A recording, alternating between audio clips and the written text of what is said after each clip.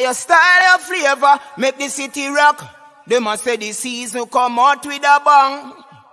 Coach Minzy, best round here. Remember that.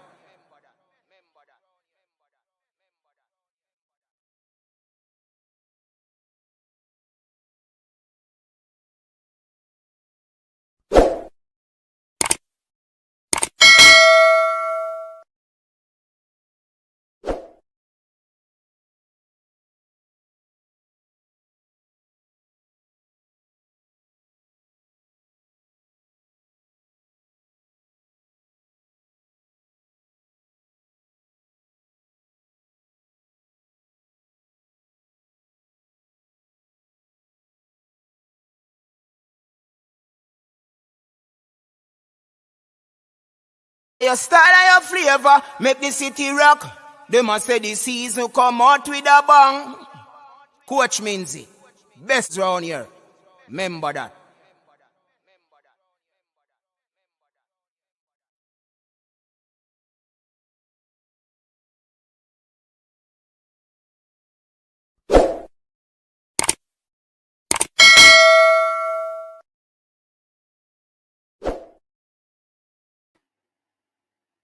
All right. Welcome everyone to the coach's desk with your host, Coach Vinzi. Yes, we're here tonight to have a great time with you, my people.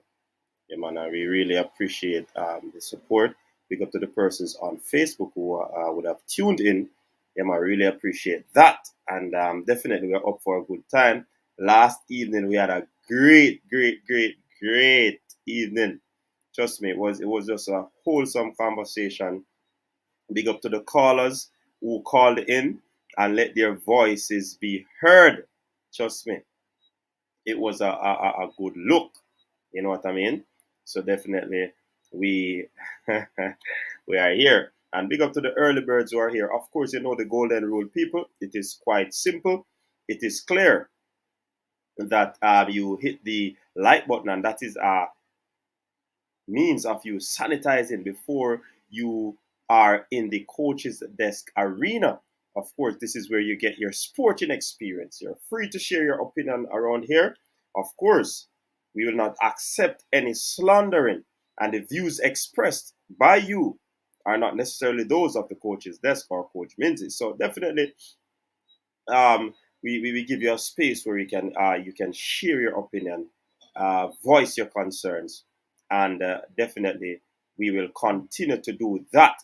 People notice me in a blue today again. Yeah, man, I'm in blue today because I was expected to be blown away by that blue team, but they falter by the wayside. People, let me tell you this. You see, when the new coach come in,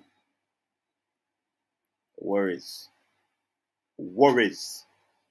Some man are fret already, people.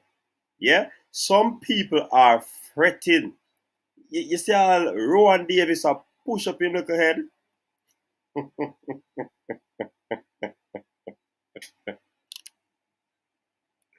Wanna clap him, clap him, clap him. You a drum roll there. Alright, so definitely. We'll be talking about the Premier League, people. Of course, this is a Sunday evening. We'll be giving a little review on the Premier League. I really want to know the score lines. Where is Cranky? Cranky, we are waiting you, sir. We are waiting you and CC. Yeah, man. So, we'll be talking about just quickly, in a nutshell, the whole EPL weekend. Then we get right into the matter. Long decision. Very long decision. Reggae Boyz fans are not satisfied with the JFF right now. Mm-mm. Not satisfied. Absolutely not satisfied with the JFF right now. Because this decision is over a week now. And many persons have voiced their concerns about not hearing. Is this delay a good thing? Do you believe it's a good thing? They indicated that they are not in a hurry to make that decision. However, it's over a week now, and what I can say is either they are trying to get those coaches or interview those coaches who would have applied for the position, or they don't respect the fans. Pick up yourself, Wade. Listen, I want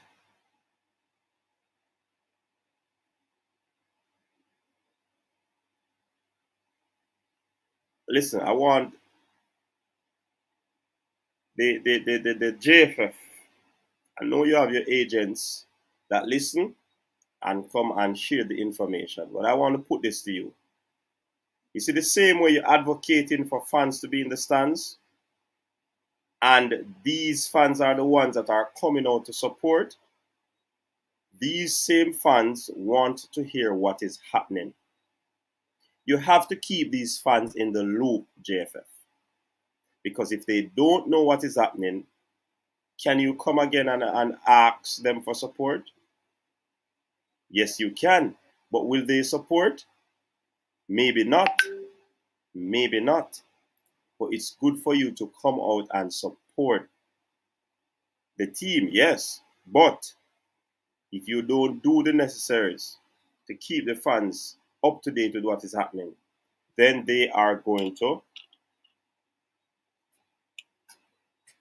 Somebody a plan a protest, JFF. Let me tell you, the fans want to protest what is happening.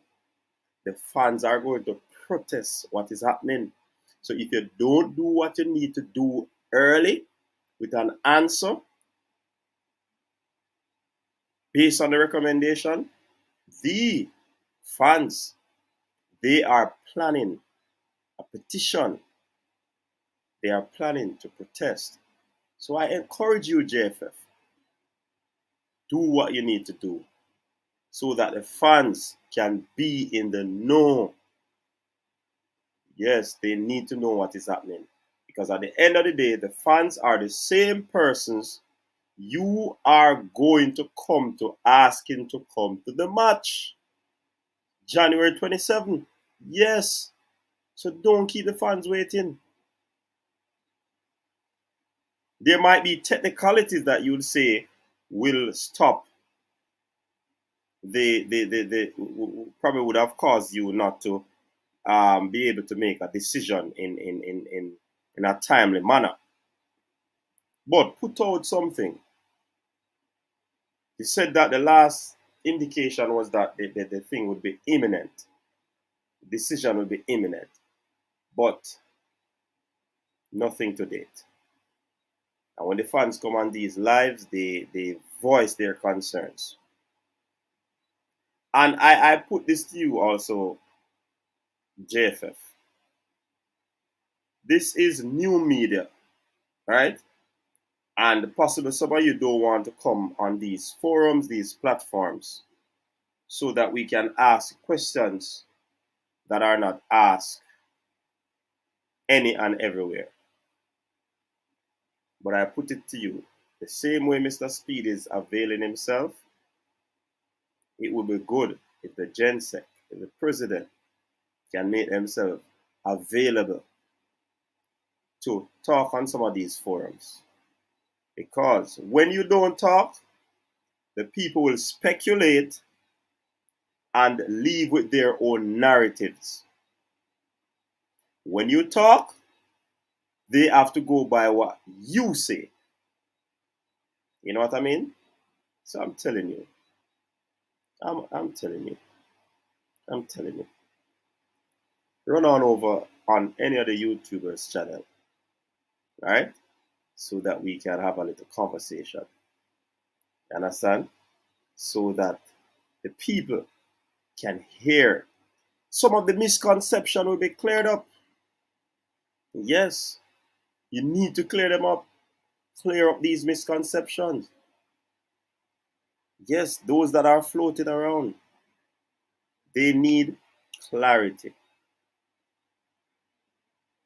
And I'm telling you, it's best if you do that speedily.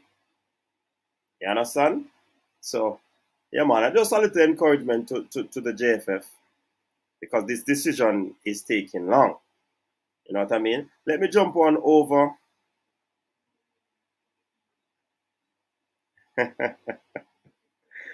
All right. Let me check out the comment. Rowan Davis, you don't have no talk, you know. No talk. No talk. No Chelsea people have no talk for me today. Now. I soon tell you know why. Big deal. Big up yourself.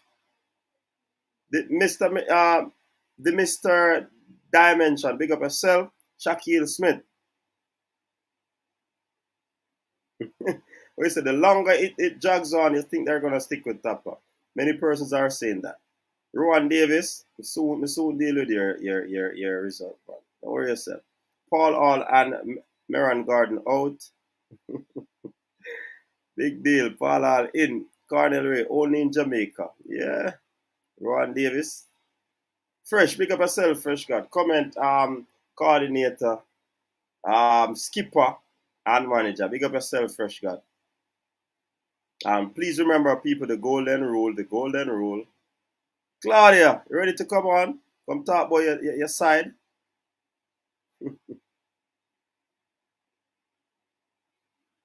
Listen, up, let's hope tonight. Wide like last night.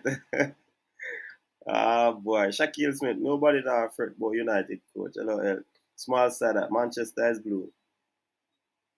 Shaquille, come on, I get it, you know. Me expect Chelsea to wall up with today. And that not happen. So them have to come answer some questions. The Chelsea boss them. Big up yourself, Ian Campbell. Thanks for tuning in. Thanks for checking in. We give Manu a chance to live another day. Give a chance. Pinoxide win one, yeah. Wade Delsa, big up yourself, brother. JFF a joke thing, big joke. Cornell Ray, no one waits so long to fire someone who is not performing. Yeah. Jamaican TV, big up yourself. Good evening. YouTuber Tactical Manager actually says he believes that Jamaica has a chance to get the fourth spot in the octagonals and that any CONCACAF team can beat New Zealand. Yeah, man, that's true. No doubt. Anybody get the fourth Ghana World Cup? Malik Mills, Chelsea gave Manu a point. We wanted to make y'all happy. Problem. Problem when we reach the so.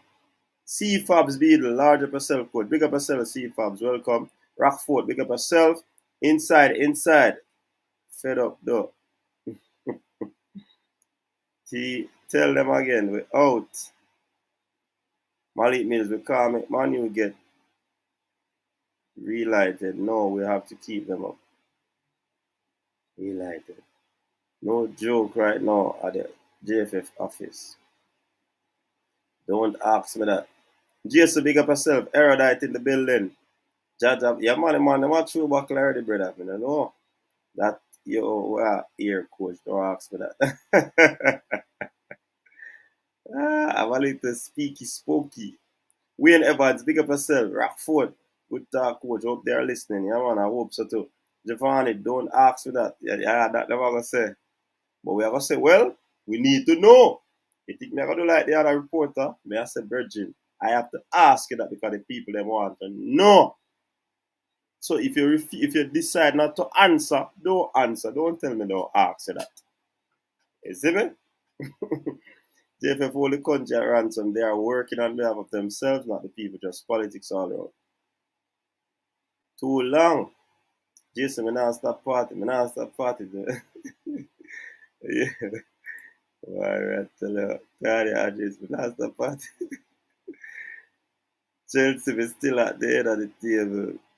Welcome to the coaches desk where we fight against Bala, Bad Mind, JFF, and make up things to get views.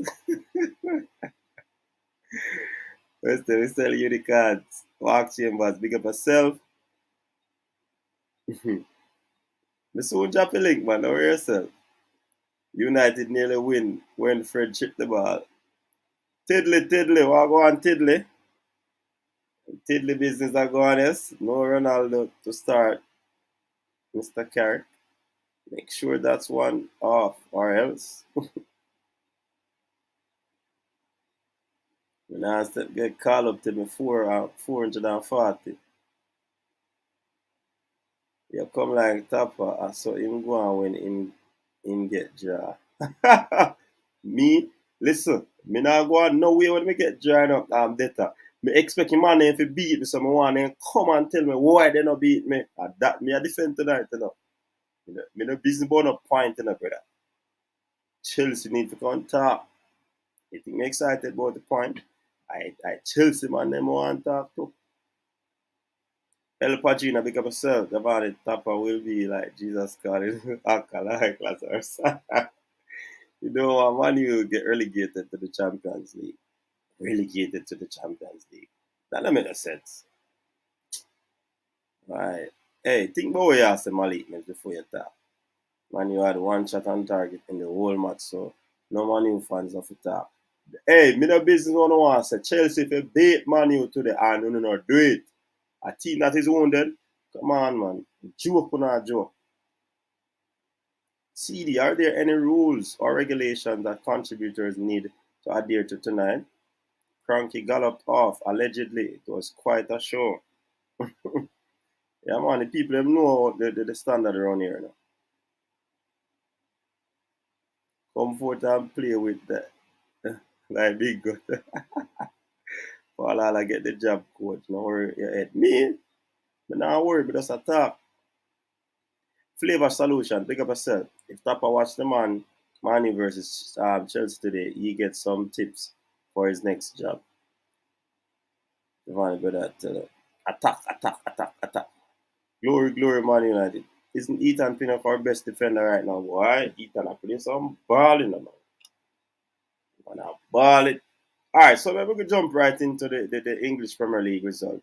Oh, I drop the link for Rowan jump on, because only Rowan we going to take on right now, people. So don't, nobody is not, I'll try to jump on it. Rowan and if CC out there, I don't know where Cranky there. Cranky probably going to on gate.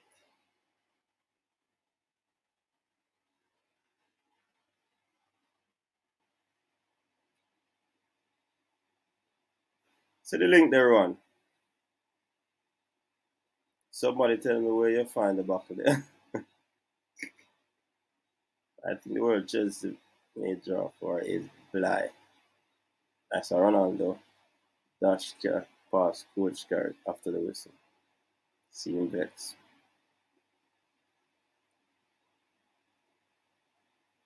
Yo, Reggae Reggae Boyz now were I've just blank give them Panama 6 double again.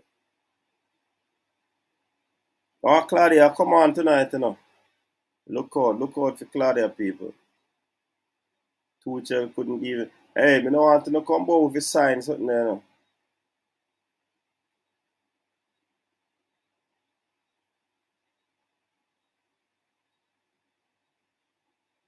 Hey, Ron Davis, me don't know what you're talking about. Yeah man, look at Claudia a forward, you know.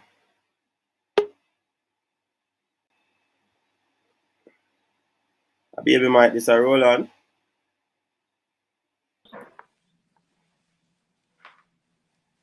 Boss man. May I hear you, sir? Good evening, sir. Good evening. Listen me, sir. Right now, your side, them a baby side. Your Well, baby Mike and them a baby side. the thing Because about it, you know, Virgin, on the side we kill with today, sir. the thing about it, to be honest, is that Don't the find us. relationship between Chelsea and Manchester United is like No, the we not Batman buy and the that story. Joker. No, we not buy that story. You understand? It's We like the Batman and the we Joker. We don't want to hear can't that. get rid of Man U. Huh? The relationship between Chelsea and Man U is like the Batman and the Joker. No, sir, we don't want that story. You can't get rid of Man U because if you get rid of Man U, there's no other villain to it. That don't make no sense. We can't allow that. We can't allow that. All right. To be serious now, we get a lot of opportunities. Imagine, Virgin, I was terribly disappointed. 16 corner, brother. Or 15 corners. Very disappointed with the performance today. We should have done a lot more. A lot more in the game. We got so much opportunities, brother, to put away the game. And very disappointed in the game. You guys got what, like two clear opportunities, and also failed to convert those two. Convert one out of three, right? Mm-hmm. Yes, convert one out of three opportunities. And we got so much opportunities and didn't convert besides one. You understand? So it wasn't a great game for us. You can say that. We should have done a lot more. You understand? Mm-hmm. Yeah. Yeah, I So expect you to beat me still. That me. definitely, I was expecting that as well. I was expecting to win as well because we have been playing tremendously. Great football, tremendously, and we're in a great position to continue going into Christmas and Boxing Day in a strong position. Mm-hmm. And we failed to convert today. And to be honest, the last game as well, the coach spoke about it in terms of we forgetting to score because we play Burnley and we had so much opportunities again. And to be honest, I really like how the team playing without Lukaku. You understand? Because when the team play with Lukaku, they use Lukaku as a focal point in the game. You understand? And so you can double team Lukaku very easily and give him more trouble. Not say you can hold him down completely for the entire game, but you can give the team more trouble because give him more trouble because the team mostly start looking for him as their point man. You understand? But the team now playing with anybody score mentality, which we have those players on the field. And Timo Werner got a lot of chances. Chelsea missed players. See, man, I tell you about Chelsea miss player. Chelsea miss player. No, I, I I, nobody had no excuse. yeah, I don't believe that. I don't believe that we have a lot of players who could finish the job. I don't believe that. I believe that we have everyone there to complete the task, and the guys just failed to produce today. You understand? Which like what we did with Juventus, we run Juventus ragged, and exactly. And the truth is like the Batman and the Joker relationship, brother. Without Manu, who else we are gonna have to really beat up and play around with? You understand? So it is true. We can't allow Manu to get relegated and All all right, those. see the real solution here. Chelsea team is a Batman and they played like a Joker today. Yeah, Hold that's that. just that's just one person's opinion. One person opinion. So um, you know, I I I feel to fall into that. But the thing about it is that we got numerous chances and we fail to capitalize on the chances we got. And I'm just deeply disappointed in the game. We play like we were just toying around with Manu, like we're just toying around with the team and just don't want to convert the chances we get. 15 corners, bro. 15 corners. Come on. Come on, that was very disappointing. So Manu only got three corners, four corners, for the entire game. So it was very disappointing. It was I don't think Chelsea won it. Anyway, make a run through some of the results then. The Saturday games. yeah, Hold on. Let me see if we see them. When I see them, no, I will cover them. All right, look at we have covered them. So we change that one. Now I see them. there we go. All right, they must see that one there. All right, cool. So on Saturday, the Arsenal team came out early and they put in a shift. They blanked Newcastle 2-0. I think we had said that Arsenal will win that game, right? Yes, most definitely. There's no way Arsenal will lose to Newcastle. There's Yeah. no way. And but the thing about it too, that Arsenal capitalized on the opportunity. You understand what I say? Arsenal I did think capitalize. Arsenal would have bounced back to because coming off that defeat against Liverpool. Oh, Yeah. Liverpool. Yeah. They did, but at least they capitalized, and at least they're making the best of their opportunities with the lower level teams. That's what we have to look at as well. Because normally, Arsenal normally push hard until like somewhere around Boxing Day, they just fall apart.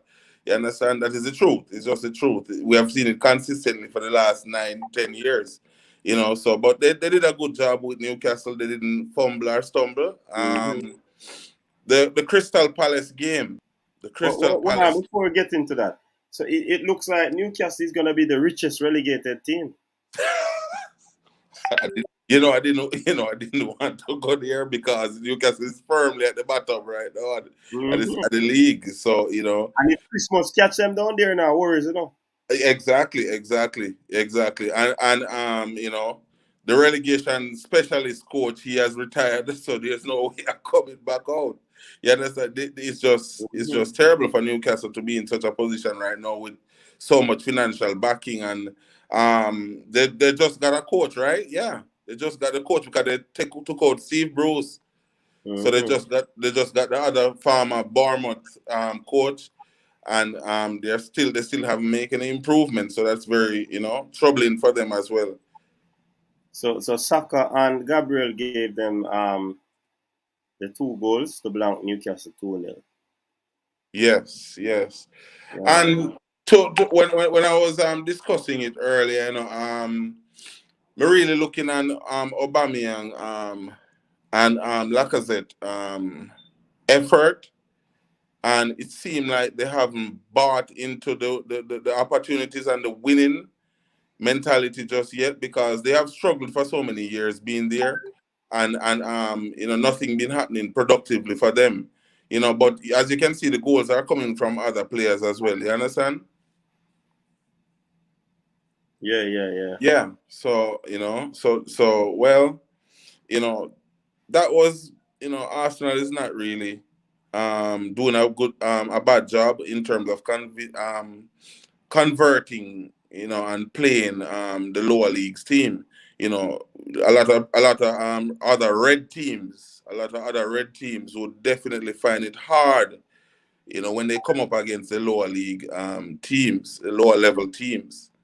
So So jumping over to Crystal Palace now. that was What a that what was we a good had game. for this game? We had said That that Crystal would get the better of Villa.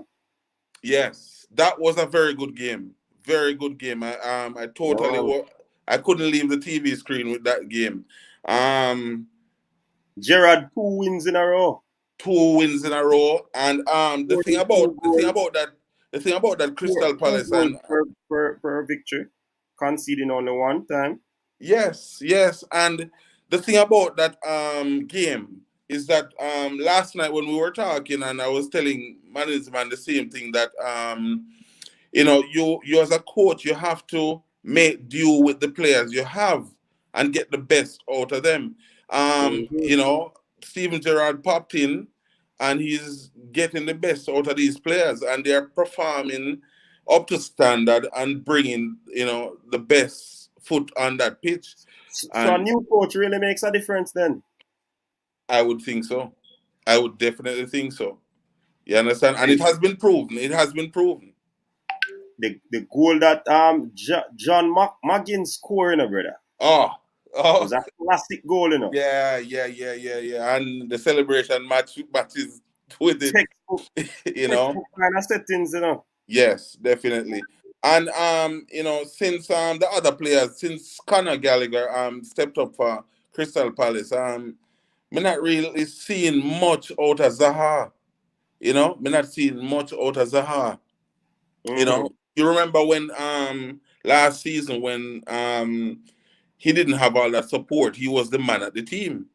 But now other people start stepping up and performing, and it seemed like him just pull away. Mm-hmm.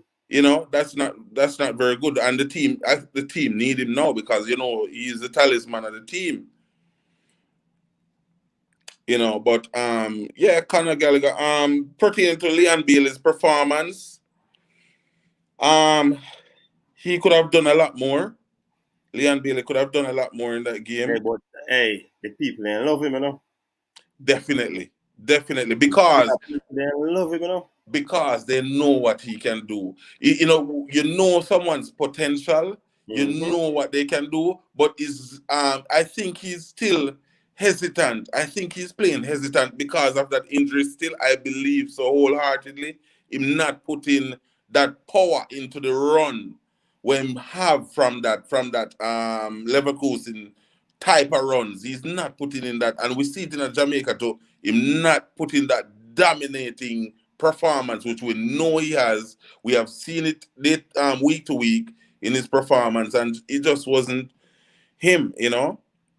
Notice the first game he played, the first game he played, he scored at was it Everton he played and scored two goals. Who that? Leon Bailey. I think it was Everton. He scored those two goals against when he got the injury. Him scored 2 goals so far. I want him scored. I think it was two. But anyway, goal in a match? No, I don't think Leon Bailey scored 2 goals in a match. Okay, well, that performance he made where he scored a tremendous goal and then he got injured.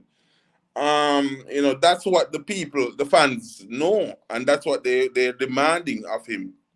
But unfortunately, he's just not at that level just yet in terms of coming back from that injury, and we can see it in his performance. But that was a great game, and I wanted Villa to win as well. No, they never give him the corner goal, you know. Remember, say never get the corner goal. Even though it was, I believe he scored the goal, he never get it. Yeah. So, basically, I want him score. But it's still one goal, right. Yeah, they never give him the corner. Because that one was a wicked goal still, you know. Yes, that was a great goal. But I just didn't know that it was chopped off. But yeah, that was a great game. And the next game was Liverpool versus Liverpool, sorry. Yeah. Master performance, stroll in the park for Liverpool. I did say so. Say I was spot on with this prediction, right? Didn't I say 4-0 or 5? 4. It was a prediction. You made that prediction for 4-0. Yeah, man, I get it right again, man. I said them I go up on a 4-goal spree again. Yeah. And Jota had a double, Thiago and Virgil van Dijk. It was an easy win for Liverpool. Is Liverpool the team to beat, or is it Chelsea, or is it Man City? But what's your thoughts on this game? It was a walk in the park. Southampton didn't put up much of a fight, and Virgil van Dijk has been gaining back that confidence. As far as when I was watching that game, he's gaining back that confidence in terms of his injury from last year. He's gaining that confidence back, and he's producing. Unlike a particular in the England defender who has left Leicester City to come to Manchester United, who has tremendously fall apart. What's his name? Manchester United will do what? Say that again. What you say about Manchester United? Tremendously what? No, I said that Virgil van Dijk came back from his injury and he's putting in the shift and has produced immensely for Liverpool right now at the back. And that's what I'm saying, that who is that, Cranky?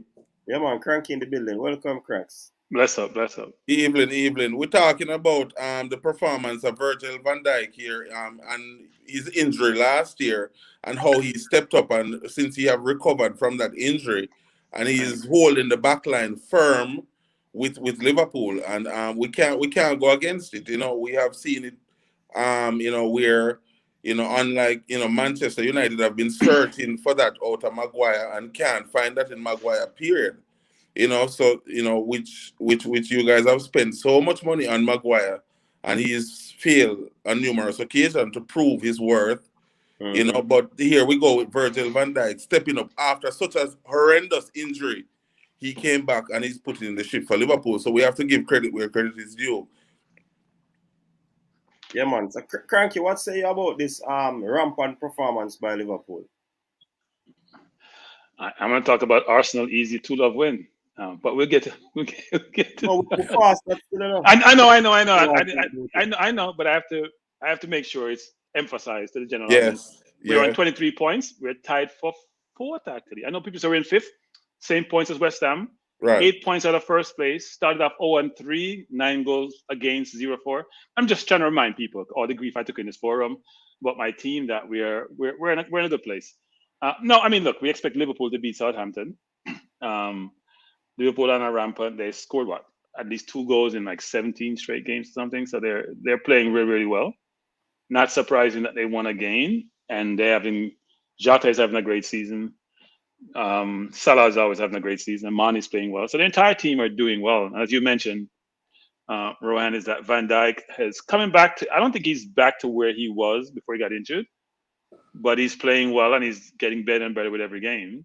Matip is playing well, and they have the 2 outside players, Trent Alexander and Robertson. So their team is almost fully back to where they were, and they're not playing like, they're seasoned vets now, most of them. And they're sort of blending some of the younger kids into the team slowly, like Elliott, who was injured now. So they're in a good place. So the expectation is, I think it was a nothing game as far as I'm concerned, because I didn't see Southampton having the firepower, just like we didn't, frankly, in the week previously, to compete with them. So not surprised about the outcome or the score.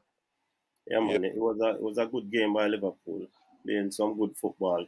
Quick and fast, slick transition from defense to midfield to attack. Trust me, out of this one. But coach, there's a theme, coach, between, as you relate to the top 3 teams, how they play.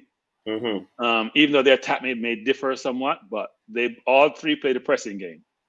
Right? Yes, They're in your face. They're pressing you really hard. They're closing down the space. You have to be fit to play in those teams. And you see, we'll talk about this game, but you see Man U try that today. You can see it's not part of their forte, but at least they put in the effort. So every team that's up there now, West Ham doesn't play like that. And you can see how they were outclassed by Man City, but they do that to every team. But they are very experienced team, so it helps them in terms of how they compete. Right. All right. So moving on over to Norwich Wolves. I thought Wolves would have won that game, but nothing came out of this. Was a stalemate, so nothing much to talk about. Well, coach, there is a bit to talk about in that game. Where we have seen where Norwich made the switch in terms of coaching personnel, and to get a clean sheet against Wolves, we definitely have to recognize what a difference in coaching has made, because Norwich was like open game for every other team. So they have made the switch in terms of getting in a new coach, and the new coach has stabilized the team so far. So therefore, we have seen where Wolves should have put in a better shift, and they haven't performed up to standard for that game based upon the defensive effort, because I watched that game as well. Norwich made a very good effort in terms of playing very defensively, and I think the coach has brought in that method to stabilize the team from dropping any further points. Yeah. I don't really have much to say on that one still. But I think you talked about whether or not the new coach stabilized the team. They won the game before he joined, right? Yes. And they have now 1-2 and drawn 1, and they probably should have been this game because Pookie had a really great chance to score. Definitely. And take advantage of. So yeah, I mean they were bottom of the table. They're also moving up slowly but surely. Yes. It's no longer guaranteed they're gonna go down, but we'll see what happens. All right. Leeds versus Brighton. I think another stalemate. Yeah, I think I should ask Cataract about his Leeds team pertaining to that. I wouldn't want to shed much light on it because Cataract should have all the information on that because of his team specifically. So that I can recall being in this forum. Mm-hmm. I'm sorry, Cataract is not here. I'm getting grief after the first 3 games about us probably get relegated and what Leeds were, and we're neighbors. Well, some people move on up, and some people stay where they are. and we're moving on up, and we can't see them anymore. We're looking around for them, they're getting further. You know, like a star, the star just moving further and further away. That's Leeds. I don't know Yeah, where they're going, but it's not in the right direction. yeah. But All right. I mean, I think Brighton should have won that game. Actually, Brighton was a better team. Mope missed some easy chances.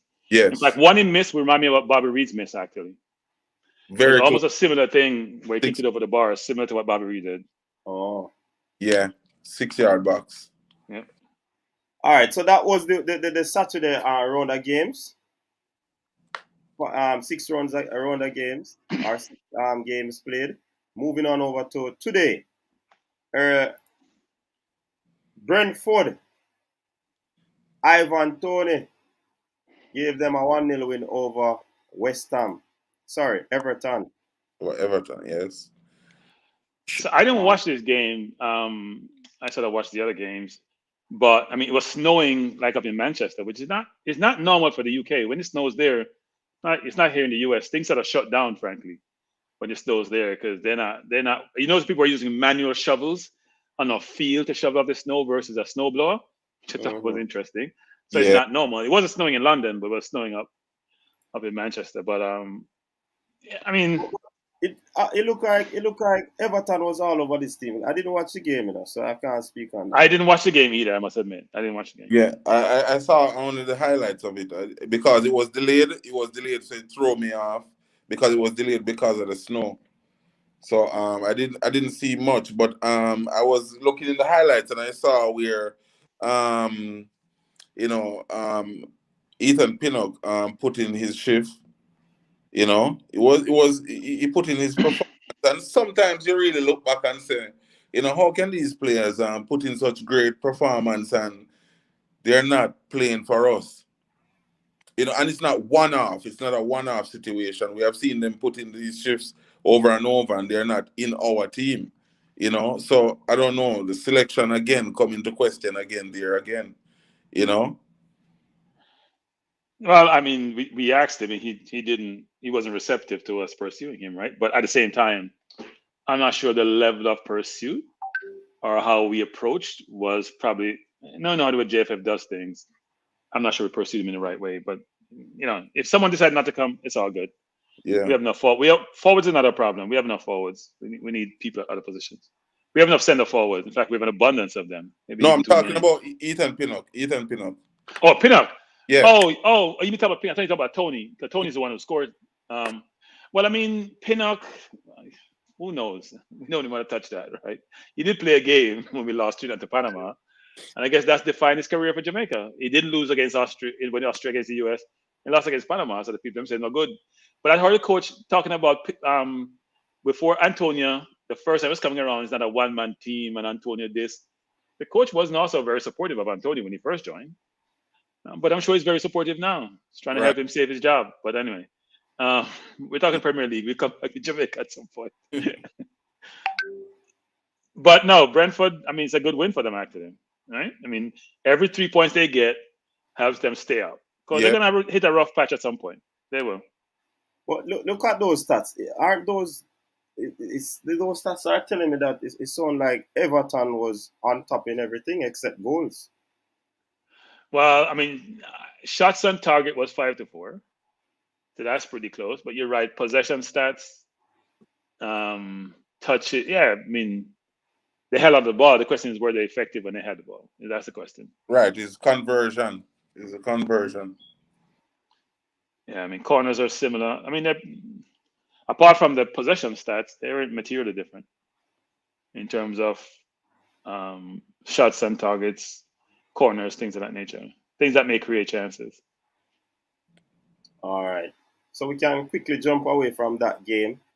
Leicester versus Watford. I think I predicted Leicester to win this game, but I think I said about 3-1 or thereabout.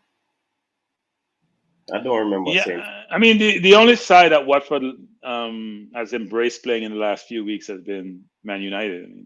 I mean, they did score 4 against Man United. They scored 2 today, so that showed that they're scoring goals. Yeah. I didn't watch this game either. I mean, as I was watching the Man City game. I didn't watch this game. I watched the Man U game. And we had some problem with the feed or something. I don't know what it was. Couldn't get access to Peacock for some reason. So I had to watch it someplace else. Yeah. But it's a good win for Leicester. I mean, they have not played well this season. There's been a lot of talk about Brendan Rodgers and whether or not he should be the man, because Man U were probably interested in him at one point. But the last 2 seasons, he has failed miserably at the end of the season to get Leicester in the top four. And this season hasn't been up and down. They were struggling in the Europa League. They have won their last game, and then they won again today. So maybe things are turning around for them. They have a decent team. Tillsman was out for a little bit. They have a decent team. So you'd expect them to continue the upward trajectory versus up and down as they've been so far. Yeah. You know, me noticed the cranky. Me noticed each time Brendan Rodgers' name get thrown into the mix in terms of going to another team, them lose. Back-to-back games. His name was thrown in the hat when he was at Liverpool to leave to go to where he went, Celtic or Rangers. Celtic. He went to Celtic, where he won there quite a bit. Right. And then he came back to Leicester. He was mentioned about Arsenal, but we didn't want to recycle coach, so we went for youth. Yeah, so he lost a couple of games for that Liverpool team as well.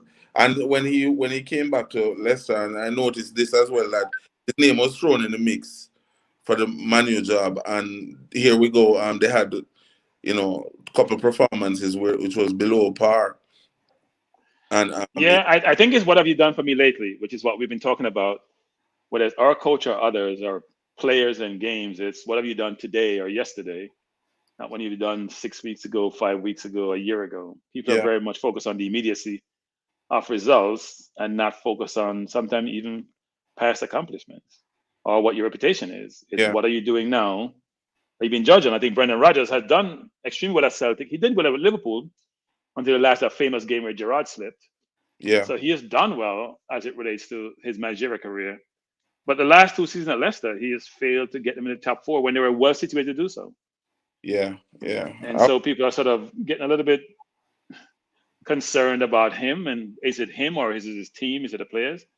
It always come back to the manager at the end of the day. It's always about the manager. Yeah. What's the next game, Coach? The next game is. Was that Man City? West Ham. West Ham City. Yeah. I did watch that game. City does what City does, right? They dominate the ball. They press you hard. West Ham had some chance in the first half of the game, especially the one that Ben Rama had, which is miscontrolled. I thought West Ham played well within themselves. A difficult game to play City because when you're not getting the ball, you have to work really hard on defense. As I tell people, the way City and Liverpool and Chelsea play, they rest on offense. And they exert a lot of energy when they're playing defense. They're trying to close you down, close on all the space, close all the gaps, make you suffocate you. Yeah. And they did that to West Ham. But West Ham, I thought, did fit better than we did against Liverpool. They stayed in the game for a while. I mean, the last goal was a sort of meaningless goal. And City scored very, very late. And they could have nicked a point out of that game because Fernandez did score, which was they're almost like they're playing for the game to close out. And then they got a goal. Wouldn't call it a lucky goal, but they got a goal. But they could have scored a goal and nicked a draw at some point. That's the problem with City. When you don't have a true number 9, it becomes challenging, right? You may dominate the ball, you dominate possession, but are you going to put the ball in the net? Which is what matters. Yeah, so I thought they played fairly decent. Look at the stats. Given the level of competition. Yeah. Look at that number of passing and touches. Almost 1,000, Yeah. But they do that to almost everyone apart from Liverpool and Chelsea, right? Maybe it's the only team that they don't do that to. Right. When they played PSG, it probably wasn't much similar against PSG in the week. Right. Yeah. I watched that game, the PSG game, and they dominate the position, but it wasn't all that. You understand? It's like they sort of met their match in terms of ball possession, but where's the 728 passes, and those are accurate passes. You understand? It's just amazing, Possession, tackles, The problem with playing against City is what Guardiola does really well is he plays really wide, right? Play on the line. So he spread the field out, and he have players with the competency able to keep the ball as individual. So if you go wide with them, then they have much space to go through the lines. If you close in, then they'll go wide and try to bring it in. And also they'll take more risks because they are comfortable on the ball, especially a player like Silva, who can turn on a dime, is comfortable being faced by 2 or 3 players. So they are very difficult to play. That's what What me. they don't do now is Bernardo, score enough right? goals. They don't score enough goals though. Bernardo, you're talking, right? Yeah, Bernardo Silva. Yeah, You know, Man, you that know. player is a magical player. No? That's yeah, me. yeah. I always look at it cranky. I always look at it and see where even in the Chelsea game today and the Man City game and Liverpool game, I'm looking at it and I'm looking how comfortable these players are on the ball. You actually have to foul them to get that ball away. And sorry, they're not rushed. They're not rushed into making the decision in passing the ball to the right, or the wrong player, making such a mistake. You understand what I'm saying? Them comfortable on the ball. Them know who them have 3, 4 options to give the ball to. Yeah, and I think either they give the ball to someone or they create space to be able to play the ball to a player, right? And when you have in the view that we do, it looks really simple when you're up top looking down. But when you're at ground level, you can Yeah, see how good these players are. yeah, That's when you really appreciate their talent. If you're at the game or you're playing at ground level and you see how tight the space are they get through, how they create opportunities, how they move off the ball, it's much more apparent then as to how good these players are. yeah. And also the coaches too, right? Take a look at the coaches, the substitutions they make. Like if them pull a particular player, them replace that player with another player who is also of the same caliber of that player who they substituted. Well, the best teams do have great benches. Some teams, if you move away from the top 4 or 5, I don't think we have a great bench. The top 3 have great benches. They have a great squad, I should say, not just great benches, great squads. Us, Man U, West Ham, you can say, yeah, maybe not so. Man, Spurs. somebody said. Say it again. Man U doesn't have a midfield, somebody says. So people I not wouldn't say going Man U doesn't have a midfield. They may not have any create. Man U has a midfield. It's a really interesting. It doesn't blend well. That's the problem. Man U, Ball right? hand. Between Fred, McTominay, Pogba, Fernandez, there and Van Beek, it's not the well-oiled machine of a midfield that you'd like, given what their strengths are.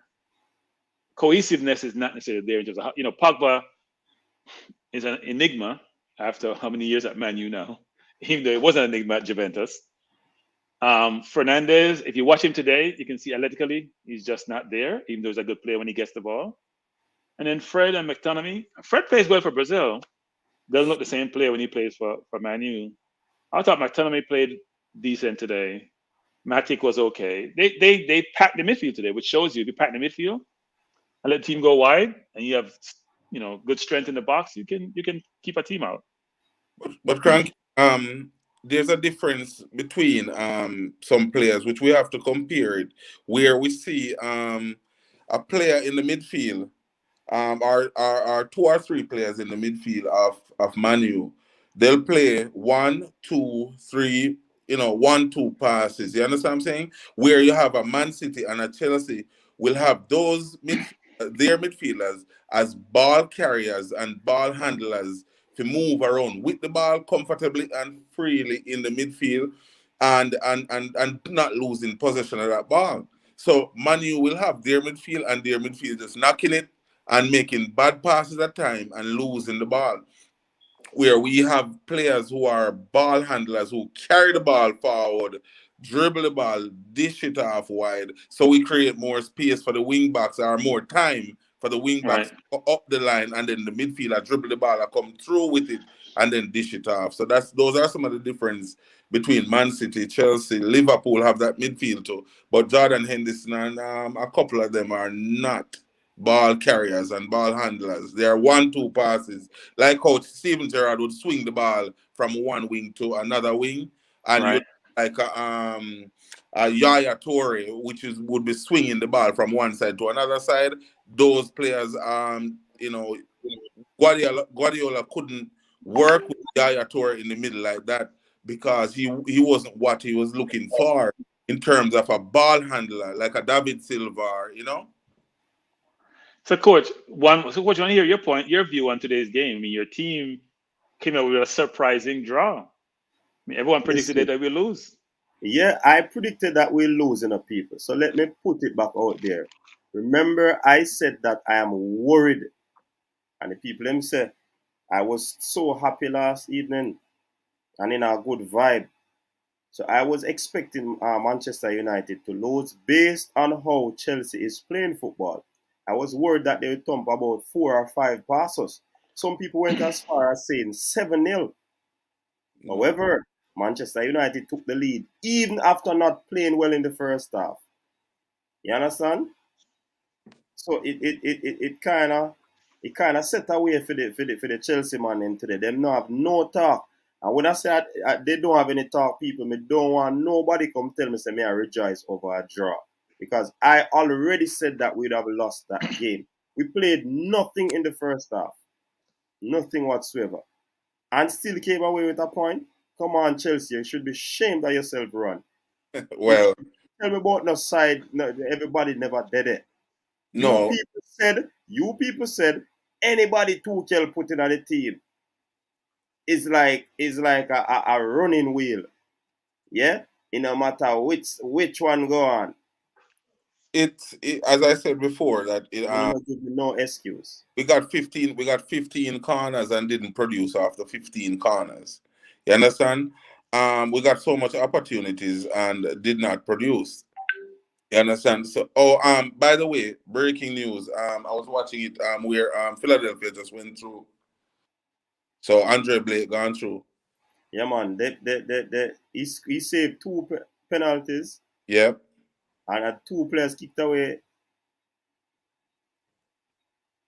the Okay. others. So Oh, that's how it look. Yeah, continue.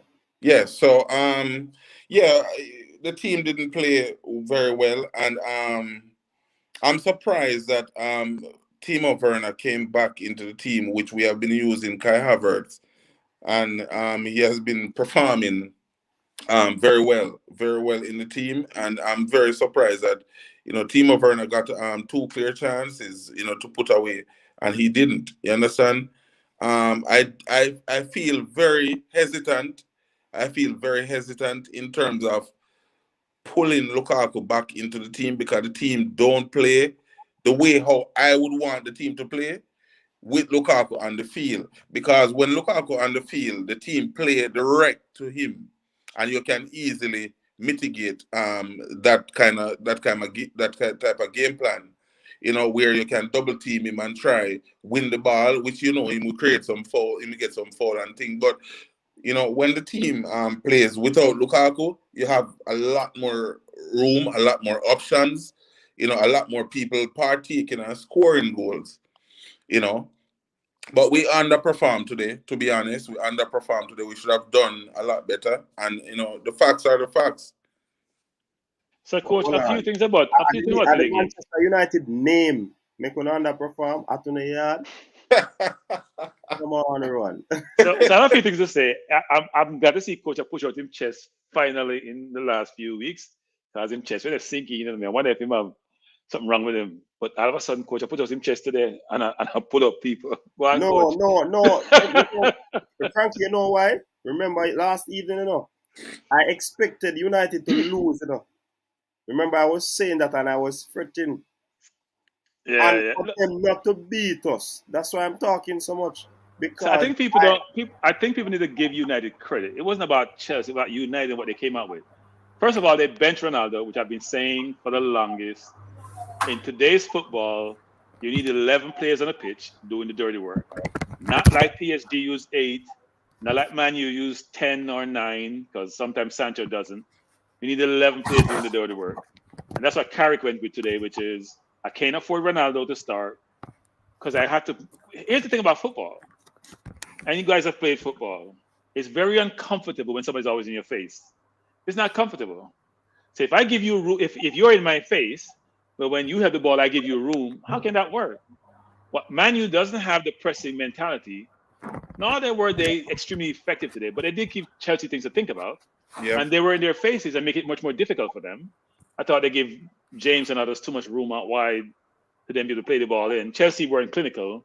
Yeah. And Rowan, to what you said about Lukaku, the problem with your team is if Lukaku doesn't play, where your goal scoring coming from? You have to count on a James or a Cresswell or a Alonso. You got to get you chip in. People got to chip in. You want a consistent goal scorer who you can rely upon, who then create a situation where people are going to cave in on him and others can be freer. Warner's been with you for what, a year and a half now? He doesn't know how to score goals. It's very obvious. So Lukaku, we have scored 29 goals without. Yes, but here's the thing. People got to understand, Rowan. Against the better teams, you're going to struggle. So it's always good to score against the Norwich and the Southamptons of the world. But when it comes to the better teams, the Man City, I wouldn't call it Man U a better team, but the Liverpools of the world, it becomes much more difficult if you don't have that focal point to then create mismatches, right? Okay. But look, I do think today Man U scored off a mistake and Chelsea scored off a mistake. So for a game which was competitive, I thought Chelsea dominated possession. I thought Chelsea played well enough to win, but Man U didn't roll over. They came out, they played hard, they put in effort, they were committed, and they got the outcome that I'm sure they're pleased with because most pundits predicted them to lose, and so did the coach.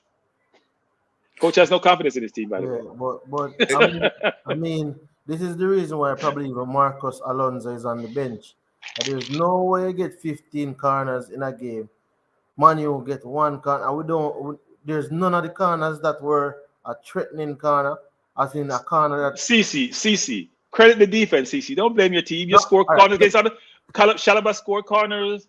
What's his name? The German international score corners. You score corners. Rudiger score corners. Yep. Credit Man U for having a defensive game plan to say, you know what? We're going to stifle you. All right, we played against a team that was behind the ball today, and I guess their strategy worked because the thing about it is, it's just the strategy that Man U employed and then the strategy that Chelsea employed. And Chelsea wasn't clinical. Timo Werner is just not it. You could have lost that game, right? Because people blaming Wan-Bissaka for that foul. He's trying to kick the ball out, and Silva put his foot to block him. But that is otherwise, you may have lost that game. We could have even lost it when Mendy gave away the ball in the last part there. Right. And Fred tried to cheat the goalkeeper, yes. Yeah, and the man just passed back the ball, get the keeper like man the defender. Yeah, he did. Actually. Right. So we could have lost a game that we dominated. Exactly. You see how football is. That's why I was saying that football is such a entertaining sport where no matter how you dominate, anything can happen. But I guess the result, we ended up deserving to. We not even probably deserved a draw out of the game based on the fact or a lack of finishing. Yeah. But the strategy that Man U employed, we can't really complain. That's just how the teams are. But as Cranky was saying, this is the moment when you really need a striker. In games like these where you're finding it difficult to actually penetrate and score on the opponent, get the keeper to work. So it's a game like this now you see where Lukaku will become vital throughout the season when you can't get goals from the wide players and you can't get goals from the defense when you can't get goals in the middle of the park. You need a striker to be scoring consistently, but he has just come back. I thought the coach would have played him for the second half, or at least give him 30 to 35 minutes. But I guess he's trying to slowly reintegrate him in the team. Yeah. So here's where you can see a coach make a mistake, right? So you don't have Maguire, who can be physical. You have Lindelof and Bailly playing. They're slight. And you have a bully of a striker who you got to put them to lean on them. And you decide not to go with them until the 88th minute. I don't understand that thought process. Why would you put Lukaku in there to bully both of them and have people running off him? Having Ziyech and Pulisic and others running off him. I don't understand that. I think it's based on the fact that we have 9 games in December, and you don't want to just put him back out there now and something with the injury. You have players all over the place. You have players everywhere. You have 2 teams. Cranky, don't believe them foolishness. Clap him. Very good performance. Listen to me, Cranky. These are the same men who we hear saying, that anybody go in a 2K system, the man them a play like a well-oiled machine and this and that and all of these things. No, I don't remember. I don't want to hear it, CC. No man, no man. Remember, I come and I explain that there's deficiency in the three teams that are When? challenging for the title, right? Chelsea's problem. I have even said it. Cranky can attest to it. I said, in with respect to the goal scoring, we have goals coming out from everybody in and around in the team, but it's the same issue that Man City don't have a striker. We have a striker, but the striker wasn't scoring before he got injured. Right. And he scored a couple of goals, but he stopped scoring for about 5-6 games. And even though he has come back, at the end of the day, we need somebody, a striker, to score consistently. We need a striker for a score to get his confidence up. But in this game, maybe the coach made an error because I thought, may I tell you the truth, Stan? I thought that the coach would have made a substitution and brought him on in the second half to give him at least 45. I never figured he would start, but I thought he would get the second half. So what has Warner done to deserve to start? That is what I'm trying to say, because Warner just come back as well. Right. Warner just come back at the same time with Lukaku, because both of them were on the bench in midweek. Right. So I'm trying to figure out what has Timo done to deserve a start over Romelu. So, but at the end of the day, Romelu could have played the second half. But listen, it's all like probably excuses and so. Manu got the result. Manu got the better result today. You think it was I don't agree that Manu stayed behind the ball. I thought Manu was trying to press. They're just not good at pressing, but they were trying to press throughout the game and make you uncomfortable. That's why when Mendy gave the ball away last part of the game, they've been trying to press for the entire game. People like Sancho, who's not used to pressing. But what is even Jorginho doing right there? Jorginho could have passed the ball, kick it up. Jorginho had every option. No. So here's the question you need to ask. Why is Jorginho the only person back and two Man U players are on him? That's the better question to ask. Yeah, that's the better Not what is question. Jorginho doing there, but if you're offensive, you can have one person back, the slowest person in your team, to be the last man who's back. Where's the help? Where's James or somebody playing beside him just in case the ball come out pretty quickly? James are forward. Well, Jorginho's a midfielder, so where's the defenders? But nobody. But it's surprise. To be honest, it's an old team error. This is on the coach and it's on even the players in terms of the goal that was conceded. But at the end of the day, I can say this, and I can say it to anyone: Man U has a very good squad. With direction, they will play. They will give you trouble with a good coach and with proper direction and proper way of playing in terms of the game. So they will give you problem and issues. I've always said they have a good squad. So they have a. I don't think Man U pieces fit really well together. They have a lot of good all players. Of the pieces, but they have a lot of good players. They have a lot of good players, but I don't think they don't blend really well. Yeah, but they don't work as hard. You see how Chelsea worked today?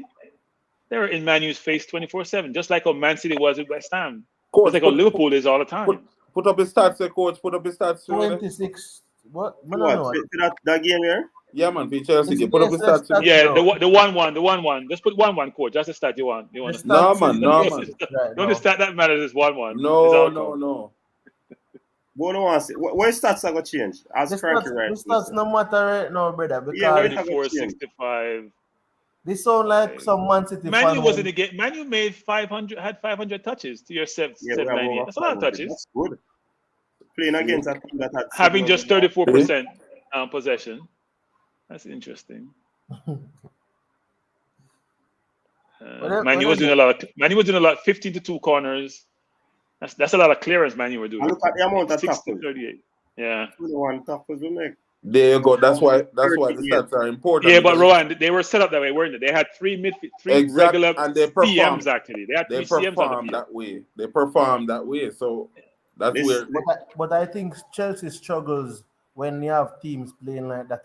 because we don't have a midfielder who really can unlock a defense like that, unlock a game where you have something that they are playing against even three central defensive minded midfielders. And so even though Manu were behind the ball per se, I think we struggle in that case. Even when Lukaku is playing, there's nobody there to like get the ball to Lukaku. Normally it's coming from the wing backs when they try to square some balls in. We don't really necessarily have an attacking midfielder per se, in the sense where they can pass and provide for the striker like that. I don't think Chelsea has that type of player. Yeah, But London wasn't blue today. but see, Exactly. the same way Manu played today, seeing behind the Mhm. ball and everything. Wasn't it the same way Juventus play behind the ball? No man, Juventus game was different, bro. But the Juventus game was totally different. Juventus game, cause Juventus was playing like I think 4-4-2. Juventus game was different, man, versus the United game. No, I'm saying in terms of when we were attacking. When we were attacking, right? Juventus were all men behind the ball playing us. But I I'm was saying where did the goals and the creativeness come from? It's on the wings. We still never were like playing through the middle. through We the never middle. hurt Okay. Juventus through the Yeah, middle. yeah, And I'm saying to you that all right, the Brighton game that we played is the same thing we happened to us that like the Man U game. And those type of games, it's going to happen because that's the deficiency in the team. It's not a flawless team, you know. yeah, It's just because we Yeah, are Chelsea fans, we might get up and say, "Oh, Chelsea all the way, Chelsea to the top." But none of the teams, Man City ain't flawless, Chelsea not flawless, and Liverpool is not flawless. So right. it's just who executes in these type of games. These type of games are the games that if you win it, then you're saying that this side is looking like they would go on to win the title. These Yeah, are the games where you have to win. The games that when a game look like you're not going to get anything out of it. But then you don't Rudiger want to pulled treat a the side Bobby of Reed. weird. Hey, coach, you don't want to treat the side, coach. About these are the games you have to win, eh? What man you come to? You wanna say, these are the No, games you have to win, but as if but it's Man U is Brighton, or as if Rudiger Man pull U is Norwich, or Man U is Southampton. Yeah, we have to just live with it still in a cranky because Rudiger. based on where we are, we can understand. yeah, But, it but We look is. play at we this, play Man U I on like I Thursday, say. don't we? Yeah, So me, I'm me not saying and I chat Havertz, Ziyech, RLC, and Mount and Pulisic, but I'm trying to show them that we had Eden Hazard, we had Cesc Fabregas, we had who else I could say because I think Balak, but we never Pulisic, Ziyech, all of these guys are very good players, but they are not players who can get you consistent, penetrative passes to the striker. How much assists do they have to even though Timo Werner not scoring? But how many times you realize that it is Reece James or Ben Chilwell or even Alonso or even Aspilicueta when he's playing?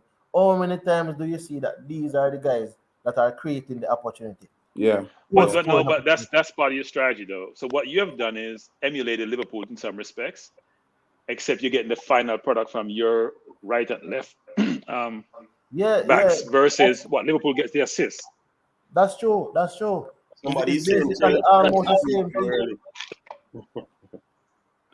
Somebody saying what? Chelsea peaked too early. No, they're a good team. They're okay. Yes. They have a lot of players, but a lot of similar players. Yeah, yeah, yeah.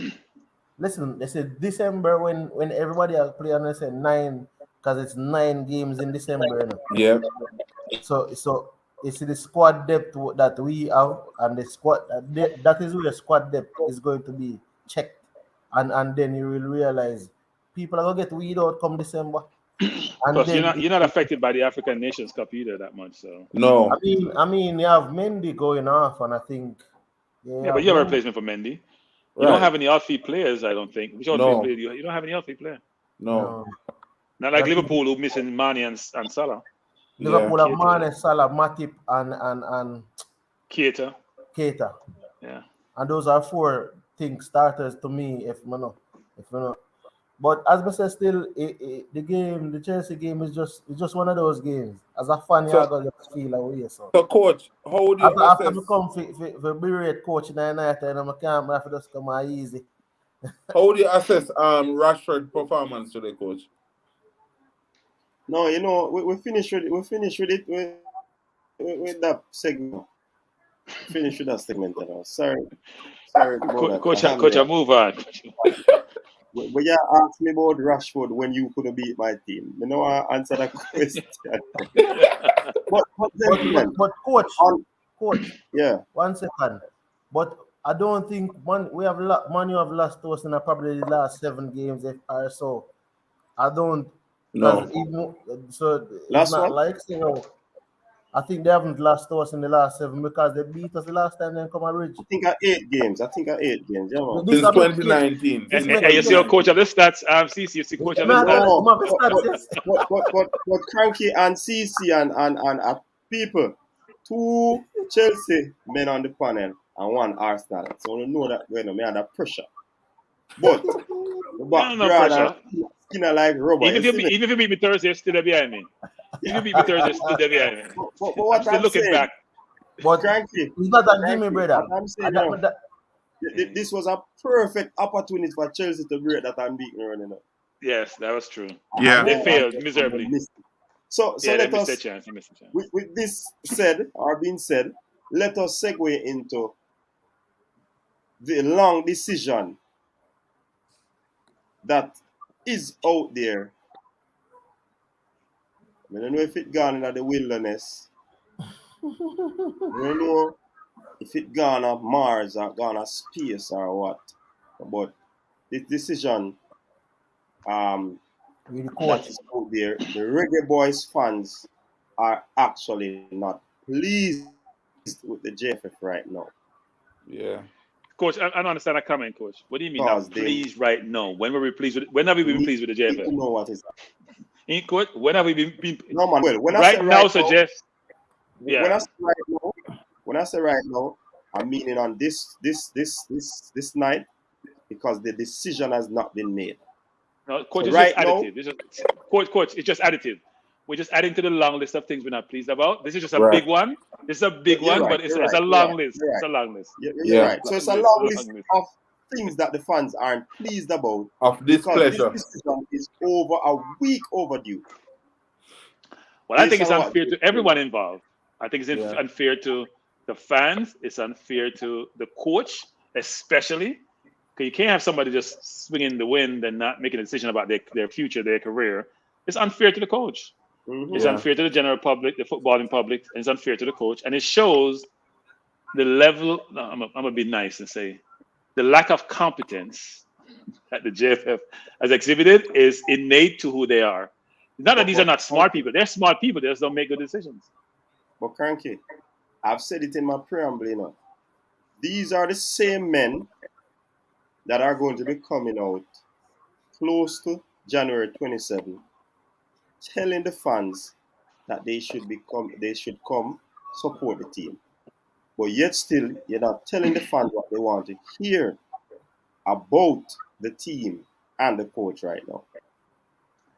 Yeah, Something look, I think the fans have a conundrum, right? So you want to support your team, you want your team to do well, but you don't support those who are being given the responsibility to run the organization. So you have a conundrum, which is if I support the team, am I supporting them? If I don't support the team, I'm hurting the team. I'm hurting myself because I love my team. Yeah. So what direction do you go in? It's a very difficult situation to be in. I think it's unfair to the fans. It's unfair to everyone the JFF is operated. Patty Shop Inc. has to do a better job. I Yeah. mean, somebody told me that they Patty Shop make a lot of money. Well, this Patty Shop is not working too well. I mean, But I've been it's. I saying, mean, think about it. The technical committee, Mr. Speed said on management program or on Formula management program, I think it was Sports DTM, that they made a decision and made a recommendation to the board. Now, why is the board procrastinating about making? If you're going to keep the coach, keep the coach. You're not going to keep the coach. Say, we're not keeping the coach because you have a window. We're not keeping the coach. We're going to find somebody else because it's a done deal. You don't have to name this successor. You say, you know what? We're in discussion to find someone else. This person going to be in charge of the program temporarily until we figure that out. We have some time for the next window. But why you have the person out there just don't know his or her, well, his, I should say, not her, his future? It's unfair to the coach. It's unfair to everyone involved. I don't understand the level of, I don't know what to describe it as. It's not incompetence anymore. It got to be another word. But you notice the cranky say is a system. It's a system, and not just the JFF run like that in that predicament, and not just the JFF alone, where people should in positions of management and executive positions, and they're under investigation and still coming to work. You understand me? I say, so it's not just JFF alone where we see stuff like that happen. People under investigation for all kind of misconduct, and still I come at work, still I collect pay, still I collect everything while they're under investigation. So, it's a whole system, and it's just a whole procrastination going all around the thing. Where how many people have been put up for the position who have put their names in the hat? How many people? 4 or 5? Yeah, I mean, I think management came up with about 4 people who he's aware of, who man, it's about 4. are interested. I think he mentioned some under 23 coach for Spain as one. He mentioned a former U.S. National team coach. I think we've taken them to a World Cup. You can deduce who those people are, right? And you can deduce it. It has to be. It can only be one person for the U.S. I think. Yes. It can only be one person. You can. Yes. I don't know who the under 23 coach is, and there's someone in Jamaica. So you can deduce a lot, and he made it almost simple. Yeah. For you to figure out who those people may be, but regardless of who they are, yes, and who may be interested, the first thing is to make a decision. Yeah. Whitmore is the coach of the rest of the campaign, because if you decide not to fire him, he's got to be the coach of the rest of the campaign, or he's not. Right. You're going to make a decision. You make a decision soon, so that coach can get into the system, be able to get together with the administration, the players, figure out what his strategy is going to be going forward. But you just have to make a decision. Yeah. Just say yes or no. That's all you got to do. It's, yes, he's in. No, he's not. No, we're firing him. What's so hard about that? Yeah. But I'm sure there's a lot of conflict involved in this, right? This is always the case in this situation, which is, I'm sure there's relationships there. I'm sure there are individuals who are probably close to the coach. I'm sure there's a lot of factors being considered. But why would you go for the technical committee to engage in the process of making a determination of whether the coach should be retained? Why even go through that process then if you're going to vacillate about the decision? I don't understand the logic. Padre, big up yourself. Thanks for checking it. Yeah, it's a horrible decision, and I just can't understand why they're going around and coming around. It's been over a week, right? And it's just not looking good. It's just not looking professional as well. It's just the fans need to know. They need to call a meeting. Have they ever called a board meeting, like press conference before? How many press conferences this campaign been going on? I don't think they like talking to the media. Look, every time they talk to the media, I'm not sure it creates more clarity. It creates more confusion. So maybe they should talk to the media. Maybe that's not a good thing. Because every time he's on Sportsmax being interviewed, and they're trying to pry things out of it, and he tried not to disclose, and then he disclosed half and not half, and I'm not sure he's that clear. Wow. The president is that clear otherwise. So Speed is pretty good, I think, actually. Speed tried to be transparent and try to be forthright in what he's saying, even though sometimes I think what he says is managed or it's not. He's as Michael would say, he's economical with the truth. Me just want to know our organization that says they don't have money takes chartered flights to every match. Yeah, I know. The money thing is also a point of contention, which is because somebody a lie. Yeah, so it's simple as that, because you're complaining, say money, and this and that supporting. Because at the end of the day, it's right that what coach even said. You are asking me to come and support the team, but yet still when the decision is going to be made, you're going to come January 26th and say this is what it is. I am not surprised if January 27th we turn up a match and a different coaching at the dugout or the same coaching at the dugout, and nobody knows anything until after the game. I just see that someone say Bruce Arena. Bruce Arena, I don't think will be interested in that job because Bruce Arena right now is at the top of the table for New England Revolution. So who is it then? Jurgen Klinsmann, because they said it was a coach that brought the US to the World Cup. So it could be any of those. Bob, Bob, I don't think. Wait, what? It Bob, would most likely be Klinsmann. Bob brought them to the World Cup? Yes, Bob Bradley. Bob Bradley or Klinsmann, but it couldn't be Bruce Arena because Bruce Arena is at the top of the table right now for New England Revolution, and he's not gonna leave that because he have done it for LA Galaxy, and now he's at the top of the table. He brought New England Revolution from like 4th place consistently. Top of the table, but that the season not done, brother. That's something they know in a playoff and the season done. They're in the playoffs. They qualify for the playoffs from like 2 weeks rest. But the playoff now go on now unless the Philadelphia Union they know the final. I don't understand.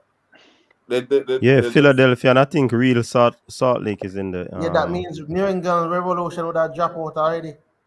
I don't think a coach who is coaching a team is going to take on a national program. No. When you have to go to the World Cup, he will conflict with his duties. I'm sure he has a contract with over he is. So yeah, it's got to be Bob Bradley. I'm not sure who else it would be.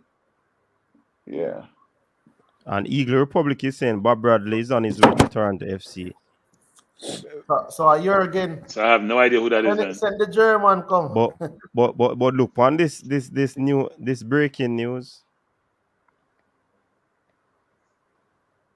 Well, no, he may not have been fired because they haven't made a decision yet. Exactly. Right. But do not then identify to the court. Listen, what Theodore Tapper won't resign. I'm not resign either. We need balance of my money. Yeah, I would not advise him to resign. But I would not resign. Yeah. So that Tapper is doing. So here's a question to ask the question. The question should be asked to the president, which is, why the delay? You got a recommendation. Why aren't you acting on the recommendation? The recommendation is made. Either deny or support. Why not just make a decision? What is so hard to do? But the next thing about it too, Cranky, them give Tap a basket for carry water. You know why? They come on the media and them speak, and the coach can't really talk certain things, but the way they talk. If I was the coach, maybe out of principle, I'd resign, because imagine you're my employer, Cranky, and you come and say certain things. Like you throw me under the bus. Yeah. Like you're saying that if anything goes wrong, I should get 100% of the blame. You understand? Yeah, I don't disagree with you, but I'm not sure they gave him a basket to carry water. I think they gave him a heavy pan too heavy for him. Yeah, but I mean, I'm just saying, like, I don't think it is respectful as some of the interviews that they're giving. I agree. You have to give an interview and say, come out. If you fire the coach, you give an interview after and state that, yeah, man, we gave him everything. We tried this, we tried that. But for you to be doing this now and still denying that you're not letting him go, that's to me is disrespectful to the coach. I think the only reason that Tapper doesn't resign now is the money. Is the man that say, oh, you know what? I'm not resigning out of principle.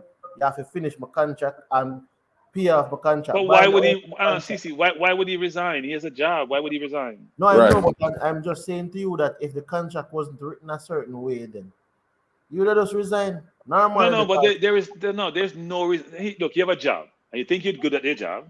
Some players say you're good at your job. Results haven't gone your way. Which coach do you see resign because they're having bad results? No, first of all, you're right. But I'm saying that if it was me and me, you wouldn't resign because you always think you can turn it around. The way in which I wouldn't resign because I think I can get good outcome.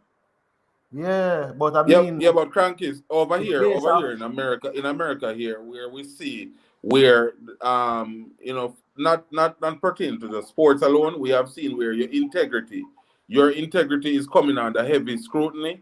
People step away from the job. We have seen that happen. You understand? Run. Let's back up a little bit. Yeah. There's no integrity issue with Theodore Whitmore and the role he's playing. He's a coach of the national team. Integrity suggests a lack of honesty. Whitmore has done nothing to say he's not an honest person. The focus on Whitmore is about outcome, which is you're managing national team. We have gotten 7 or 24 points. Let's translate that. That means, from a winning standpoint, you've won.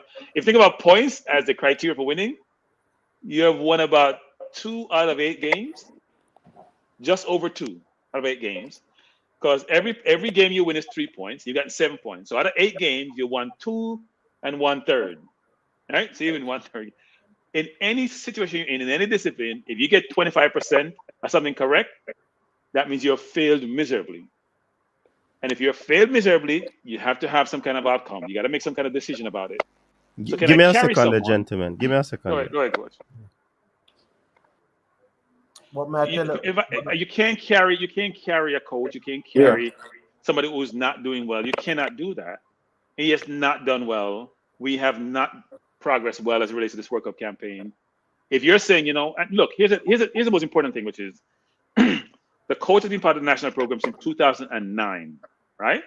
He coached a team. He went to the under-20. He came back to the team. So how many coaches are in the national program for 12 years? That's unheard of. Yeah. Now, you may have the German coach who was there for a while. He won the 2014 World Cup.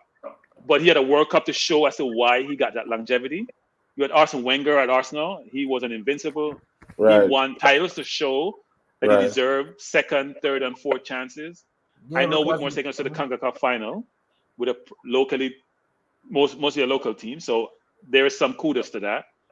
But everything was put into this basket of the World Cup qualifiers as to this is the benchmark. This is what we're going to barometer. This is what we're going to earmark ourselves against. This is what we are focused on for the last X number of years. Well, Cranky, as I said that Schaefer took us to the World Cup final 2015, and then he took us to 54 in the World Cup, but he failed in the campaign to the 2018, and he was relieved of his duty in 2016, and this is 3 years into the contract. So even if he had some form of even this with Whitmore failed with the 2014 campaign, and he came back now, and to me, he has failed so far with this campaign. So what is it that we are doing that we have to hold on to Whitmore that we're not? But to me, it's just that I think they don't want to pay another coach proper money. They don't want to pay out certain No, amount. Mr. Speed said money is not the issue. That's what he said. No, I'm not saying money. Money is not the issue. What I'm saying, money in terms of paying somebody. No. Let me rephrase that again. Money. The way I interpret what he's saying is that money is not the issue. Period. Whether it's paying another coach, paying off Whitmore, money is not the problem. That's what he's alluding to. So if that's the case, then money can't be the rationale as to why they don't want to relieve the coach of his duties. Look, if you're not going to relieve him, say you're going to keep him. Why not make a decision? You know what me feel though, Cranky? Nobody know the job. Are they not have nobody line up? They don't have anybody line up. Yeah. That is what I will say.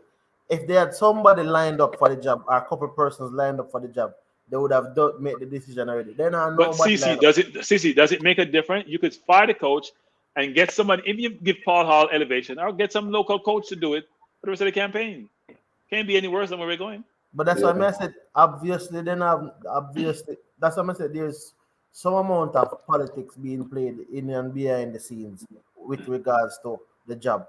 Because if the statement is made that there's not a money issue, and they're saying that they have several persons interviewing applications on desk and all these things, but we can't see no decision to make. That simply mean to me, I say, I would call you out and say, no, nobody at interview. That's number one I would say to him, nobody at interview. Because if you had someone interviewing, why the decision can't make it? Right. No, but I'm saying that I could be wrong, I'm just saying it to say that I am just saying making a statement to say, come out and make a decision. But if you don't respect the funds to a level. Look, Man U just made a decision, right? Man U put in an interim coach, and they got another interim coach, right? Again, two interim coaches, one for a couple of games, one to end of the season. Jamaica could do the same thing. They could have an interim coach, but it's for the next campaign or until they find someone more permanent for the job. We can speculate all we want about the rationale. I just think they're one big family, the way they operate. And it's hard to fire a family member. It's hard to fire a family member. It's a brotherhood business, man. It's hard to fire like a fraternity. Yeah. Look, all the family members don't get along, by the way. You can tell people are in their camps. You can tell the people in the technical camp are not in alignment with people on the board. And you may have all these conflict because they're not all the same. They don't think alike. But they should have procedural guidelines to allow them to make decisions in terms of how they conduct business. And I'm not sure why that's not being executed. Not professional enough.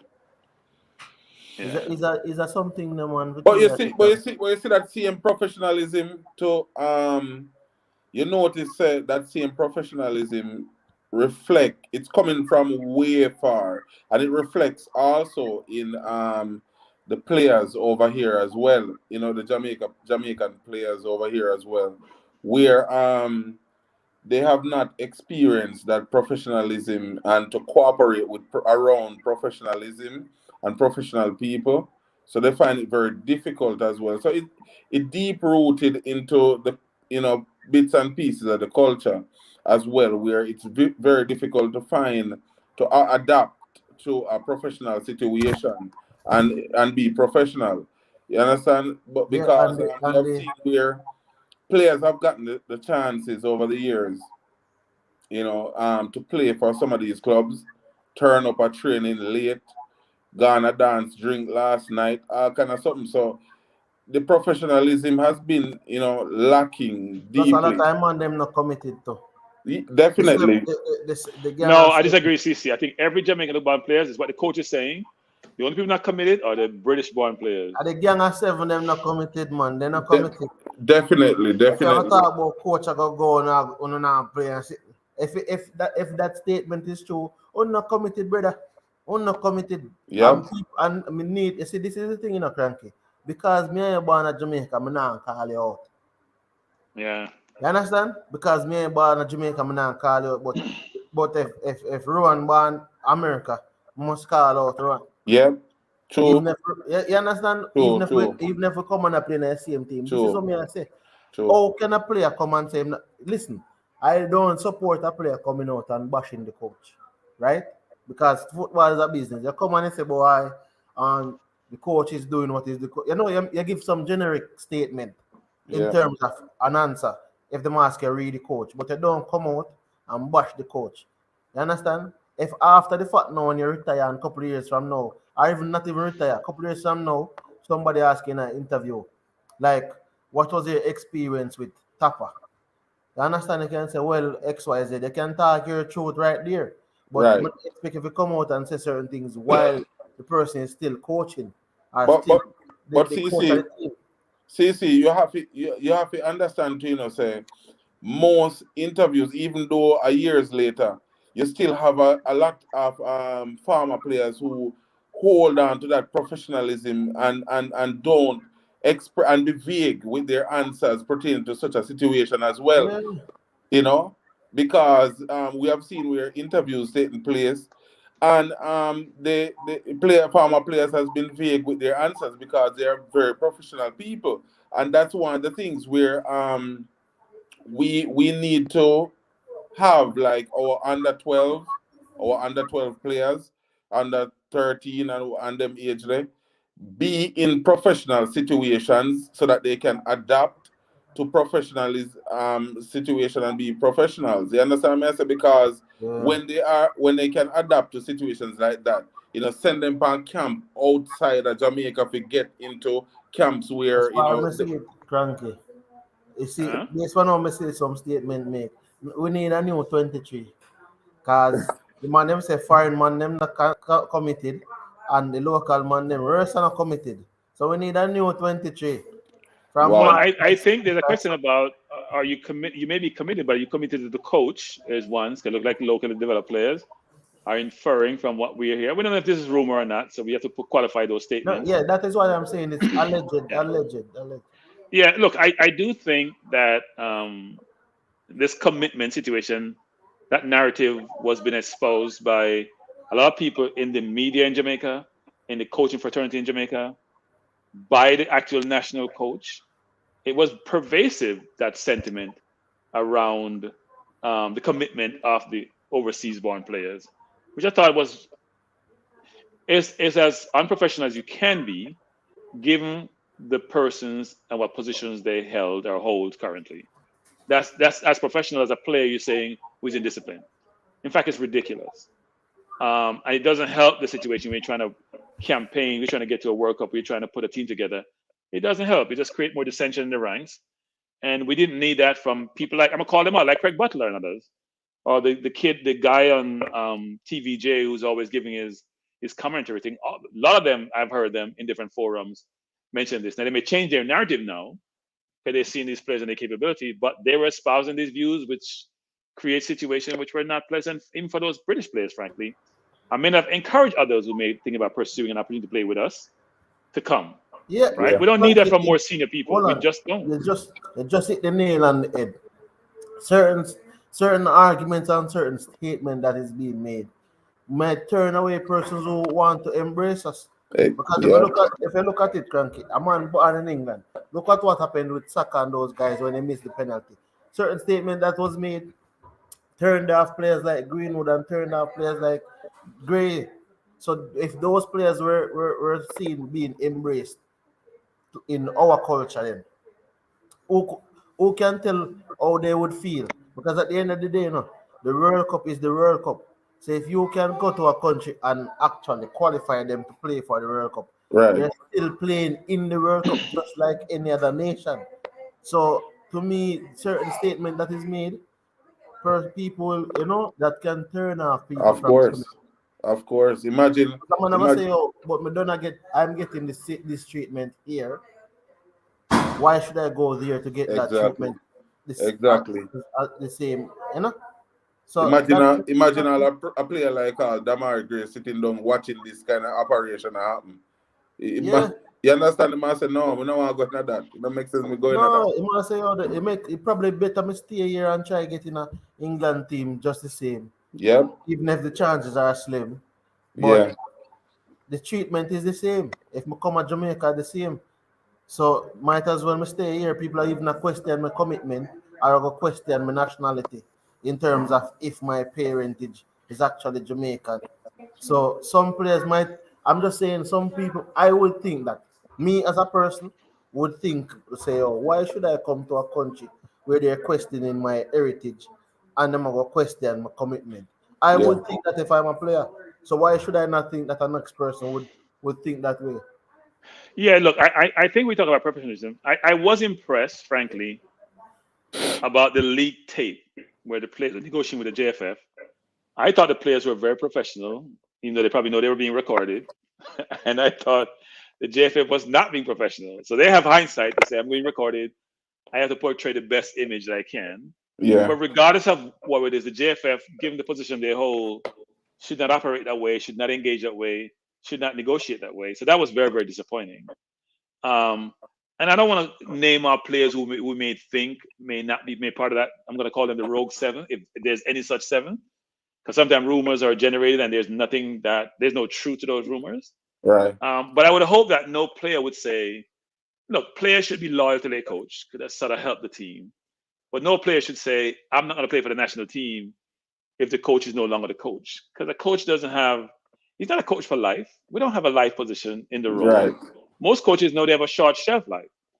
So at some point, they know if I don't produce, someone else is going to be brought in the position to do what I couldn't achieve, right? Yeah. So why would you not then say, I empathize with the coach, I support you, coach, I'm glad I played for you, but you know what? I got to play for the national team. That's what I wanted to do when I was a little kid. I'm a patriot. That's what I want to do. Patriotism. I'm Yep. not sure why that wouldn't be the case. I do understand, though, that, and here's what people something got to think about. So when you're a player, you want to play, right? And if you're part of the 7 or 10 locally developed players or 12, and you see more players coming in and you can see their quality, that means your position at risk. Of course, you ain't going to be happy about it. In fact, you may even say things which may not be well digested. But that's understandable because you're a human being. And you're not going to embrace being replaced. And normally in national teams, you get replaced, you're not even thought about going forward if someone replaces you is going to be in that position to play well. We all understand all of that. But the JFF and the coach and the players have to understand there is only one Jamaica. There is one goal, which is do as best as you can. We all playing for the cause. While I'm in the team, I do my best. If I'm not in the team, I hope I get back in the team. But if I'm not in, I still got to support the cause. But look into it, Cranky. I'm telling you the reason why. Even some fans out here that cast for local players. The reason behind them wanting a bag of local players in the team is just misguided because they're trying to say that we should try to get exposure for our young players, so they can get the big move and this and that. I would love to see all the players them get big move and go overseas and can come build a house for them people and uplift themselves. But Yeah. Yeah, but no, but CC, all the that players should we're be talking done about through. are already overseas. No, I'm not talking about those players. No, You're I'm talking about saying that the they're talking JPL about players. some players overseas, and they're talking about some that are local Yeah. based as well. But I'm saying that if you hear a lot of them talk, if I ask them if they have watched a local Premier League. When it come on Sportsmax, ask them how much of them is watching Waterhouse and something there. How much of them are watching these teams? How much of them secret faster were the leading goal scorer in 2 of the last 4 seasons in the National League? We're going to play down at El Salvador. Maybe he's not good enough, but this player scored 17 goals and 20 goals in the National Premier League out here. And no, none of them is calling for that player. They are calling for some other player when not even score 6 or 7 goals. Right. So tell me now, who is it that you want to play? Because if you're saying I'll call a man off a merit, I'm not saying he's good enough or he's not good enough, but the man scored 17 goals in our top league out here, and then go score 20 goals. In 2 of the last 4 seasons, he's the leading goal scorer with those numbers, yet still is not in and around the team. Why is it that they don't cuss about that player? Because Yeah, that but player I do think though, CC, we do assess the level of competition to judge. We had this discussion the other day, right? Which is more around the quality of the players, and some people say some players are not good, and we're saying not the players are not good, but given the level of competition we're going to face, and given the level of players we have, you may not be as good as another player who should be in your position. It's not that you're exactly. not a good player, but if you think about we're talking about at different levels, right? There are levels to this. There's Premier League level type players. There's Championship. There is League One, League Two. There is El Salvador League. There is Mexican League. There are different levels for players. So you may be good enough to play in the Mexican League, but you're not good enough to play in Syria or But La Liga. I'll give you a drama.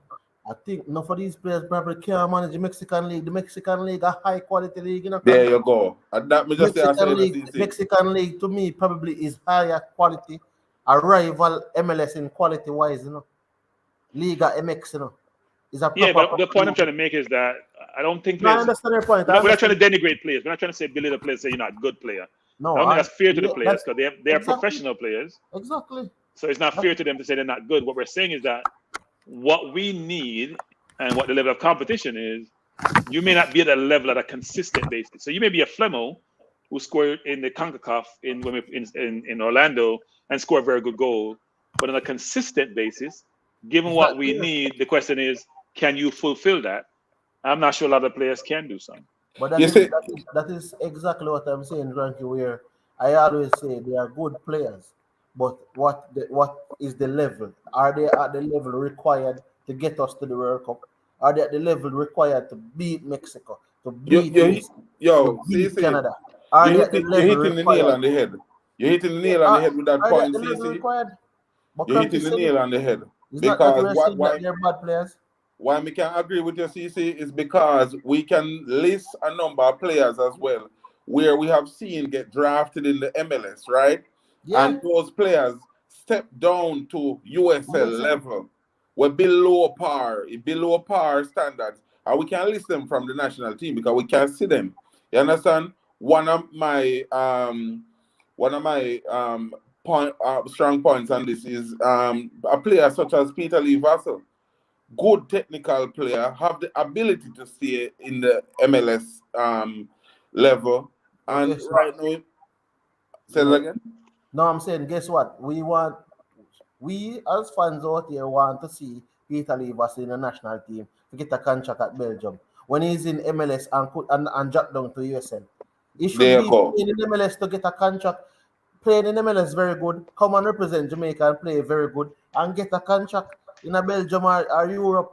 But you must be playing very good in the league that you are and not drop down to the second division But after that season. it come back round to the same thing when we just say about you giving these 12, 13-year-old the exposure to be around professional system and professional system so that they can adapt to that situation. I was listening to a program yesterday where a farmer reggae boy was talking about his experience, right? And his experience of from leaving a Division One club. He leave that Division One club to play for a lower league club because he want to go party in England.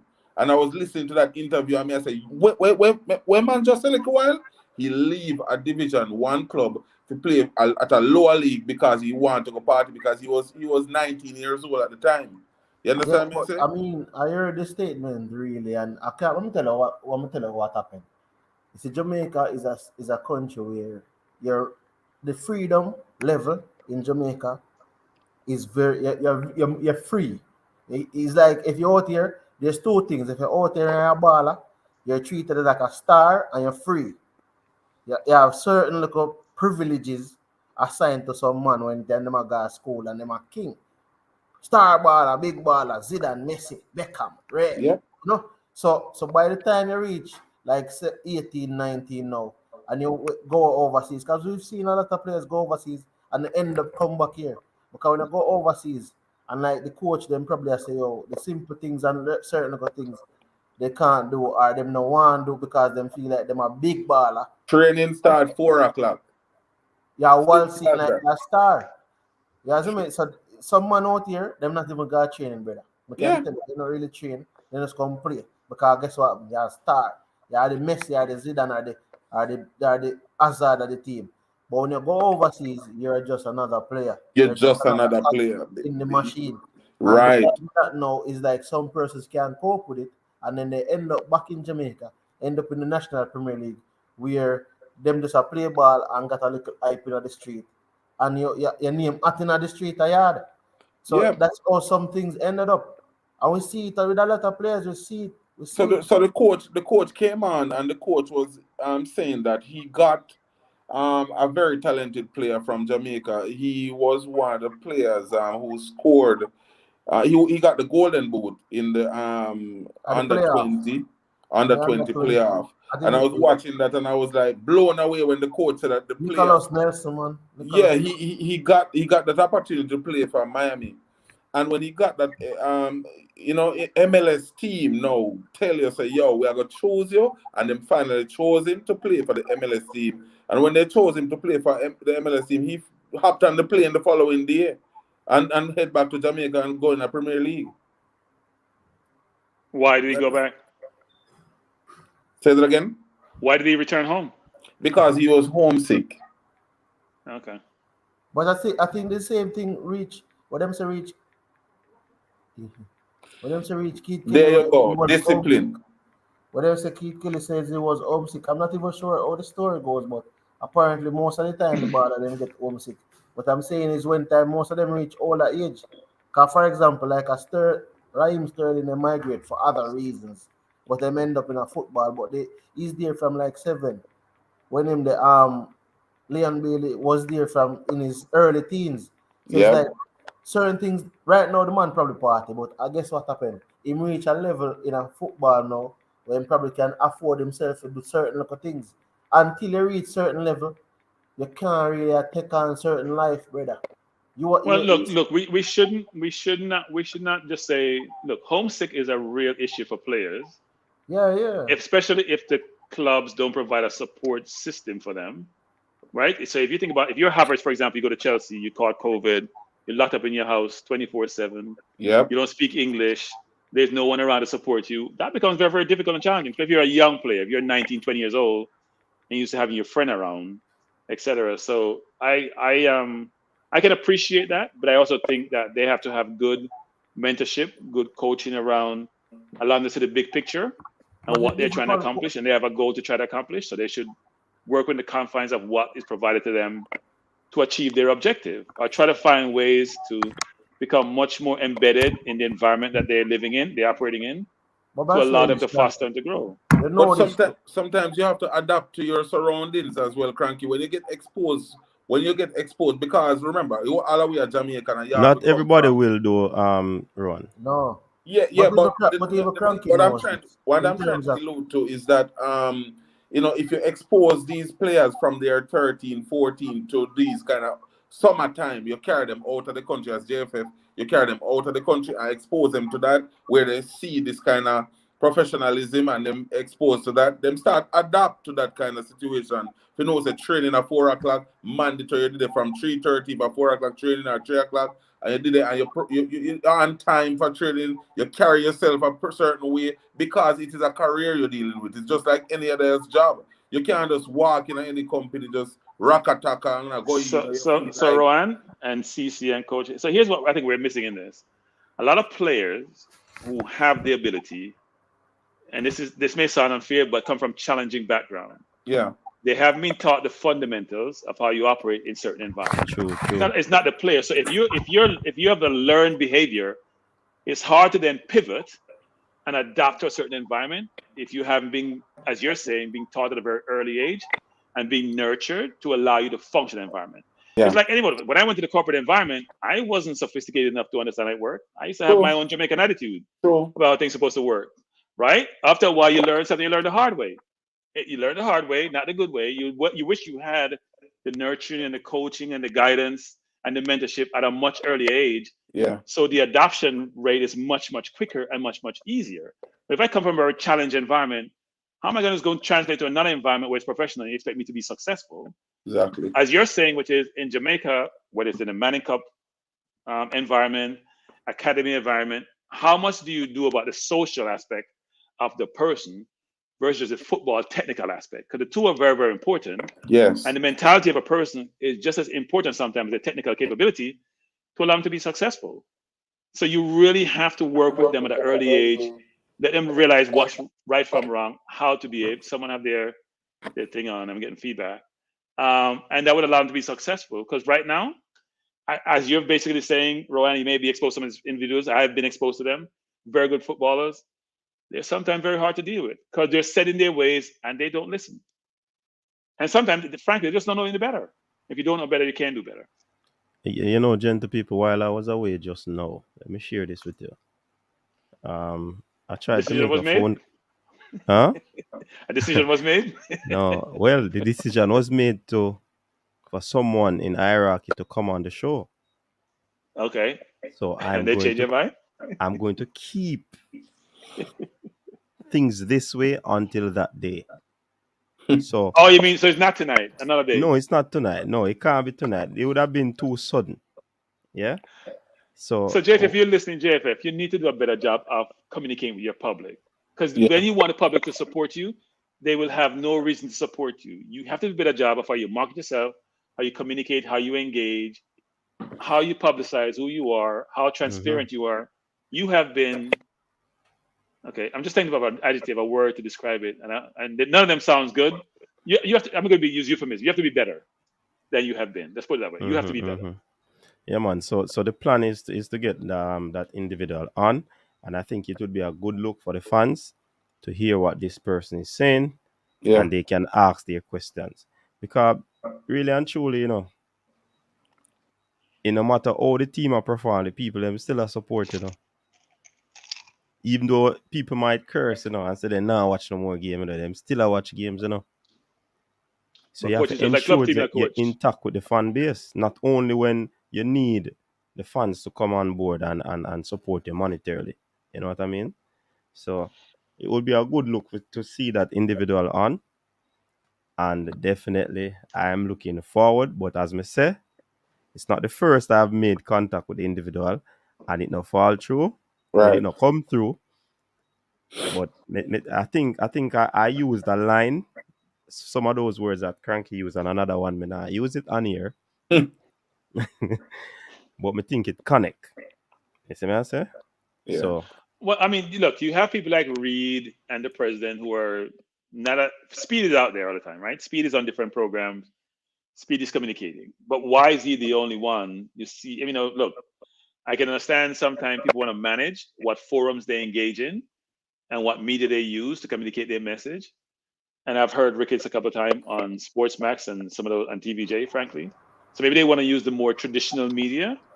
But I do think they should be much more out in the public trying to communicate their message so that we can all understand what's going on. And also provide a rationale. So if you've gotten information around the coach, If you have a procedural matter which you have executed against, why aren't you telling us why you're delaying the ultimate decision about the coach and what you can do about the coach? Why is that so difficult?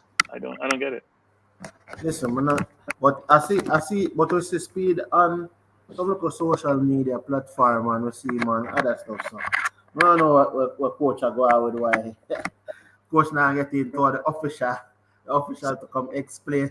Say that again. Me not hear what you No, say. no, I'm saying that I see speed is off it and is in and around the social media something there landscape. Yeah, speed come on the show already, you know. Oh yeah, true. Yeah, man. I, Two I've, time I I come on the forgot to thing. Twice speed more actually. likely Yeah. for come on the thing them cause. But then I guess there are separate. But to me though, what I don't like is the fact that the JFF is behaving as if the fans them don't need to know. Like there's a lot of things. For example, when the player went down, that is Aka in the El Salvador game.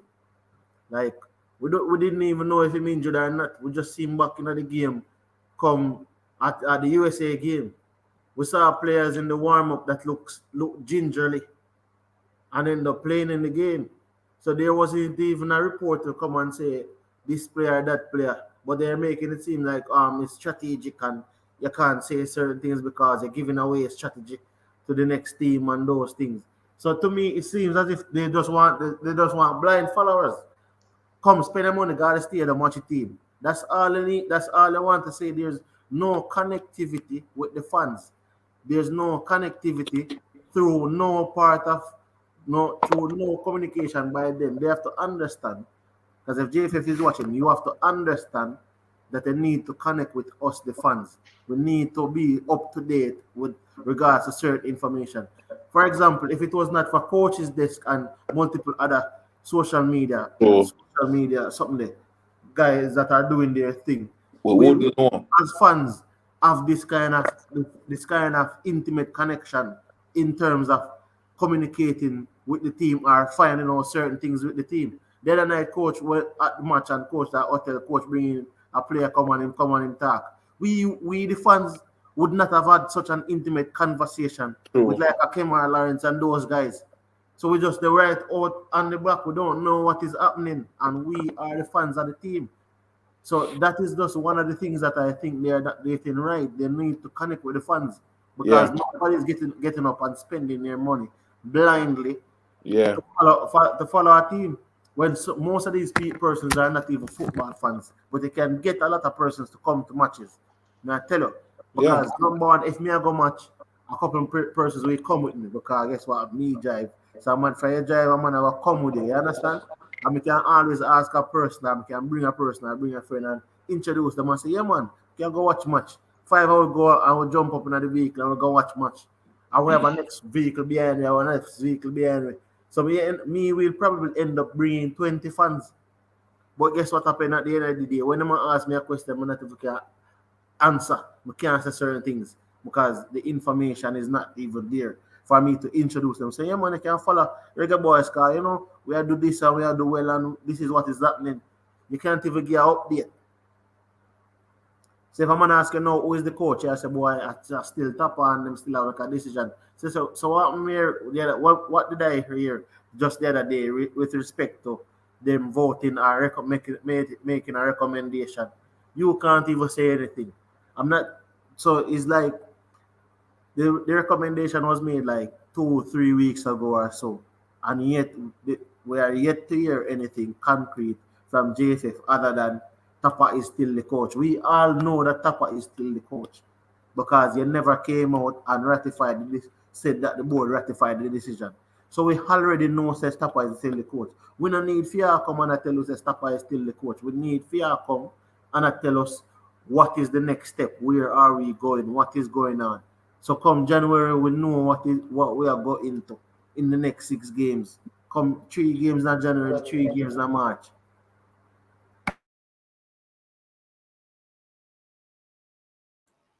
Yeah, man. We need these things to be sorted out. The fans should be a part of what is happening because Them as we always extremely them extremely vague. Them extremely vague where it comes on to communication, right? And this is a social media era. You understand? Yeah. You understand where everybody have them fingers on point, and the communication has been lacking. This is not back in a Carl Brown them time when we barely even know. We don't gonna know the Reggae Boyz up on the field and our 11 out on the field. We don't know nothing else. You understand me? I say.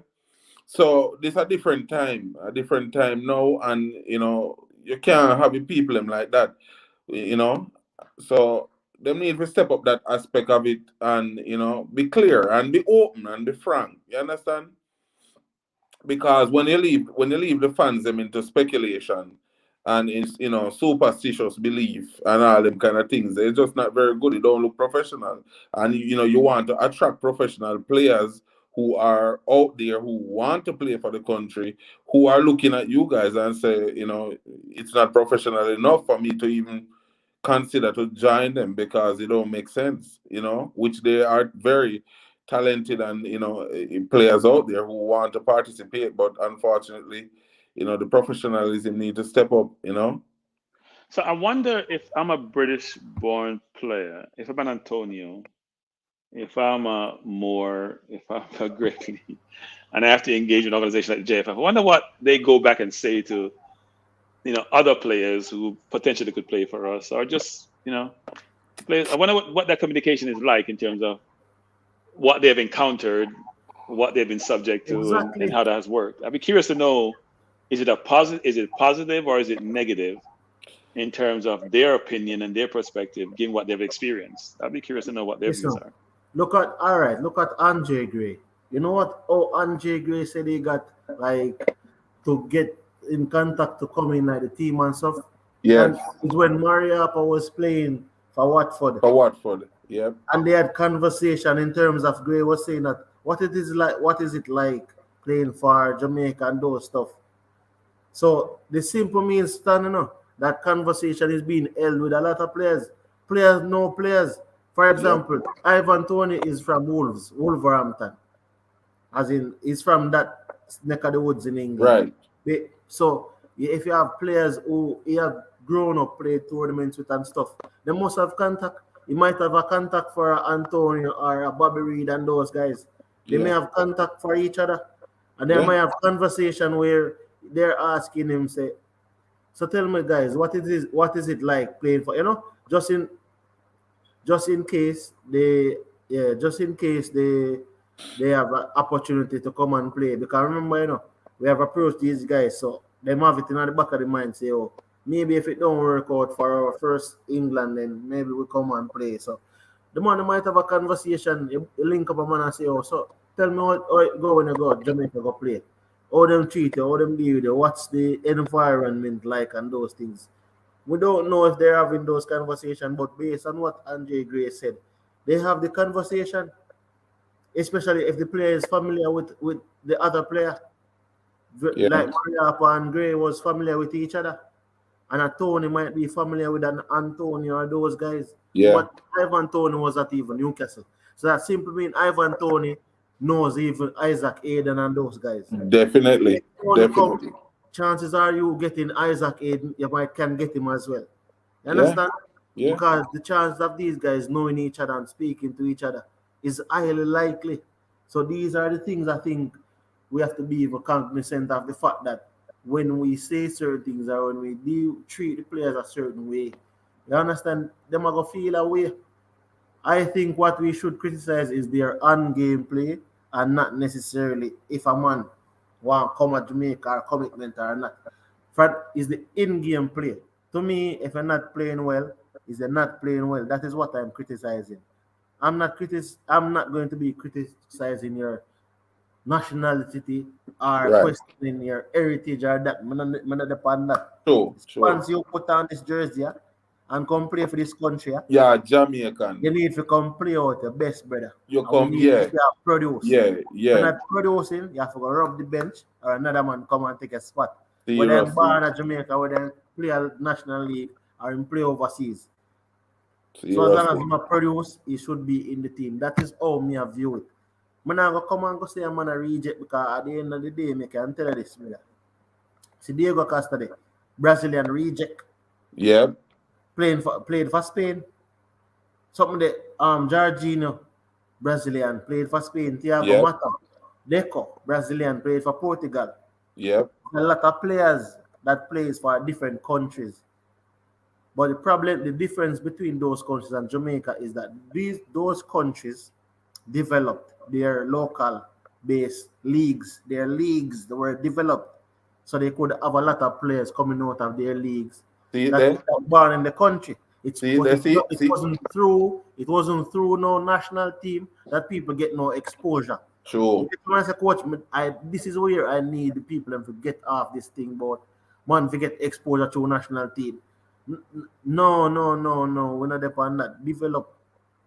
Develop the local league to a level where we can get talent to produce out of the local league. We turn it in a selling league, where the man them go to Belgium Pro League, the man them go a Bundesliga, and the man them go them league here and I come out of Jamaica. And when them come from Bundesliga, them come represent Jamaica.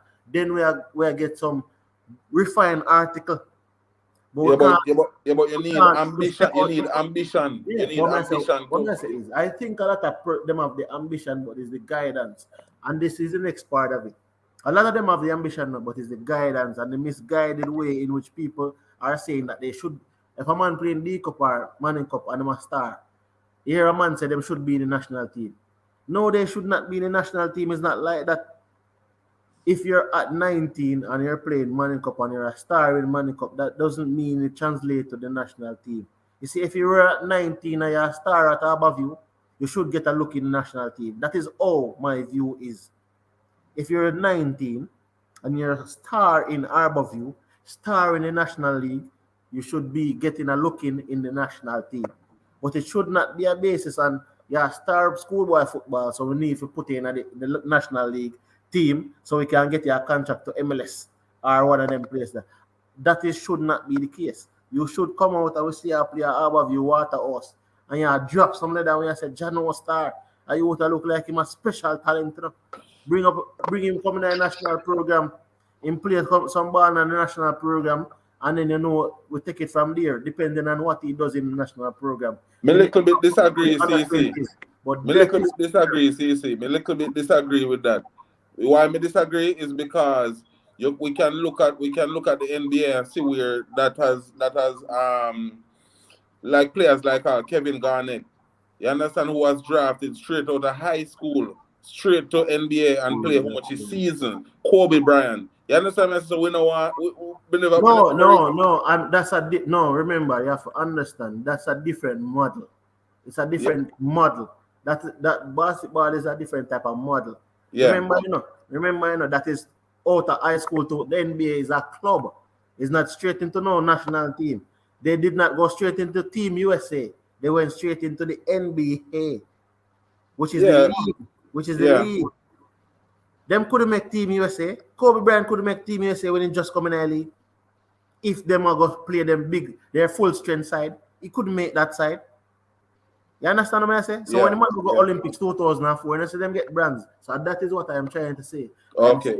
I'm saying to you that Ricardo Bibi Gardner.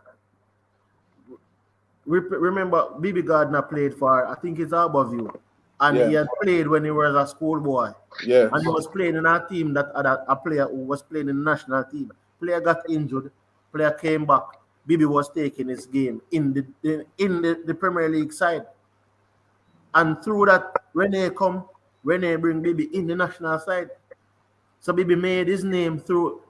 And as I said, this is where me even listen. That's why I say, it's good for listening to people. And I see this man them podcast and them thing and them I show you. So at the end of the day, the man make him name in an Harborview team in a way to force his way into the national setup at 19 years old as a young youth and go the World Cup, and then the rest is history, as them say. The man was 14 years in England. Yeah. So this was as a result of being a dominant, a good enough player in the Premier League out here. So that is why I'm saying that when you them good in a high school, they should translate that farm to the National League. And from the National League to the national team. From the national team, now you can translate overseas. If you translate from the National League, coupled with your getting an opportunity to come and represent the team based on how you are playing, then you get your merit to a different league. But we want to reverse thing and make him and them come out of school and play in the national program because them come from yard. It no works. So. Yeah. All right, CC. Big up yourself. We have Kiri James joining us from Football 90, and we have Dre anyway there as well. Welcome to the show, Kiri James. Thanks for being happy to be here. Yeah, man, cool. And what say you, based on what we have here, where the topic is concerned? Well, I'm not exactly sure what the topic is because I wasn't really listening into the show. So if you could just give me a quick recap, I'll yeah, man, we're talking about the long decision, and the fans are not really pleased with what is happening in terms of the decision that is to be made where the coach is concerned, because we know that that is out there, a recommendation from the technical committee. So, well, we talk about we review the English Premier League, so we're really not going back to that. That's okay. So we are on the Reggae Boyz aspect of it right now. Yeah, so what I would say with that is just another example of how poorly the JFF is run. Because first of all, that if you're making a recommendation with the technical committee, that decision has to be made by the the executive committee. That should never leak out before you have a final decision. So, for the technical committee to make a recommendation to replace the coach, and then how many days are we later, and we still don't have a decision? The coach is in limbo. The whole program is in limbo. I think it's just another example, yet another example, because there's numerous. Another example of how poorly the JFF has approached the football. Okay, all right. Jay, anyway, there. Big up yourself, Jay.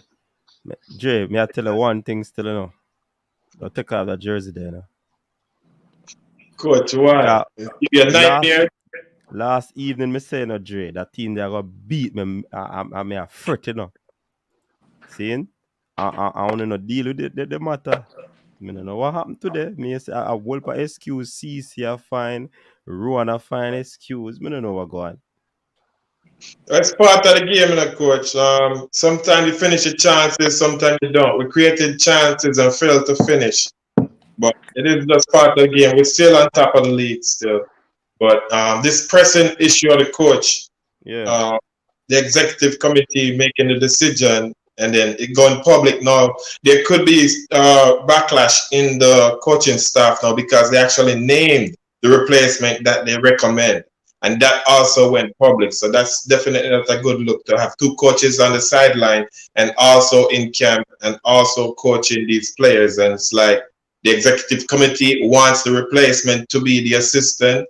And then right now the head coach is still in command. So the players going to be looking at each other some type of way and also looking at both coaches and the JFF even worse some type of way. Yeah. So the recommendation was made along with the coach. But persons are saying that a lot of people don't know of the recommended name. Because we heard that if it was a Ricky Hill, then that seems as if it was untrue in terms of that part of the information. You know what I mean? Or is it that they are saying that no, because it was leaked? What do you think, Coach James? I don't think it needs to ever be leaked. You don't put that information out. Obviously it's a technical committee, so the 7 people or however many people are on the technical committee, that information should not be in the public domain. So whether the board wants to ratify what their recommendation is or not, that's one thing. But you've left you're basically creating rifts in the team. You're basically shooting yourself in the foot. Just like we have throughout pretty much the whole campaign. We had a rift in the team from when we were doing the negotiations with the player contracts, and the JFF pretty much told the regular players that, hey, if you don't sign this, we have a whole bunch of players that we can replace you with. And so that created a rift in the team. If those that are close to the team know that. So we're just creating another rift in the team where whatever decision you make now, whether it's to ratify whatever the technical committee wants to do to replace the coach, or whether you don't, you're just creating another rift in the team, and you have games around the corner. So I think it's just a poor way of approaching, even if you want to fire the coach, that's up to the JFF. That's the JFF's job to hire and fire coaches. So if they choose to have another coach and they think that's the best way forward, wonderful. But you can't do things in the way that they're doing it. And we've seen it right throughout the whole campaign, and I think it's part of the reason why we are where we are. So I know the popular thing is to put all the blame on the coach, which is fine because how football works, right? But that's not really the reality. The reality is that when you're building a team, everybody has to be on the same page. And if everybody's not on the same page, it's very difficult to build a team. Anybody that's coached a team or has to put together a team knows that. So for us to keep shooting ourselves in the foot, and for us to be however many days after that announcement came out, and we saw an observer and gleaner that Tapper is gone. Is Tapper gone? We don't know yet. So why don't we know that yet? That's a big issue. You think that's one of the reasons why the delay to the whole decision making? Well, the delay could be, there's a number of reasons that the delay could be. The delay could be that the JFF is just incompetent. The delay could be that the technical committee has made a recommendation which the rest of the board doesn't agree with. We don't know if that's true or not. We don't know until they confirm, whether they're going to go with the recommendation or not. We don't know that. All we're doing is guessing. But I don't think it should be at that point. I don't think that this should ever have been in the public domain until a decision was made. When a decision is made, okay, we're going to keep the coach, then you don't have to say anything really, because that's the status quo. If you're going to replace the coach, then announce it at that time. We have so many conversations during this time, and we don't know what the story is. Well, I tend to minutely disagree with you, Coach James, because this is a new era that we're living in, right? Time of the social media, and from time to time we see where person like Fabrizio Romano, he actually put out information before it is made public by clubs and players being transferred right across the footballing landscape. So is it a case where the information was leaked? It is a bad thing, because when Fabrizio put out information, nobody questioned it. Or is it questioned that we're not knowing about it? We don't question whether it's accurate or not, because he has inside information, like how we got this inside information of what the technical committee said. Exactly. So if nobody in the technical committee made that public, it would not be public. So that's what I'm saying. Why is it? Why shouldn't it be in the public? According to I'm talking based on what you said. Why shouldn't it be in the public? And other information from other footballing thing in the world goes out before. When Solskjaer was about to be fired, Fabrizio was the first person who put that information out. But how is nobody said anything about that. And that should be inside information, as you said. Yeah, that's a good thing for social media, but it is not necessarily a good thing for the team. So the fact that our technical committee is part of the JFF. So the JFF's job is to look out for the best interests of Jamaica's football. So for that information to come out, I'm not talking about who's leaking it. Who's leaking it is either somebody in the technical committee or somebody that knows somebody in the technical committee. So if you're in the JFF or you're working for the JFF and you're trying to get the boys qualified and you're leaking information that's going to make it even harder for us to come together as a team, then that cannot be a good thing. It may be a good thing for YouTube. It may be a good thing for social media, but it can't be a good thing for JFF. It can't be a good thing for Jamaican football. Because right now we're in limbo. We don't know what the true story is. And I get the point, but again, I will say it's not only because it's a good thing for YouTube, social media, and all of that, but the point I'm trying to make is that this is the era of social media. I get it. And once somebody gets a wind of anything, I guess, is it a case where they want the information to be out there? Whoever leaked the information? Possibly. Because mainstream media got the information. Yeah. And they were the ones who put it out. Yeah, so so to spare the backlash, is it the reason for the delay? Or are they trying to allow the 9-day wonder to run off? Well, or it could be testing the waters, right? It could be somebody in the technical committee trying to figure out, okay, what is the reaction going to be from the fan base if we make a decision like that? or maybe testing a name. What is the reaction going to be to Ricky Hill or whoever it is? Because we don't know if that information is true or not. Ricky Hill said it's not true. Yeah, We're he said it's taking that not. because that's the information that we heard, and that's the information that came out in the public, and then the media outlets took it. So I just don't believe that. I think if you make a decision, then fine. If a decision was being able to be made by the technical committee, and they made that decision and they want to leak it a little bit early because of they know somebody in the media that it may help their channel, fine. But that was not the decision. The technical committee can't make a decision. So for us to have that information in the public without a decision being made, it cannot be good for Jamaican football. That is the point I'm making. And I understand that is social media generation and we need to have information early and etc. etc. But we're not even hearing from the people that are actually making the decisions. We're hearing from somebody that's going to recommend something. And now you have, I heard something about some players, if the coach goes and not playing and this and that, you're just creating rifts in the team for no apparent reason. If you want to fire the coach, make the decision, fire the coach, announce it, and we can move on to all support the next coach. That's how I see it. I'm supporting every Jamaican coach. So they'll say that I am pro Tapper, not necessarily. I have my reasons why I think Tapper got a raw deal, but that's life. If another coach comes in and we can do better, then fine with me. Yeah, I'm willing to accept that. Since you touch that, you have to finish it, Okay. Of the raw deal, because the people in the comment section, these people want to hear what you have to say now. But before you do that, Eagle Republic is saying, could the information have been strategically leaked by the technical committee to force the hand of the executive body? That could be one of the things. And Neo Sovereign is saying sometimes information has to be leaked in the interest of the team and organization if a faction in the JFF wishes Tapper to continue despite his repeated failure with the team. So, I want you to talk about the raw deal that you just mentioned, because you might be up for it tonight, sir. And welcome. Yes, I'm fine with that. I'm always willing to talk and to listen. Okay. So if my opinion on and it's not only Tapper, it's Jamaican coaches in general. We don't have, especially this campaign, we haven't really approached in a way where it seemed like we were trying to qualify for the World Cup. We put together a team too late. We brought in too many players at the same time. And then right before World Cup, which was the last preparation before the World Cup qualifying, we completely messed up the practice games because we were in the middle of a contract dispute with the players.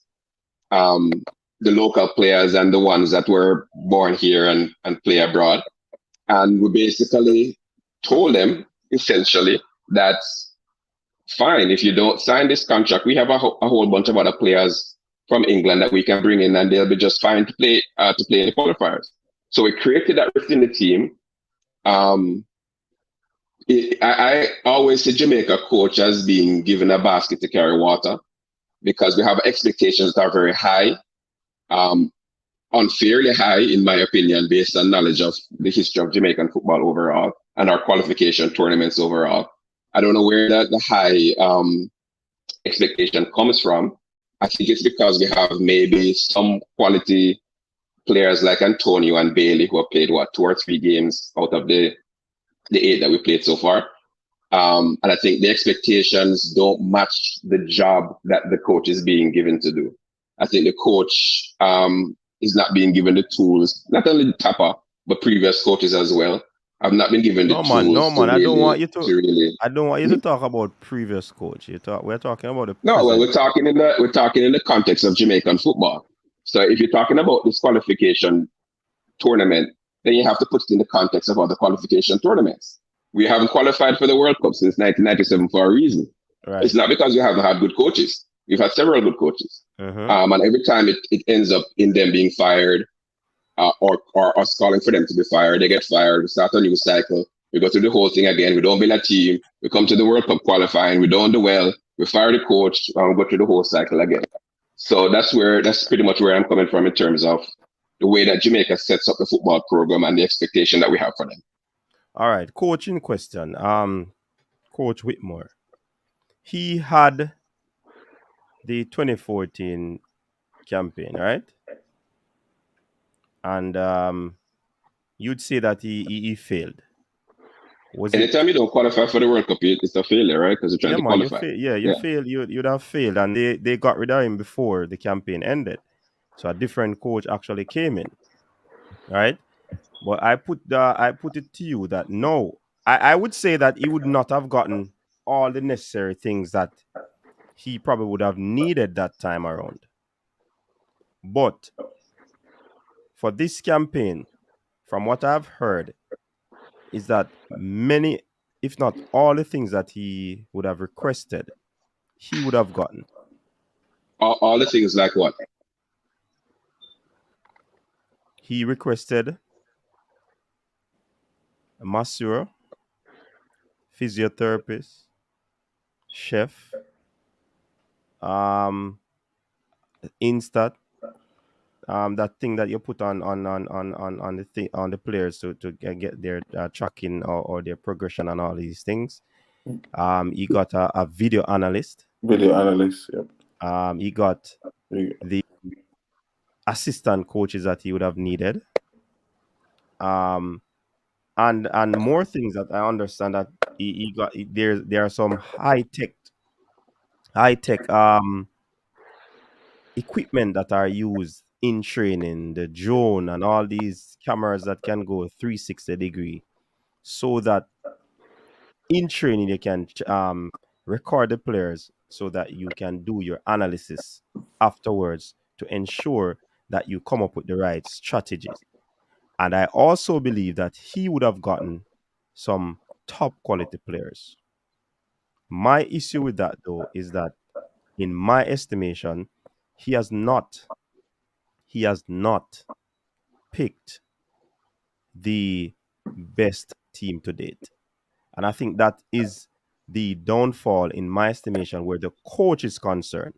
You have other variables that would have impacted the entire qualification.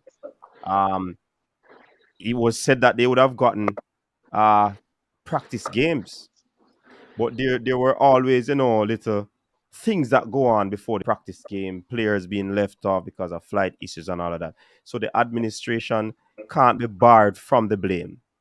Also, I don't believe that the players can be barred from the blame as well. So when you say that the coach gets a raw deal, is it a fair statement to make? When I believe that you would have. Well, it depends. It depends on how you're looking at it, right? Because I think the last thing you said, I agree with completely. I don't think anytime you don't reach the objective that you're trying to reach, the coach can be barred from any of the blame. The coach has to take his share of the blame for whatever decisions he makes that we may not agree with. I've never seen a coach where I agree with all decisions he makes. Mm-hmm. So he can be barred from the blame as well. The JFF, we know for sure, can be barred from the blame, because I think that's really the root of the problem, the bigger root of the problem. Yes. The players we know as well, there's the players on the field. When the ball comes into the box and you have three center backs to head the ball out, the players can't be barred from the blame for not heading the ball out because they're the ones on the field playing. So I don't really disagree with anything that you said, especially in the last part of what you said. When I said got a raw deal, I think it depends on what our expectations are. Because I think of all the things you mentioned about the things that he got about the video analysis and this and that, I think the bigger problem was the squad building. And the squad building was way too late. And the issues that you said that we had with the practice games is not a small issue. It's a huge issue. And what we ended up doing, especially the worst game we've had so far is the Panama game. And that game came, partly wasn't our fault, because partly was because of the UK restrictions, right? Where we couldn't have all the players available for all three games. But I think we approached it incorrectly. Now, if you want to say is the coach picked the team, or if the JFF put pressure to play all these English players because they invited all these English players to play at the same time, you can pick and choose who you want to put the blame on. But that was definitely a big issue. That was 3 points that we dropped that you can't get back. No, but you left out the Mexico game. You left out the Mexico game. Don't you think that poor decision making also cost that game? Poor decision making, coaching decision making? I'm talking about. No, I don't agree with that. No, I don't. The Mexico game where we lost 2-1 in the last 5 minutes. I don't think we had Papa took off the defensive midfielder and put on Peter Lee Watson. when we are look for a draw. Yeah. Italy The dying versus moments of the game. We also switched to 5 in the back, 3 in the back against Mexico in the last 5 minutes. When they scored us, we were playing with 3 central defenders. So why would you say that is not a coaching decision? Midfielder and put on Peter Lee Vassell in a game where I don't. That's what I say. Every decision that you make, right, is up to interpretation.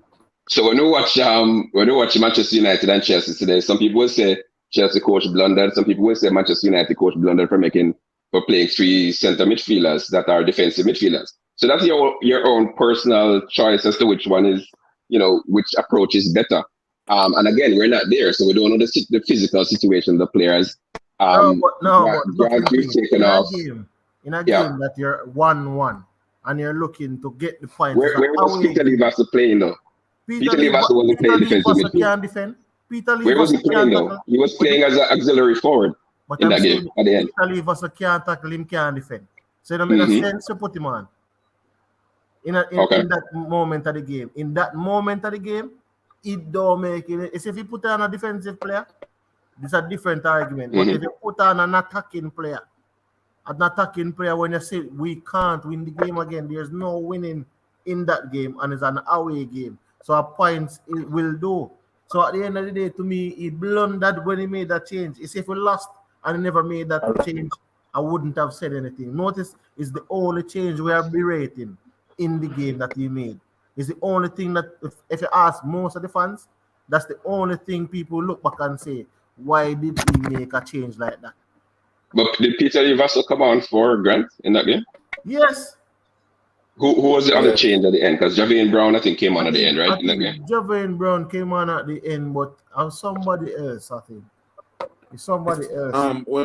Because when he came on, he wasn't playing defensive midfield. He was playing as auxiliary forward. No, I know he wasn't playing defensive midfield. So I don't think the defensive midfield. That is what I'm trying to say.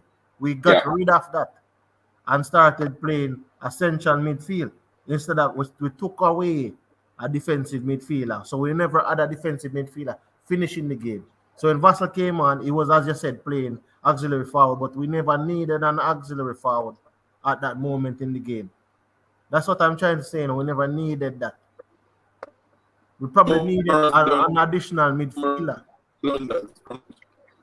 Numerous blunders, including the change he made. The change he made in the court and against El Salvador. Ron, we're not hearing Ron, we're not hearing you clearly.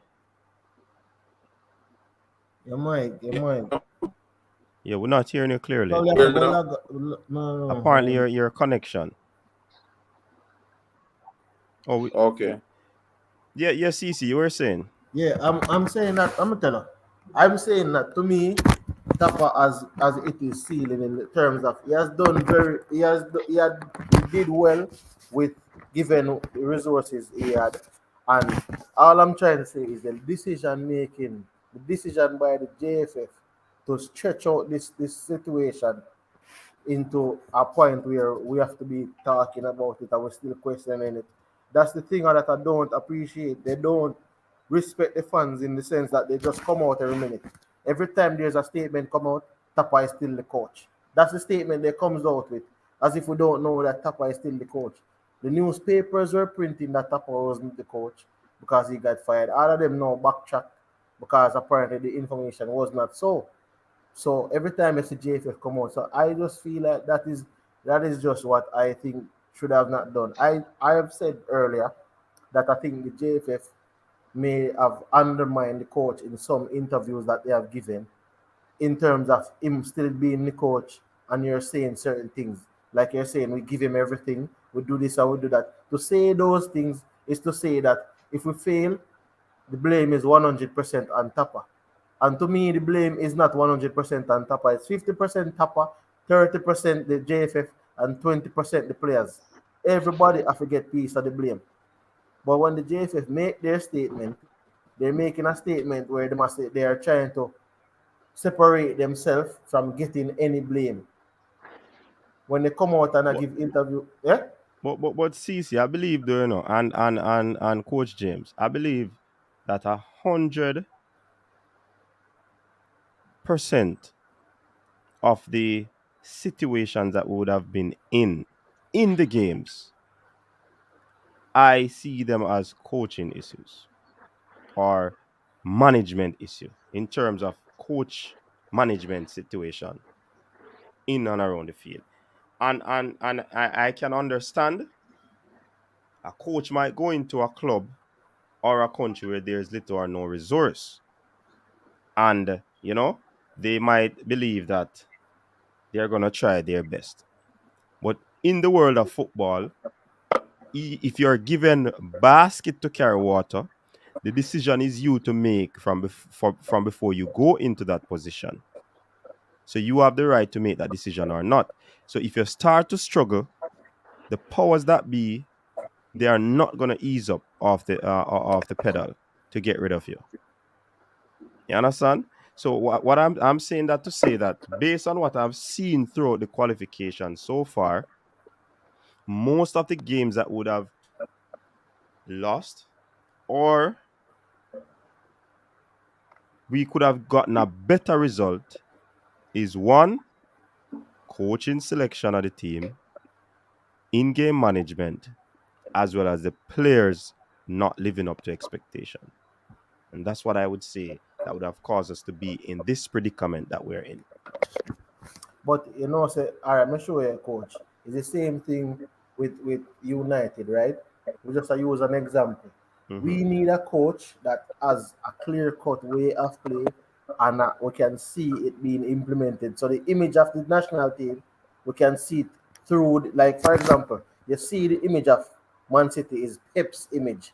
You see in the clear-cut decisions. These players need somebody to guide them and tell them what to do and what not to do. But when the players are out there on the field, you are struggling to try and find out, is it that the players are playing, what would say, independent of coaching instructions, or they're playing with coaching instructions? So we don't even know that, because when they're playing in the game, a lot of times I see some play make. I'm wondering, this cannot be a coaching instruction. This cannot be the instruction given to the players. And then the coach himself is saying that he wants the ball game to be played through the midfield and these things. But we countless of times playing the ball over the top. But as I said, coach, a lot of the games that we drop points that we could have gotten more out of have been some form of coaching error or decision making. The coach is going to get the majority of the blame. All I'm trying to say is, it doesn't help when the JFF takes so long to come out and make these decisions, and it doesn't help when they come out and even say in an interview and berating and say things that seem to undermine the coach, because when the coach come and talk, the coach is being muzzled. The coach cannot come and say JFF is doing this, JFF is doing that. He can't make certain statements against JFF. But when you listen to what JFF is saying, they're making statements that is against the coach. All right, let me ask Coach James a question. Even in the last game that we played at home, do you believe that would have been the best starting or the better starting 11 to go ahead with? Knowing that you have two defensive mind midfielders in the middle. Well, no, you played what's his name again? Watson. Javon Watson in your starting team after we heard that he was hurt in the previous game. And Well, look at what the changes would have done to the team. I generally don't too much second guess individual decisions by the coach now, because most of the times we're not privy to all the information. So when Jurgen Klopp picks the team, and I think you should, because I'm a Liverpool fan, and I think you should pick this XYZ player in midfield, and he picks somebody else. I don't know if it's because there's a technical reason. I don't know if it's because the people that do the physio work tells us that the last game he played, took a lot out of him, so he might not be able to start this game. We always hear the coaches come out and say, oh, the sports medicine people said, oh, this player only had 20 minutes in him today. We don't know that. We're just guessing that based on watching the previous game, and maybe we hear some media reports, and then we're saying, so obviously I don't think ideally you would want to start a player like Javon Watson in a game like that. When you have Anthony Grant who has played well. But again, I don't know the whole reason behind it.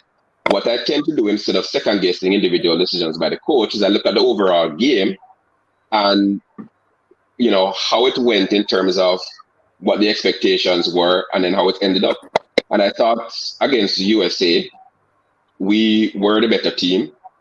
And I think this is how football is a lot of the times. A lot of times it's just based on luck.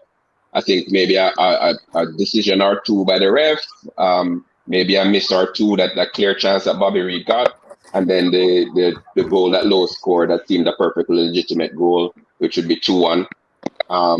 And we didn't get that call. That's so be it. But I'm not so much into the second guessing coaches and the individual decisions. I know that's the popular thing because that's. Yeah, but I mean that's why you have analysts. That's why you have analysts out there, and I'm sure that you watch the English Premier League. I watch it every day. I watch not to cut you, but I watch Liverpool. I watch Chelsea play Manchester United today, and then I listen to the analysts, the experts after the game, Michael Owen and company, and I don't agree with anything Michael Owen said. So are you saying that we should not say anything then? Are you saying that we should not comment? Not saying that at all. I'm just giving you my personal view of how I look at it. So Coach, can I jump in for a second? Sure. Go ahead.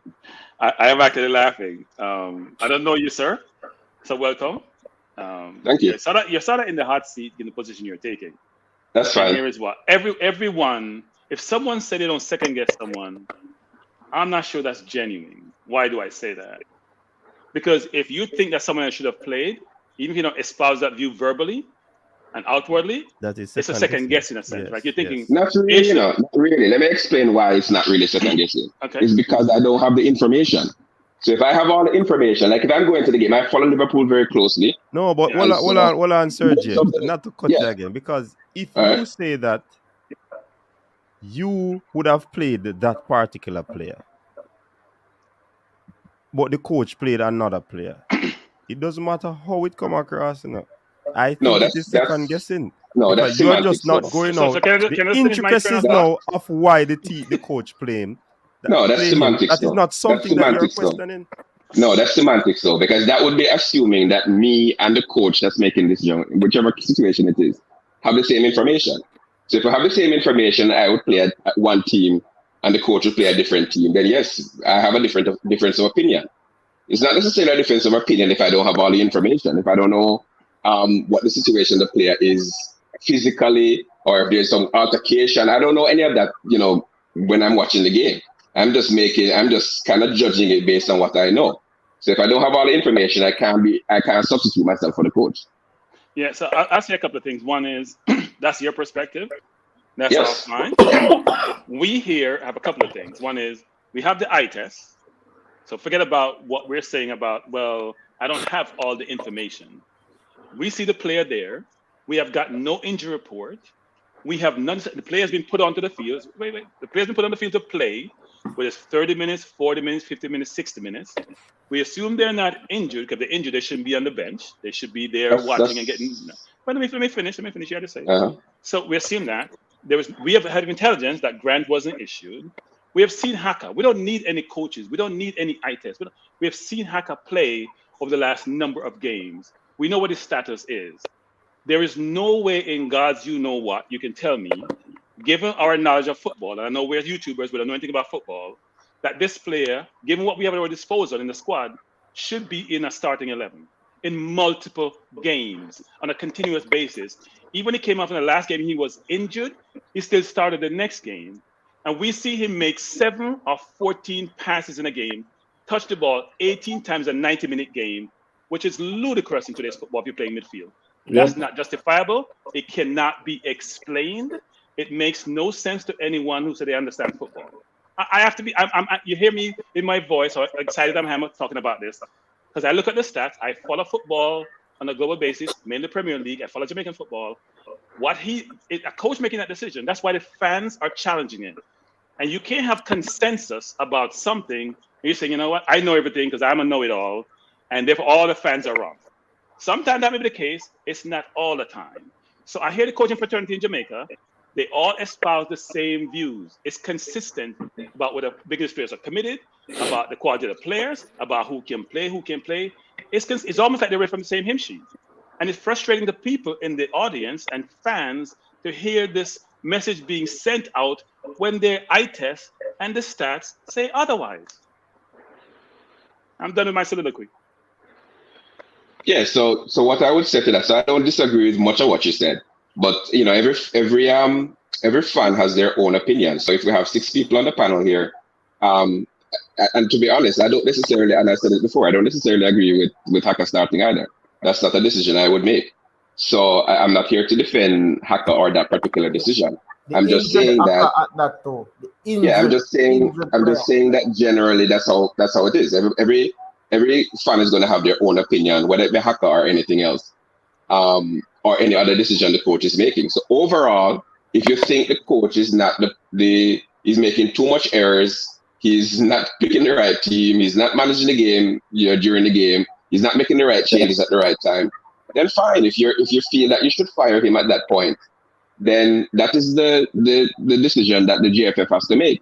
So, but you can't make it in the way that they're making it. If you're going to part ways with the coach, then first of all, the technical committee recommendation should not be leaked. Just make a decision. If you agree with what the technical committee is saying, and you want a coach, and you think you can find a coach that's going to do better, then by all means, that's why you're elected to be the head of the football to make those decisions. So my issue with that is not the way to run a organization. So if you want to fire him, but don't leave it out there for a week. And now we're having discussions as to whether he should be or he shouldn't be. That we should already be past that. We should either be to the point where he's a coach and we're going to continue with him as a coach, or we've hired Ricky Hill or Rudolph Speed or whoever is going to take over next, and we support that person just like how we support, all other coaches that came before. That's how I see it. I think that's a fair point, actually, and you make a lot of sense in terms of what you just said, in terms of how the technical committee, the board, just the overall process and the communication is inappropriate. It's unprofessional to be leaking information to the tradition. I'm gonna call it traditional media, and when the information is not totally correct, frankly. They have a procedure they have in place. Technical committee first, then the board make a decision. We got information saying he was fired, even though there was some caveat around that information. It then went out in the general public, and then the coach is in a limbo because we have a decision not being made. Your family have to hear every day about your status. That is so inappropriate. It's ridiculous. Yeah, it's very. But Coach James, let me put you on the spot. Sure. Do you believe that the coach should be sacked? Should be sacked. I think there's a lot of things that go into that. The first thing that I think about when I think about should the coach be sacked is who we're going to replace him with. So we have a Chelsea fan on the line, right? So when Chelsea, no, more than one. Okay. So when Chelsea fires their coaches, generally the next coach that comes in does very well, right? Because Chelsea has a structure set up for the success of the team. So whether it be Tuchel that comes in, or whether it be Rafa Benitez, or whether it be who else they had before, Conte, or whether it be Mourinho, or whether it be the Israeli, or the one that won the Champions League, all of those are coaches that Di Matteo, right?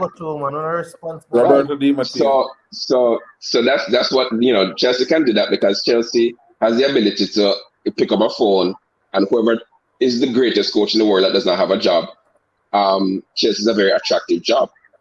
I don't know if that's the same with Jamaica. So when you're talking about firing the coach, you always have to be thinking about what's next. So you can look at it from both sides, right? The side that would be pro firing the coach is that a lot of the times when you do relieve the coach of his duties, you actually get the coach out. You got Mr. James, please finish, because I'm answering the question. No, you're not. Go ahead. Let me stop you for a second. This is not rude. Let me stop you for a second. There are two parts to the question. One is, let's isolate them. Should the coach be fired? Forget about who's going to assume the responsibilities going forward.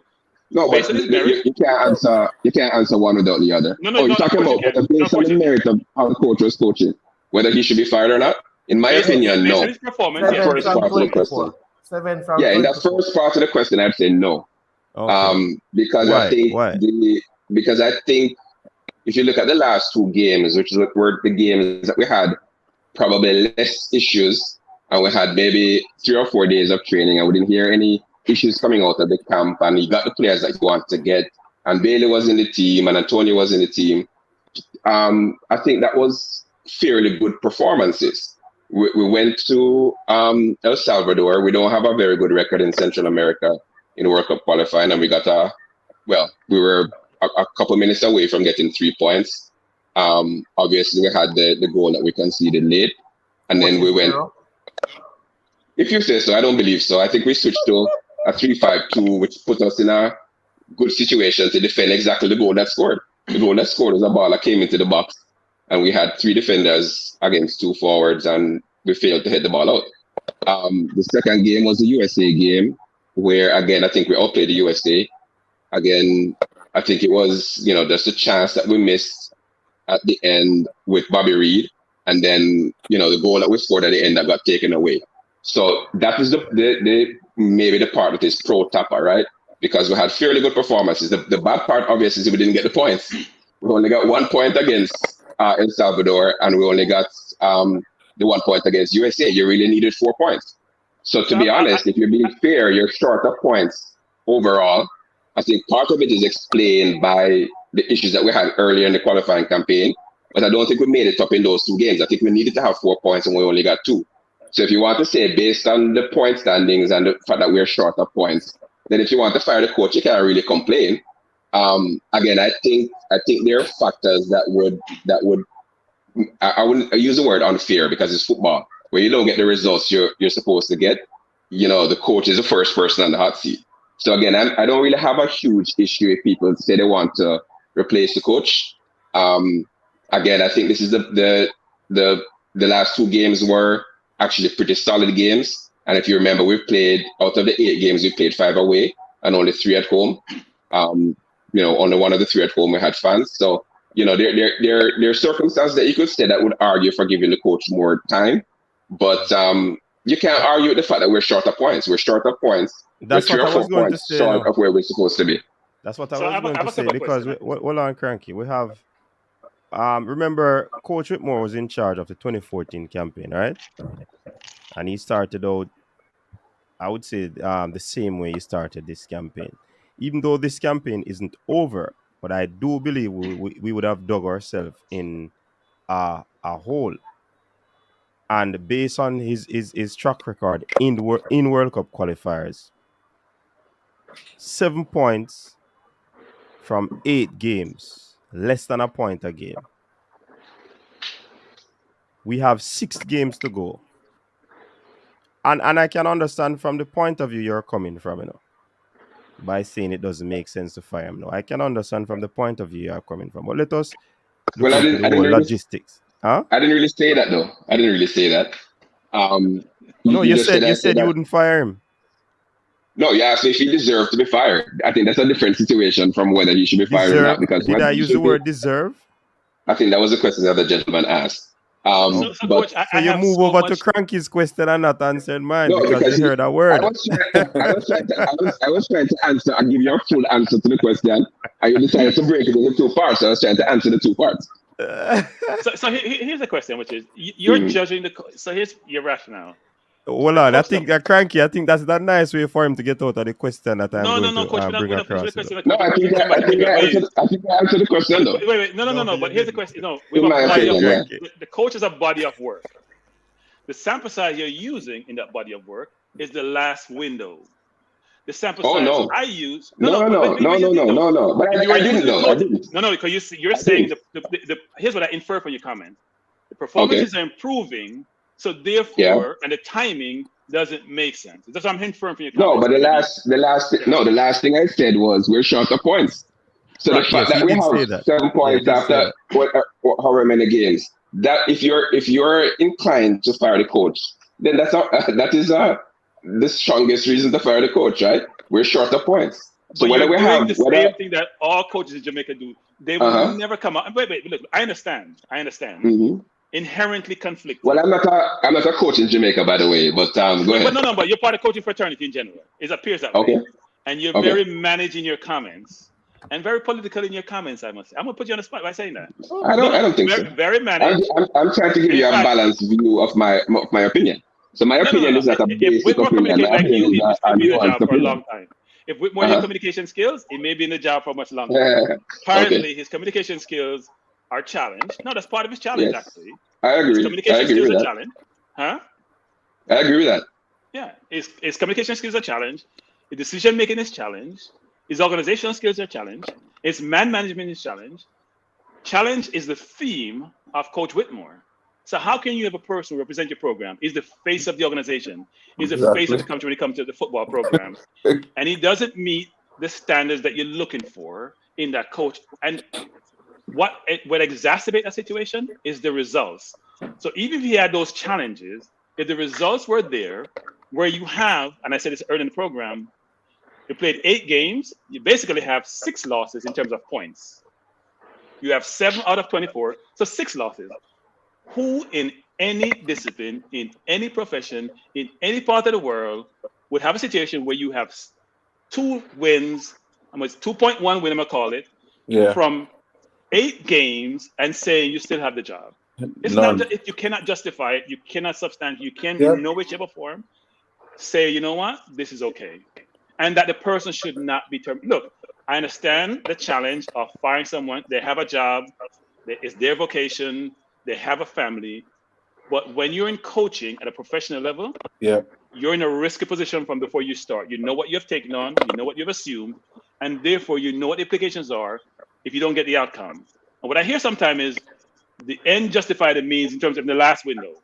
So we have but that's what you're saying in terms of that you didn't hear coming from me though, because I was trying to when I'm listening, that's what I'm hearing, which is we had good outcomes. I'm saying, you know what? Maybe we pick better players in better position, would have had 9 points. Maybe so. We don't know that. The thing is, we don't know that. But I feel I'm not justifying the fact that we have to play 2 good games and those are the last 2 games, so we should keep the coach. Right. That's not what I said. What I said is I'm giving you the balance of how you make a decision. So every decision you make is not going to be based on one thing or the other. Just like you said, it's going to be based on the totality. And what I said was those 2 games were the best games, but even in those 2 best games, we didn't get the points we needed because the points we needed, we had dropped before. So we needed to have more points. We needed 4 points minimum from that window. We didn't get it. So whether you think is more, everything is based on a percentage, right? So whether you think it's more coaching, whether you think it's more players, whether you think it's more organization, whether you think it's more luck, whether you think it's more referee, that's up to interpretation. But what I'm saying is on the balance of it, we're short of points. And so if this is the time to relieve the coach and you want to bring in a coach, which is the other point I was trying to make, if you want to bring in a coach that you think is going to do better, that we can get, that's very important. Then fine. This is probably the time because we're in the end of November now and our next games are in January. So I suppose if this is the time that you wanted to make a change, this would be the time that you'd make it. But I was just answering the question. So, my personal thoughts of, what I thought of the coach. We're not beating around the bush. We're not going to beat around the bush. Here's my last question for you, which is, we're not going to beat you're around a coach, right? You're a coach. I coach as well, yes. Yeah. Do you have any players you don't speak to on your team? Players that I don't speak to? Yeah. You don't communicate with? No. Okay. So my understanding is that McGee was on here saying that, which is he talked to Paul Hall, doesn't talk to Tapa. Tapa doesn't talk to the English-based players. How can you be a coach for a football team where there's 23, 11, 18, and you only speak to half of them? Is that logical in any way, shape, or form? Well, I don't know. I didn't hear that those thoughts from who was that from McGee? McGee said when he was on here, he speak to Paul, he speak to Hall, he doesn't speak to Tapa. Basically, yeah, like I can't talk to him in the game, because... make him instruction in the game, but he's not the person you communicate with.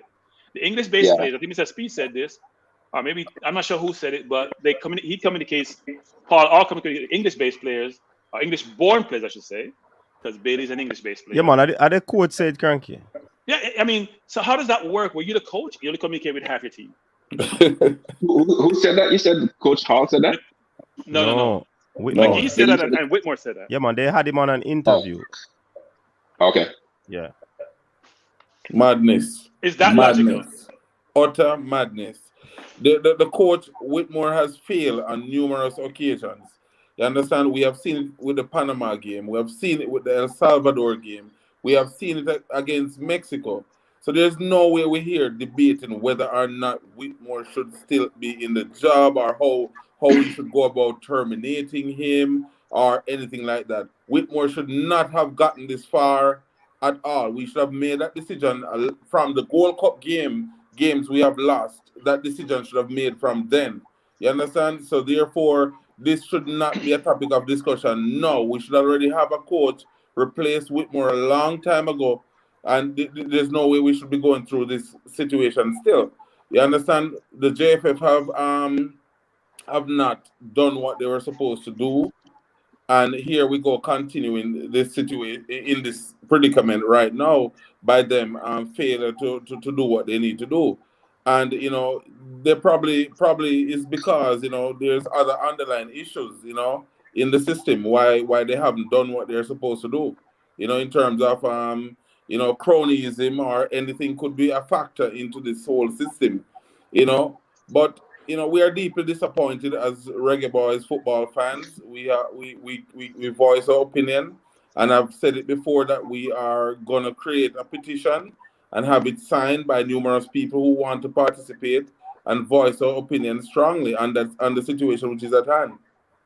But to be honest though, all I'm saying is, I see where, for example, Netherlands had a coach, and the coach was doing his thing, but it seemed like it wasn't working out.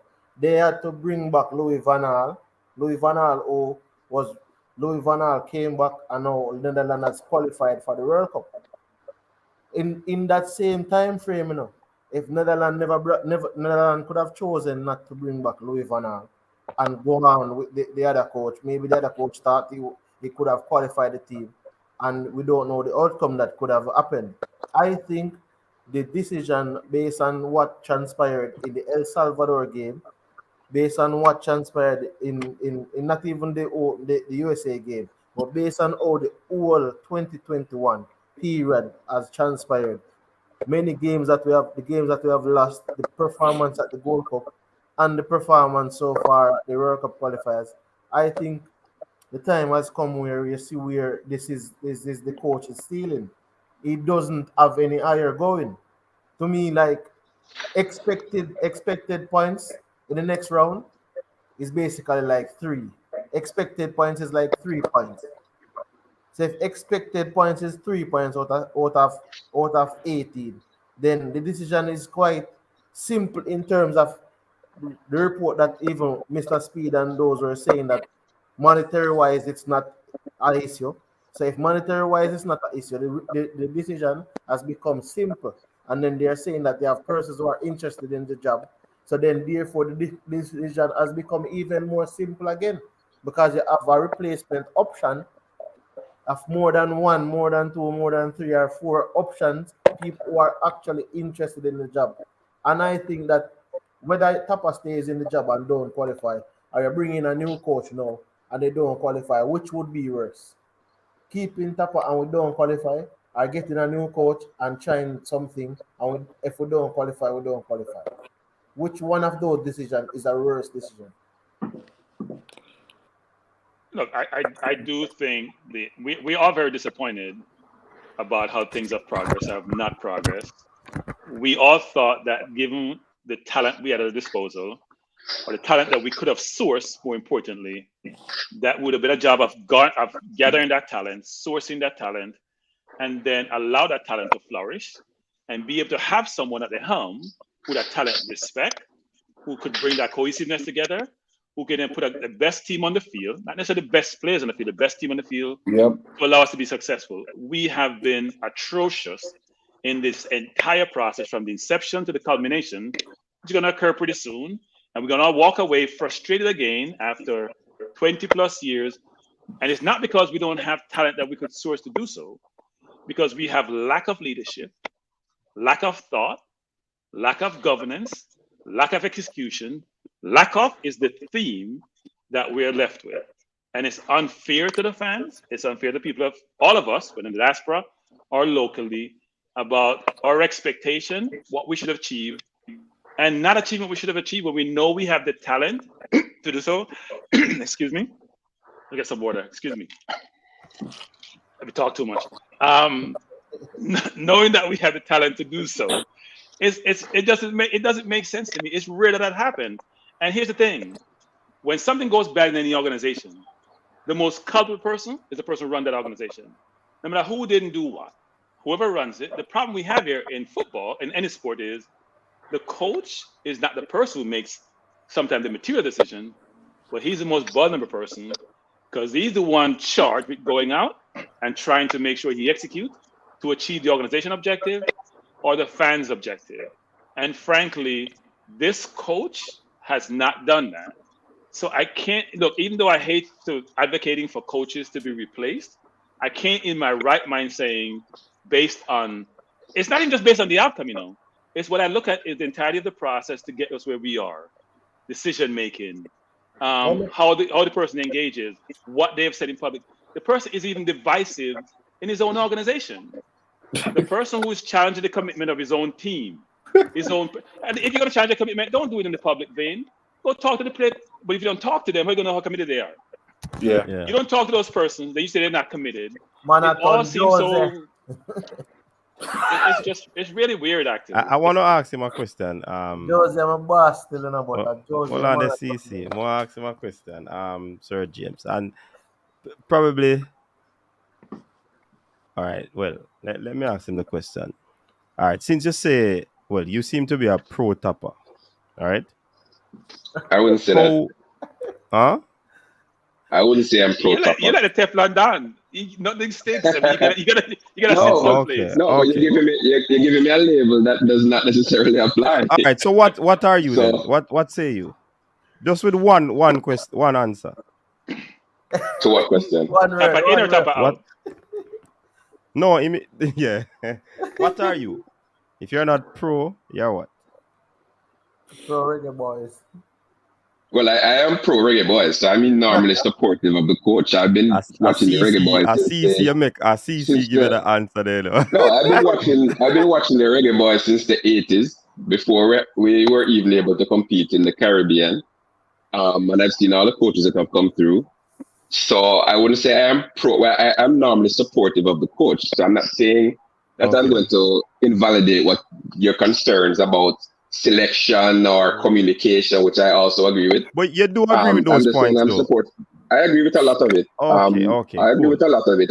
So I wouldn't label myself as pro this or pro that or con, because I try to take a balanced view and I give my opinions. I'm not telling anybody what to think or whether what we should do. I'm just giving you my opinion based on what I know and based on what I see. All right. Here goes the question. It's good to have you on, really. Man. On Coaches Desk, we respect everybody's opinion. Right. And I've seen the show, by the way, a couple of different times. So I appreciate being here. So we don't, even though we're asking you questions at you over and over, but we still respect your opinion. No problem. Once you're not slandering anybody, we're good with that. You know what I mean? I'll try not to. All right. So the question I want to put to you now, since you're saying that it's not good to fire the coach now, or it's not the wisest decision to make, knowing how the coach thinks, do you believe that we can actually not thinking in terms of is strategies going into the game based on some of the factors that I've said in terms of in-game management, in terms of what you call it, selection and these things, right? What do you think the plan is to get those 18 minimum 15 points going forward? What's the advice you'd give? That's a loaded question, right? So out of the how many games we have left? 6 games, right? 18 games, points. Right. Four at home and 2 away. 4 at home, 4 at home and 2 away. So putting it in context, right? So we're talking about qualification and the context of Jamaican football overall. And we talk about we only qualified for the World Cup one time. So we have to kind of take some cues from that. In that qualification, I think we only won 3 games, right? There were less games because it was a It was a hexagonal, so we only played 10 games, but we only won 3 of them. So, and if you look at the qualification that time around, we were behind the 8 ball as well. We didn't have a very good first round. We were able to recover in the second round. I think the problem this time around is that we're a little bit further back than we were then. So the draws that we could get, the 1-1 and against USA and the 0-0 that we that helped us to qualify, and the 0-0 against Mexico, that's probably not going to be good enough because we're already a little bit too far behind. So we're going to need to win the games, especially the home games. How we win the home games, that's rough as well because we have had only 1 game with fans. So hopefully the situation remains where we can have fans. We don't have any repeat of the COVID situation where the government will be inclined to either not have fans or have less fans than we had the last game. So, because we know home field advantage is a huge factor for us when we qualified for the World Cup in 1997. If you look at the tapes, you can see what the crowd looked like and the support that we got. And not only the support we got at home, but the familiarity with the fields. We played a lot of practice games. We don't have that factor this time around because a lot of the players are new to the national stadium. But the bottom line is we're going to have to win our home games. But do you see us winning those games? Costa Rica is above us. I think they are improving. And they're going to be playing Panama. We're going to be playing Mexico. Do you see us beating a wounded Mexico in the team? And when Costa Rica comes to the office, can we, based on, you see, and we have to go by history. Yes. Because we had the Canada team to finish off. We did not. I agree. We have a US team to finish off, and we did not. Should have won that game too. You think, based on how, and you said it earlier about history of qualification. So I can safely go by that by saying that it's not a possibility for us to get those 12 points at home. Yeah, I don't think so either. So I think talking about winning all your home games is nice to say. How we're going to actually win all 4 games? If I had to bet, I definitely would not bet on that. Based on what we've seen so far, I know we've improved in the last 2 games, but in the home games so far, I think we've only gotten the USA point, right? We lost against Panama, and we got a point against Canada. So we only have 2 home points out of 3 games, which is we've actually done much better away in terms of the points than we have at home. The problem is we have the home games left, and we have to win. I can't say sitting here looking at you that we're going to win all 4 home games. I've seen a lot of football and strange things can happen in football, but where the teams are and what we've seen so far, I wouldn't bet on it. So someone in the comment is saying that you have a very bright future in politics. Have you considered taking up that? Politics. Yeah, I think I would be a good politician. Yeah, man. You know how to, and probably you could be a very good, you call it go-kart driver because you know how to go around the curves and the turns. But listen, coach, I think this campaign is kind of incomparable to any other campaign, right? Because every campaign is different. No, but not even every campaign, but I'm just saying that it's a total different thing. No, it's not hexagonal, it's not the X. Again, it's the octagonal round. It's an 8-team round. It's a round that is compact in terms of 3 games in what? 27, the 27, the 38, and the second. That's like 27, 28.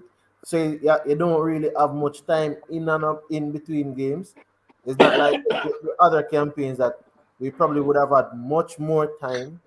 Agree. Much more time to train, much more time to prepare, much more time to game, to strategize. So that is one of the difficulty I think they face with this campaign also.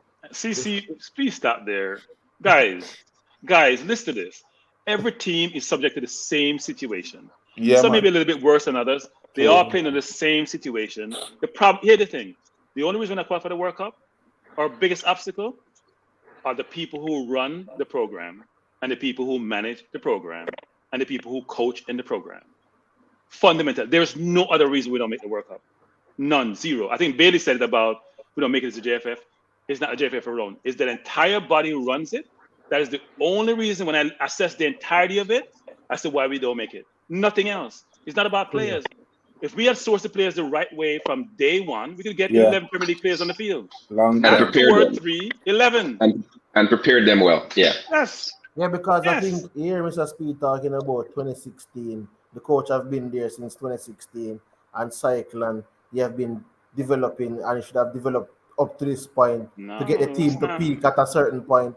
But I'm saying that if you really look into it, most of the players that were there in 2016 have been phased out, and there's a lot of players that have come in. Some we might have had like let me see, Bobby Reed and Burke and those guys are in and around the team for the past 2 or 3 years. But a lot of the thing is just excuses in a sense where you're saying that lack of preparation. As I say, cranky is the whole when you sit down and analyze it, it's the whole organization behind the football. It's not necessarily the coach or the players, it's the whole entire operation, how we run the thing. Because as I said, when it comes to World Cup qualifier, it's a pick-up ball game business. It's like you realize that they're saying that the coach asked some players. When did the coach ask for these players? Or when was it made aware that you could go and source these players? As coach should have said, when did these players were thought to be sourced? So What there are two symptoms. There are two symptoms that give you some indication as to how this works. One was the player negotiation around the contract, and the leak tape to give you some indication of how these people operate. The second is now this situation with the coach. If you want some symptoms and some elements to inform the entirety of all of this, look at those two individual situations, which are symptoms and not the root cause, and they give you some indication of what we're dealing with. Incompetence at its best. If you want to be incompetent and you want to learn how to be incompetent, just watch how this all operates from start to finish. That may seem harsh, but it's very clear. There's no ambiguity in this whole situation. It's clear to me, and it's frustrating as a fan who was I said this 100 times. I was in Washington in '97. I couldn't talk when I was going home, just like I was challenging here tonight, because my throat was dry. I was so happy. My friends and I drove from New York, happy on the turnpike going down, happy on the turnpike coming back home. We're happy as a lark. It's the best feeling ever I've had in sports. True. And I may not have experienced it again because I have, what, running the organization. And we can't get to where we want to get to. The best feeling is that you're not going to win the World Cup, you know they're going to win it. You just want to be part of the dance. And we can't get the dance that's what to the I people think. running the program. Yeah, that's what I think. But I think it's continuation too. Because I keep saying we qualified 97 for the senior World Cup. Then we qualified for the under 17 going in 99. Then we qualified for the under 20 in 2001. You know how many countries in CONCACAF have really qualified for all three World Cup, the senior and the two youth tournaments, and in and around 6 or so years. And they're telling me that for the last 20 years or so, we only made it back to the under 17 World Cup. So it's all of those factors, Cranky, all of those factors where we haven't been in no youth tournaments, no under 20, no under 17 for the past 20 years, where we only made one more under 17 World Cup, where there's no to the point where you have persons saying that they want to see young players in the national team getting exposure when these players should be in the under 17 and under 20 playing in the youth tournament where we see them getting exposure. Like the Neymars and those guys who played under 17 the South American youth tournament, they play their under 20 youth tournament.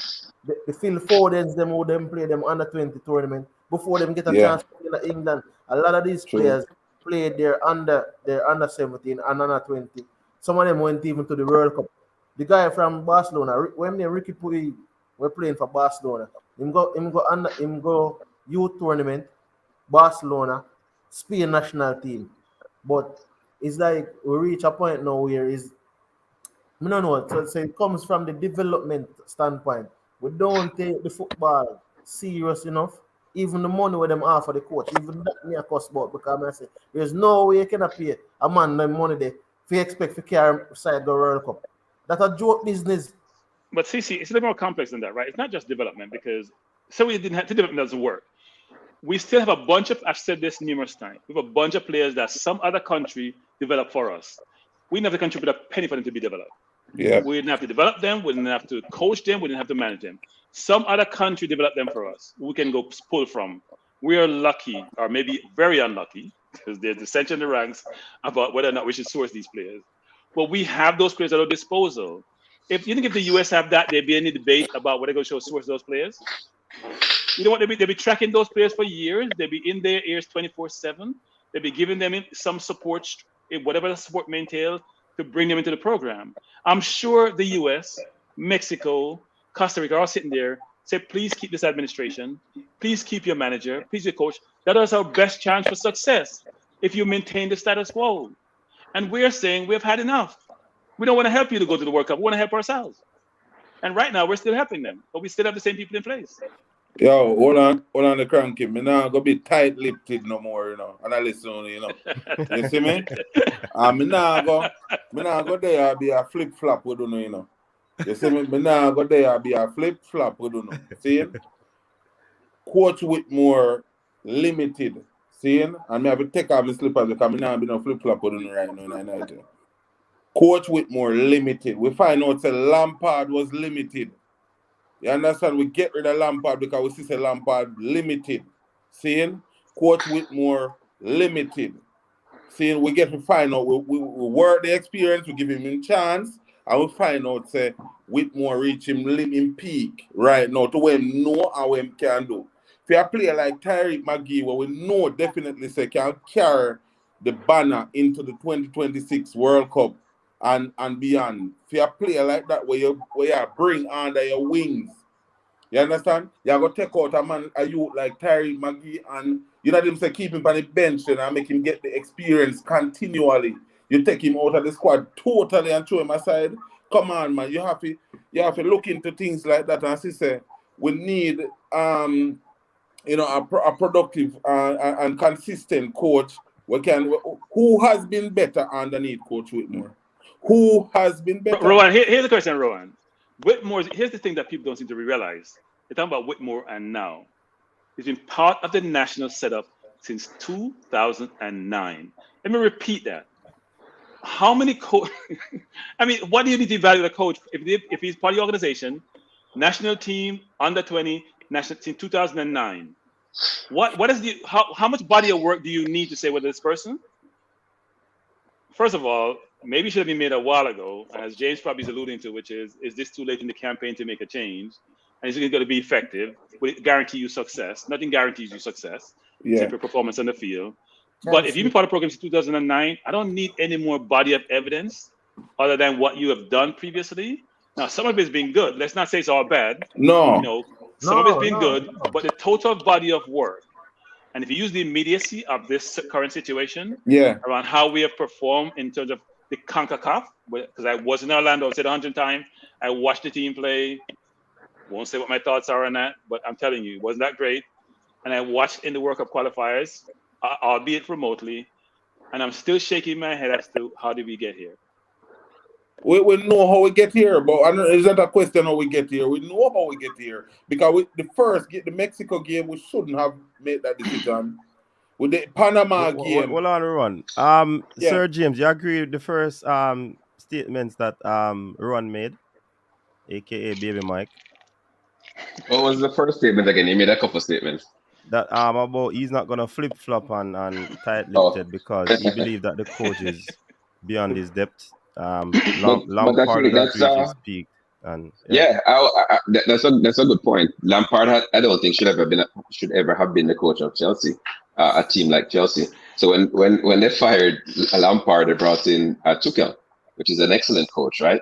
So the same point I was making about Chelsea before. When they fire the coach, they have they have their choice of whoever big time coach they want to hire. So I thought that would be a natural segue into. I don't know if you discussed it already because I was on late. Mm-hmm. But the next part of the discussion has to be if you're going to fire the coach, who are you going to hire next? Yeah, man. There are four persons. No, coach. No, I have to take this. I'm sorry, I have to take this. Coach. Go ahead, Karen. James, you just said this. You said Lampard shouldn't have been there in the first place. I don't think so. No. Good. So you have a thought on Lampard. Forget about who comes after him. You have a coach in Lampard. Yeah, because of the fact that they have choices. So you don't need to have a rookie coach in charge of Chelsea. Same thing with Ole. I thought we also had choices. We could choose a local coach. You could choose a local coach. We could choose you. We could choose Yeah. Coach Mingsy, for Christ's sake. We have choices too. They're not the same as Abramovich's money, but we have choices. Right. So in your own view, whatever criteria you use to assess Lampard, you may have similar or different criteria to assess this coach. What is your view on the coach? Should he have been No, here? because that's two different things, right? When you're taking over Chelsea, you're given every opportunity to succeed. You have the financial backing. No, well, come on. Let us not Coach James, let us not compare Chelsea with the Reggae Boys. Jamaican setup. We don't have no money. We don't have no money. Right. But we don't have no money. That's where the conversation. I remember there are 4 coaches who would have applied. We have heard it was brought to our attention that 4 coaches would have made application for the job. So in terms of who would replace, I don't think it is a hard thing to do.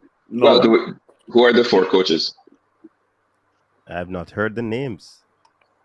No, we have an inside. We have a person who has inside information, who's basically he has good connections. Who said we have 4 coaches interested.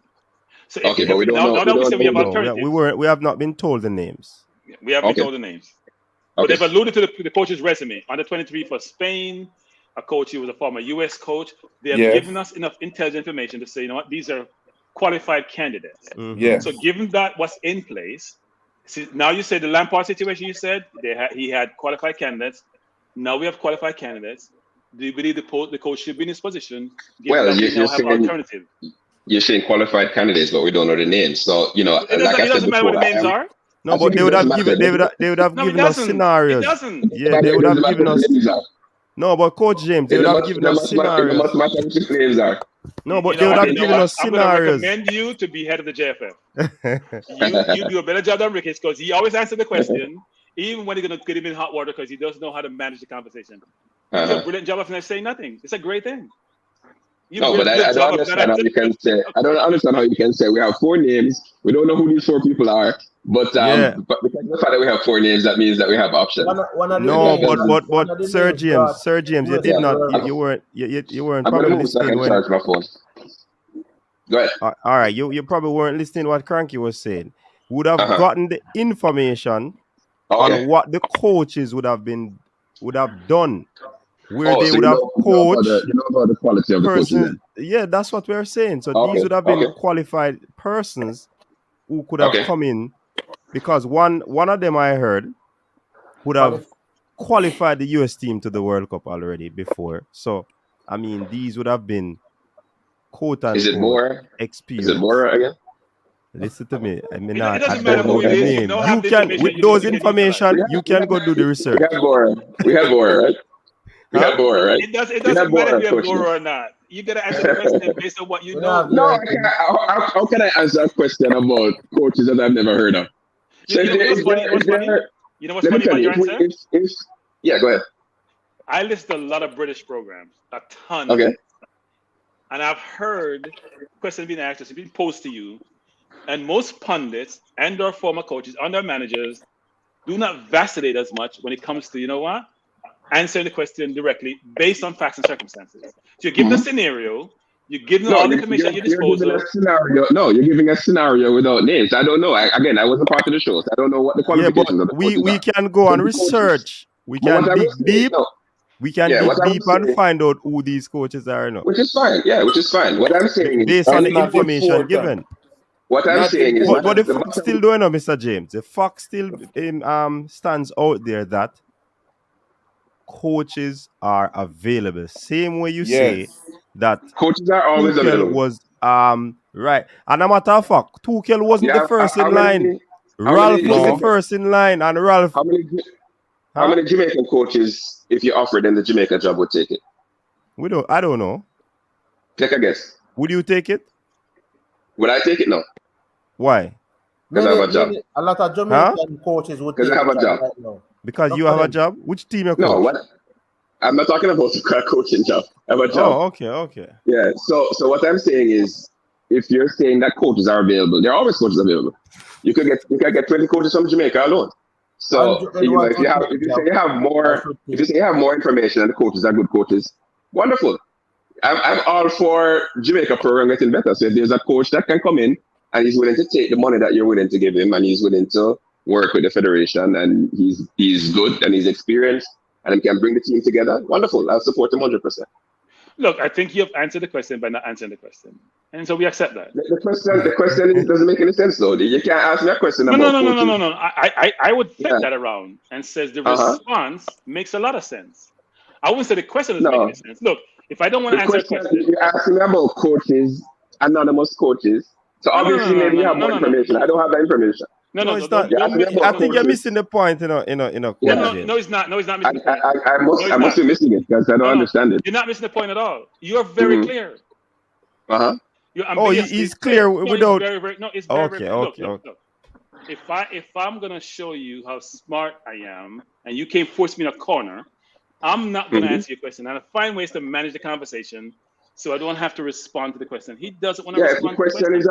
If the question is clear, then I'll answer. You ask me a question. No, the question is clear. What was the question? Ask it again. There's no response. No, ask the question again. Beat around the bush. So the question is, based on Whitmore's performance to date, based on what Whitmore has done today, this is the question. Based on what he has done to date, right? Should he be retained in the position? No, but you asked me. That's not the question you just asked. The question I'm asking now. I'm asking the question now.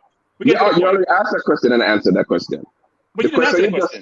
The question you just asked was, you have information that there are 4 coaches that have applied. So that means that we have choices, right? That was the question you asked, No, that's a secondary question. That's a follow-up question. So I was answering that question. I was answering more information to get you to the answer. You don't want to get. I was answering that question, and you said I'm beating around the bush. So I'm saying that if you have 4 coaches that I don't know, obviously you've been talking 2 hours before I came on, so maybe there's more that I don't have. But if you're saying that there are 4 anonymous coaches, it could be 4 coaches that who the 4 coaches are. You're saying that they're international coaches that have experience to qualify.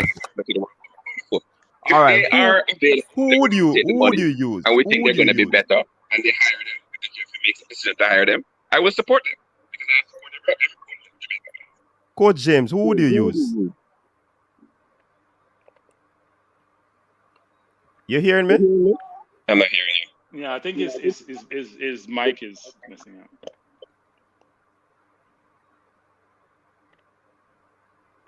Yeah. You hearing? But even so, just jump off and jump on. Yeah, the connection is. Yeah, Sean, big up yourself. Something about the mic in, man. Yeah. Brain drain said that 3% thing. But we're here, everybody now. We're not beating around the bush. You know that when we... Guys, one at a time. We not go around and come around and beat around the bush, man. We not go around. Me like the question, Cranky. Because if I beat around the bush and if I go around the can and if I draw out the can. All right, you're hearing us now, right? I can hear you. Yeah, I don't know if it was my phone that. Yeah, man. I think. So James, here's a way of answering the question. If I ask you a question, you don't want to answer it. I don't have to give a ton of different scenarios, hypotheticals. You say, look, I respectfully decline to provide a perspective. Doesn't mean that I say yay or nay. But if you, but no. But if you're going to say, well, who are the coaches? It was about the performance. Based on no, that's not the question you asked. You asked me 2 different questions. No. The first question was already answered. Yeah. No. The problem why we asked additional questions because you just refused. Yeah, because you're not answering the question. Why the questions keep? You're trying to get to an exact point where there's no wiggle room. You're asking me my perspective of the coach. So what I said was, if you take the totality of the situation, I thought that he had a hard road to travel because of the organization. All right. Hold on, Sir James. We get that part. Yeah. Who would you replace him with if it comes down to that? I don't know who's willing to accept because there's nothing. Remember the last time we were trying to hire a coach? Who was the coach before Tapa? We were trying to hire that we could afford. Brown? Yeah, how much you were willing to pay him? $100 a day. But we have heard of coaches also who would take the job for what the coach is getting. But that is great then. So if first of all, the JFF has to make that decision. If the JFF fires the coach, that is their prerogative to fire the coach. If they want to hire another coach and the coach is good, I'm going to support that coach. Hey, so I don't understand what don't be disingenuous, but your Mr. response James. doesn't make any sense. Don't be Your response doesn't make any sense. So here's what hold on, Cranky. You said that you would want to know the coaches that are out there. Yes. But no, you're switching the argument to whoever JFF comes you're going to support. No. That's the question you asked me. You asked me in the context of the fact that we have 4 people that are interested in the position, or 4 people that are. And we don't know the names. We don't know who they are. We don't know the names. Right. But I'm saying to you now, I'm putting it to you now. Who would you hire? Forget about the JFF and what they will do. You can't forget about the JFF because hold on, you would have asked. No. The question doesn't make any sense. Let me explain Mr. James. Mr. James, your response. Explain why? Yeah, go ahead. You're saying who am I going to hire as if I was the JFF president, right? It depends on who's willing to accept the terms. Who's going to apply and who's willing to accept the terms? That doesn't matter. I would hire Pep. No, okay. But here's the thing. So but Pep would not be available because he wants to win Champions League. He wants to win Champions League with Man City. No, because you take the conversation different. Like, we're being cute now. So here's the thing. If I say to you, you're doing a job, you're a corporate chieftain, you're not generating enough revenue. You have a threshold for revenues to generate $10 billion a year. You're generating 5. It's sustained generation of 5. And that was a criteria set. So therefore, if you don't achieve the objective and the goals, I have to let you go. You know what they were. Which is fine. Right. So we're saying here, what were your expectations of our performance? And you're saying, well, we didn't have the tools at his disposal. Coaches have the same situation in any situation. You don't have a perfect world. We know what we have to work with, just like any other coaches. The question for you is, based on the coach's performance, should you still retain the role? And you scored it to, I need to know who's going to hire. What does that matter? Based on his performance in isolation. No, that doesn't matter. No, it doesn't. It doesn't All matter. right, what answer, James? What answer, James? Would you? Let me just say one thing. No, would you hire the assistant coach? He's a pro licensed coach. Paul Hall. Would you hire him? Yes. Is he willing to take the job? Because that we don't know either. Because remember, Paul Hall has a job. Can I ask a question here? So he has a job, but it still would be on an interim. It still would be on an interim basis. Interim or part-time? Interim or part-time? You mean full-time with the team, or with finish off the campaign? Well? But also coaching the team that he coaches as well. To finish off the campaign. No, to finish off the campaign full-time or to finish off the campaign. No, that's not answering the question though. So what I'm saying is he has a job right now. Right? Hold on. But remember now, as assistant coach, anytime there's a window, he's available. So you can't be asking me that question. Yeah. So that's what I'm saying. Whether you say full-time or part-time. My answer is the same. If they hire Paul Hall, I'm fine with it.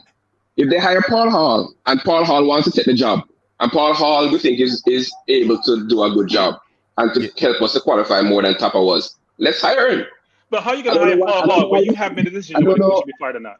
How are you going to hire Paul Hall when you have made a decision? You as James. Well, isn't that obvious? No, so obvious say it if it's obvious. Say it. If it's obvious, Can I finish? Let me just finish. So if we're hiring Paul Hall, implicit in that is that we're firing the coach, I'm not implicit person, I'm explicit. That doesn't make any sense. So you're asking me a question about who the new coach is going to be.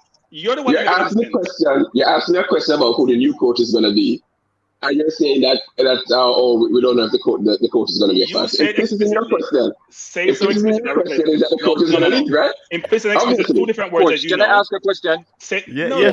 Sean, wait. Say you want to hire Paul Hall. Say it explicitly that you would fire the coach to hire Paul Hall. No, that's two different things. Exactly. So if the coach is going to be fired.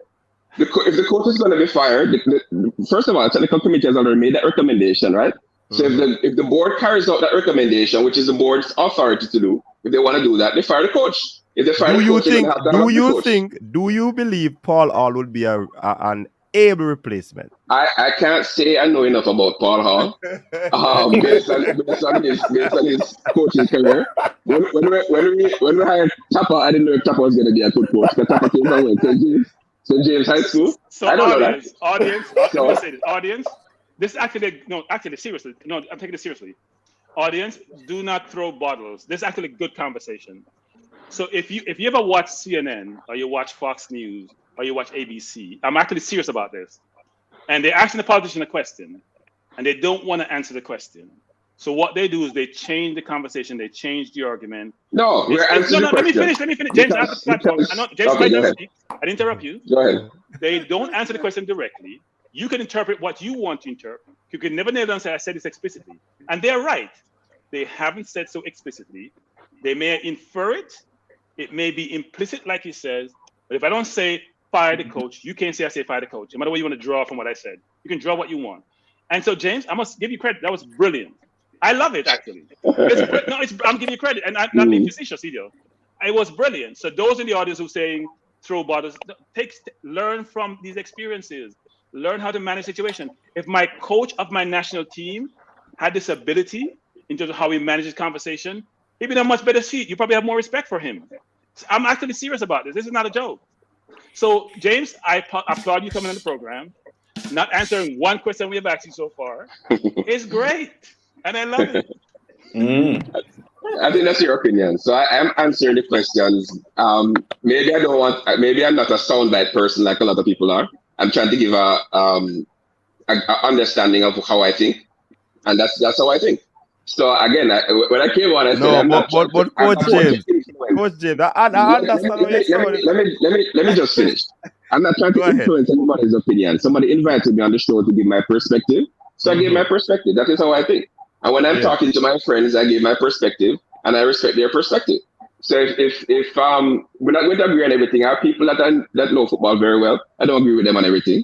So my opinion is my opinion. Everybody else's opinion is theirs. No, let me tell you this, Surgeon. Even the persons in the audience, I don't think they have a problem with you giving your perspective. No, it's just the fact what that perspective. Yeah, it's just the fact that because the fact is that the people are saying that you're a politician, and you know how politicians answer questions. So what we are saying is that giving a direct answer, you want more of a soundbite. No, like a direct answer. If a direct answer. So you asked me if I thought Paul Hall is going to be a good coach. How am I going to know if Paul Hall is going to be a good coach? No, me not ask you that. Yeah, that was one of the questions. But you can say no, and I say an able replacement. You can say you don't know and finish. But you say you don't know and then you add some little thing because whatever. Then what? Isn't that how opinions are? Are you giving your full opinion, or you want to hear just that part? You don't want to hear the full opinion. It's not an open-ended question. Coach. So yes or no? Coach, yes or no? Okay, so I must answer yes or no. Okay, go ahead. Let me answer yes or no. Not all the questions, though, not all of them. But that one was a direct question. Most questions are not a yes or no answer. Most questions you ask are not going to be a yes or no. Get back to the topic, then, please. All right, Sean wanted to ask a question. Go ahead, Sean. So time is catching up on us. I wasn't following the show all night long. I just hop on to kind of make a point. So I don't know who James is. So can somebody please real quickly just fill me in on who this gentleman is? I'll ask him to do that. Introduce yourself again, Sir James. Got some people just jumping on. Well, I'm Kerry James. I'm a coach in Florida. Coach an amateur team in the NSL National Soccer League. So I don't know what much more you want to hear about my background. Yeah, man, that's good enough. I think that's good. So he's not affiliated with the JFF, correct? Not at all. Okay, no, all right. He's agent. Wait. So I'm asking the question because he seems as evasive and in some case non-decisive as the JFF. So I'm glad he's not affiliated with the JFF because that would really say a lot or explain a lot about the JFF. Coach, I just came on the show to make a point. Yes. Remember a few weeks ago, it was before the committee had came together to decide whether or not Topper will be fired. Before that meeting, do you remember I came on the show and made a very bold prediction? What was the prediction that I made?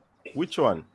Okay, you made a lot of predictions. No, Unless this is the one that says it's the coach, the coach, the coach. Is that one? No.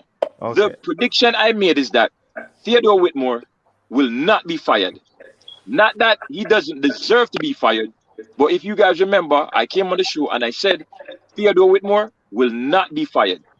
And even if he is fired, a year before the next World Cup campaign, he will be rehired. And look where we are right now.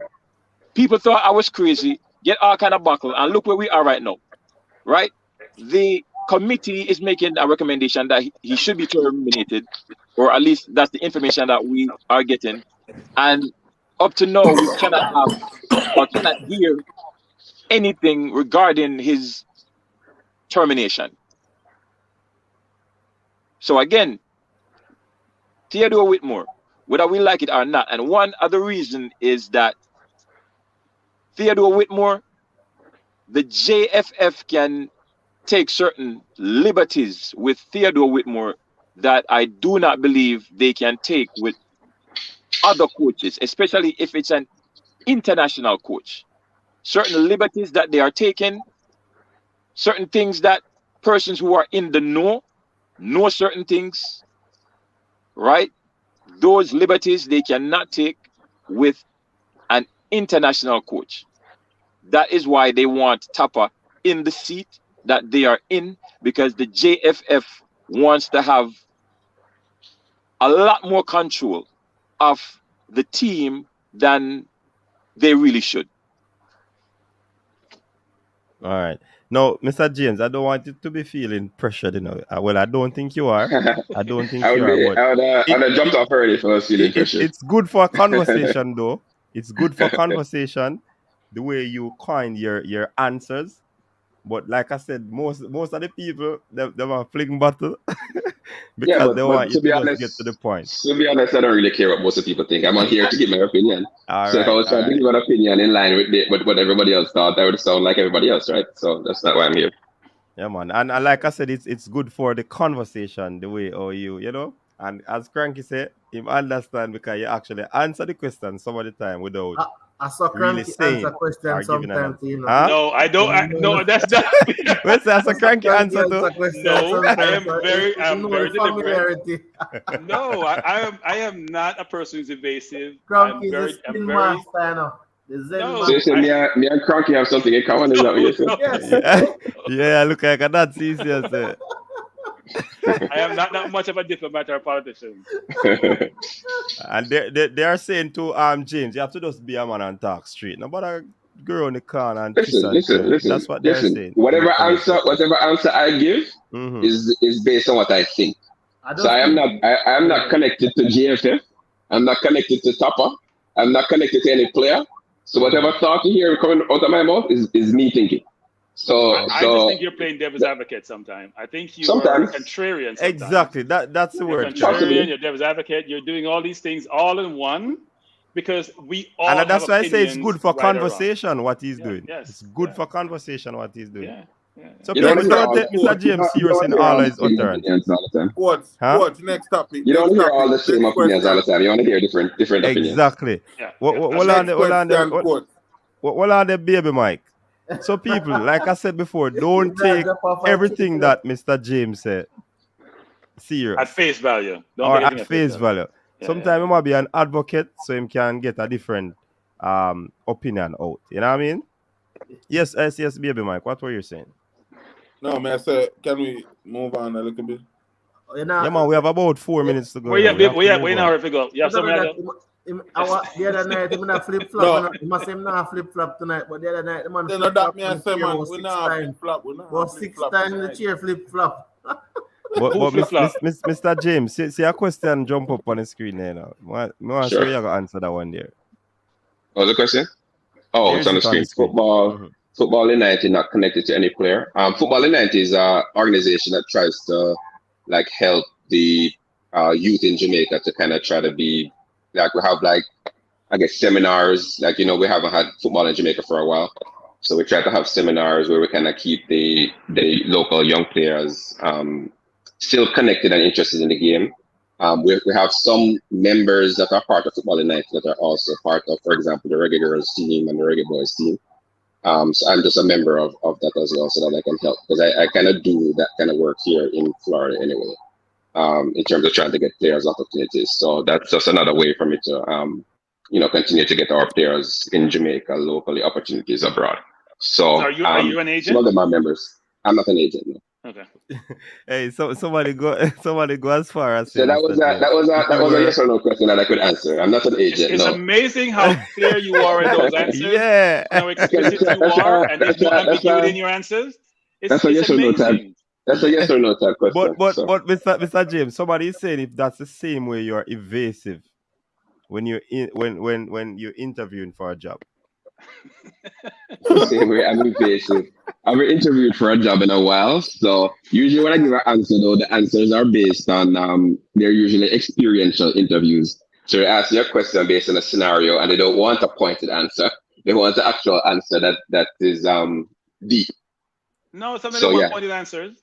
They want it based on your experience and it's what's on your resume, and they want pointed Mhm. answers because you have to Yeah. articulate what you have done that can Right. substantiate what is it hire you for the role. And I'm sure Yes, sir. that ambiguity that you've indicated tonight is not part of that discussion. I'm sure you're much more clearer and direct in your No, response.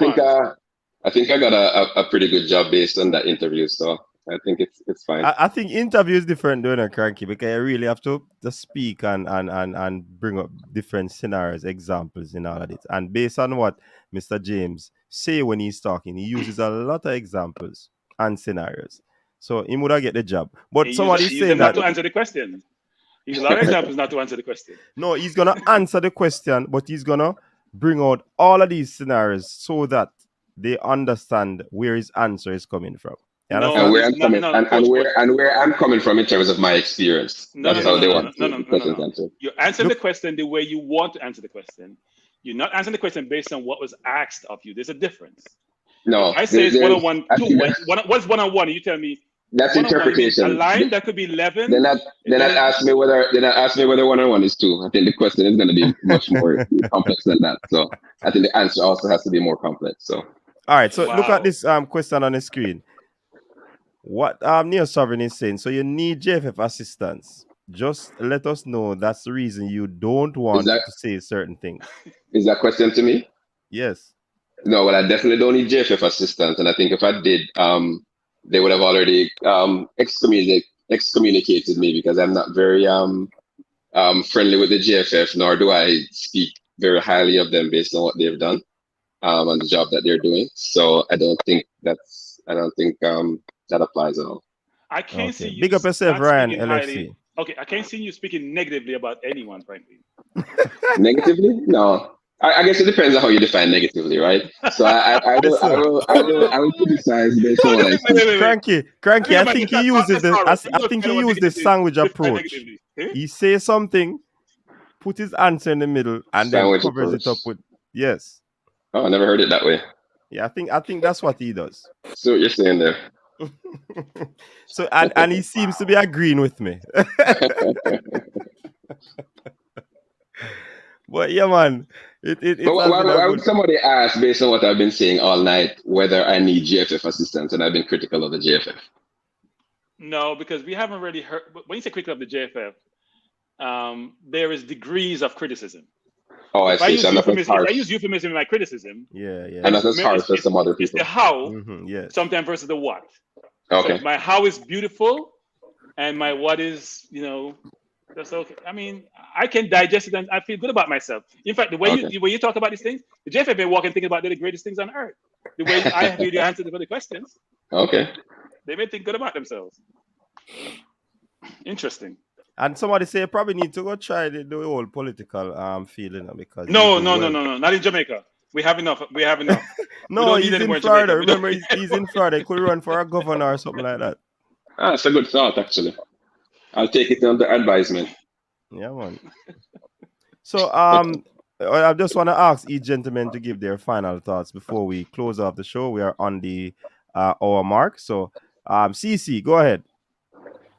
Yeah, well, I don't really have much to say, because we already expressed the views and something. Just like, share, subscribe, and comment, guys.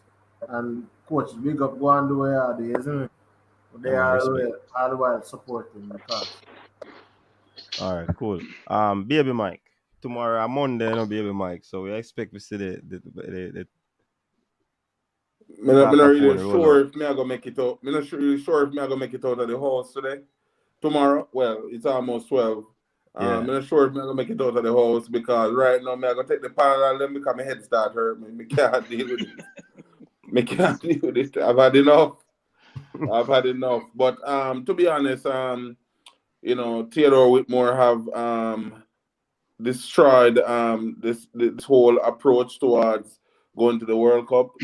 It didn't work out, and with integrity and looking for future jobs, on your resume, people are looking at how you operate in the system now, where they're looking at you and say, seeing where you have missteps and your the way how you carry the situation, you drag it on, and you know that you're not ready for the job. You're not ready for the job, and you drag it on, and they're not gonna hire you. Personally, I wouldn't hire you. You understand what I'm saying? Because of the way how I see you drag it on. But it's a missed opportunity again by Jamaica and by JFF, should say. It's a missed opportunity, and I know Japan still going to be qualifying for the World Cup continuously from 1998, from when they participated with us first time in the World Cup, and I know Japan will be there, and Jamaica still won't be there, and that's a fact. Jamaica will not make it to the World Cup, and it's a fact. So we right now we're in a stage where we should be thinking about the 2026 World Cup instead of the next year's. That's it. All right. Big up yourself, Ron. Sir James, your time to give your closing remarks. Yeah, so And if you I have a told go on that too. no man, I might give a longer answer than yourself, but I came on I told you I was coming on for maximum of 10 or 15 minutes Hmm. to discuss, and I've been over here for almost 2 hours. So Yeah, man, that's I how this enjoyed show I goes. enjoyed it. Yeah, I enjoyed Yeah, it. I man. enjoyed it, the conversation. And providing my opinion. Again, like the first thing I said was that I thought we were very unprofessional in the way that the JFF has left this whole situation in limbo. So I'm surprised to hear that I'm a fan of the JFF. I think if we are in a position where we think we need to fire the coach, I think we should go ahead and do it, and not leave it in this limbo and put ourselves in a position to kind of go ahead for the next few games in the qualification, whether it be with this coach or with another coach, and put our best foot forward. I don't think it's likely that we're going to qualify based on being so far back. Hmm. Stranger things have happened. We never know. All right, big up yourself. Stan Cranky. Mhm. So I'll say People a they couple must things. say you One need is a match, Cranky. Is this Cronky from Arsenal, by the way? The guy that owns yes, Arsenal? Oh, yes, okay. yes, yes, yes, yes. I'm a big Arsenal supporter. I'll say a couple of things. One is that look, I think it's very important to have diversity of thought. And you got to respect people who don't think like you do, because diversity of thoughts helps to inform your view from a perspective you may not even think about, that you should incorporate in your own repertoire as you go forward in your life. So when people are throwing bottles because someone differs from you, I don't appreciate that, because you should listen, you should be aware, and you should be thoughtful in terms of how you think about things in your life. Don't always believe that because the herd says go in a certain direction, you got to follow the herd. But sometimes the herd is wrong, and that's not the way they approach life. I welcome your perspective, James, even though you're very evasive. So Sean was right, extremely evasive. But you're evasive because you don't want to answer something, and that's a brilliant way to operate sometimes. When I hear the president, Mr. Ricketts, talk sometimes, I smile because I'm like, why are you in the seat? You don't know how to answer a question. The reporter forced you to say something you didn't want to say. That should never happen. That's not how you want to operate. Here's my problem. The JFF is a reflection of the Jamaican society at large. We all love Jamaica, and it's very sad to see where the country is going. The JFF is just a symptom of that. And I don't want to bring sports into social issues in terms of politics, but it's an indication of that. And that's sad. We all were very enthusiastic about this World Cup qualification campaign upcoming. So I spent my last couple of weeks in Florida, Orlando, to watch the Gold Cup, because I'm like, you know what? I'm enthused about this. I think we're going to do well. I hear about all these players coming. Even some players that the president mentioned didn't even have their papers that he said they were a part of that regime we're going to bring in, which was very disappointing.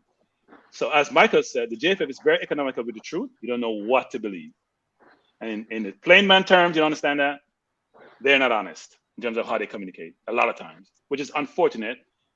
And I don't feel comfortable saying that, but the factors have clearly indicated this. We as a nation were enthused about the World Cup qualification coming up. We thought we would have a litany of players, quality players we could choose from, who we believe could compete in this region. The region was concerned about us.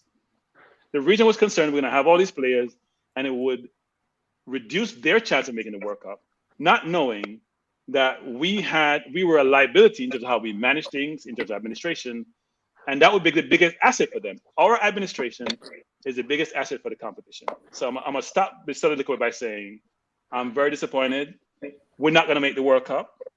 And the only way we're going to fix this is if we get rid of every single person in leadership position in every capacity in this organization, both administratively and in the coaching fraternity, because it doesn't work. If a coach has been in your system since 2009 and you can't figure out whether you should fire him or not at this point in time, you're not worth your salt. You shouldn't be in the role, and neither should those reporting to you. So I'm sad to say this because I don't advocate for people losing their jobs. It's not the right thing to do because you don't want to lose your job. But I can't be a hypocrite and sit here saying, well, I don't know, you should know, the coach should not be fired, the administration should not be fired, because it's a results business. And the results doesn't materialize the way it should. Somebody has to be accountable. And we don't have anybody's accountable because just to make a simple decision after procedurally they've decided for the technical committee to make a decision, they can't even do it. They can't even tie their shoelace on. I don't know. It's frustrating, but we are where we are. So, which is nowhere. Yeah, man. All right. Big up to all the persons who took the time out to be here. Dre Anyweather, Coach Kiri James, Cranky, Small, our baby Mike, Rowan Davis, big up yourself. CC, big up yourself. I told you earlier that I have made contact with somebody, one of the hierarchy of the JFF, and we're hoping to have such individual on the show sometime this week. If you don't see it, that simply means it did not happen. But if you see it, get your questions up and running. Yeah. So I just want to say thanks to everybody who would have made the Weekend TripleTreat another successful one. This is the final night until the weekend again. We hope to hear some news where the coach is concerned because it has been a long decision. We don't know where it is going. It's just for us to know if they're going to be keeping the coach or they're going to be asking the coach to leave. It's simple in terms of that, but probably it's not that simple when it comes on to us. But at the same time, as we say, Mr. James, you have been getting a lot of bottles. Persons who are saying that you're going around the question, but on the coaches' desk, we respect all opinion as long as no one is slandering anyone. And I think the virtual bottles, is a part of the fun. Part of the fun of this edutainment program. You know what I mean? So, big up to everyone again. Stay safe. Enjoy your week. Do what you do or what you need to do to stay safe. And we'll continue to give you content to keep you in the loop on what is happening in Jamaican football. So big up yourself again. Big up all the persons in the comment section. Yeah, man, you are the ones who keep this thing lively. Big up to all the silent watchers of the show or listeners who do not choose to, put a comment in the comment section. But big up yourself, people. Until next time, stay safe. Peace out. With a little style and flavor. Your style and your flavor make the city rock. They must say the season come out with a bang. Coach Minzy, best round here. Remember that.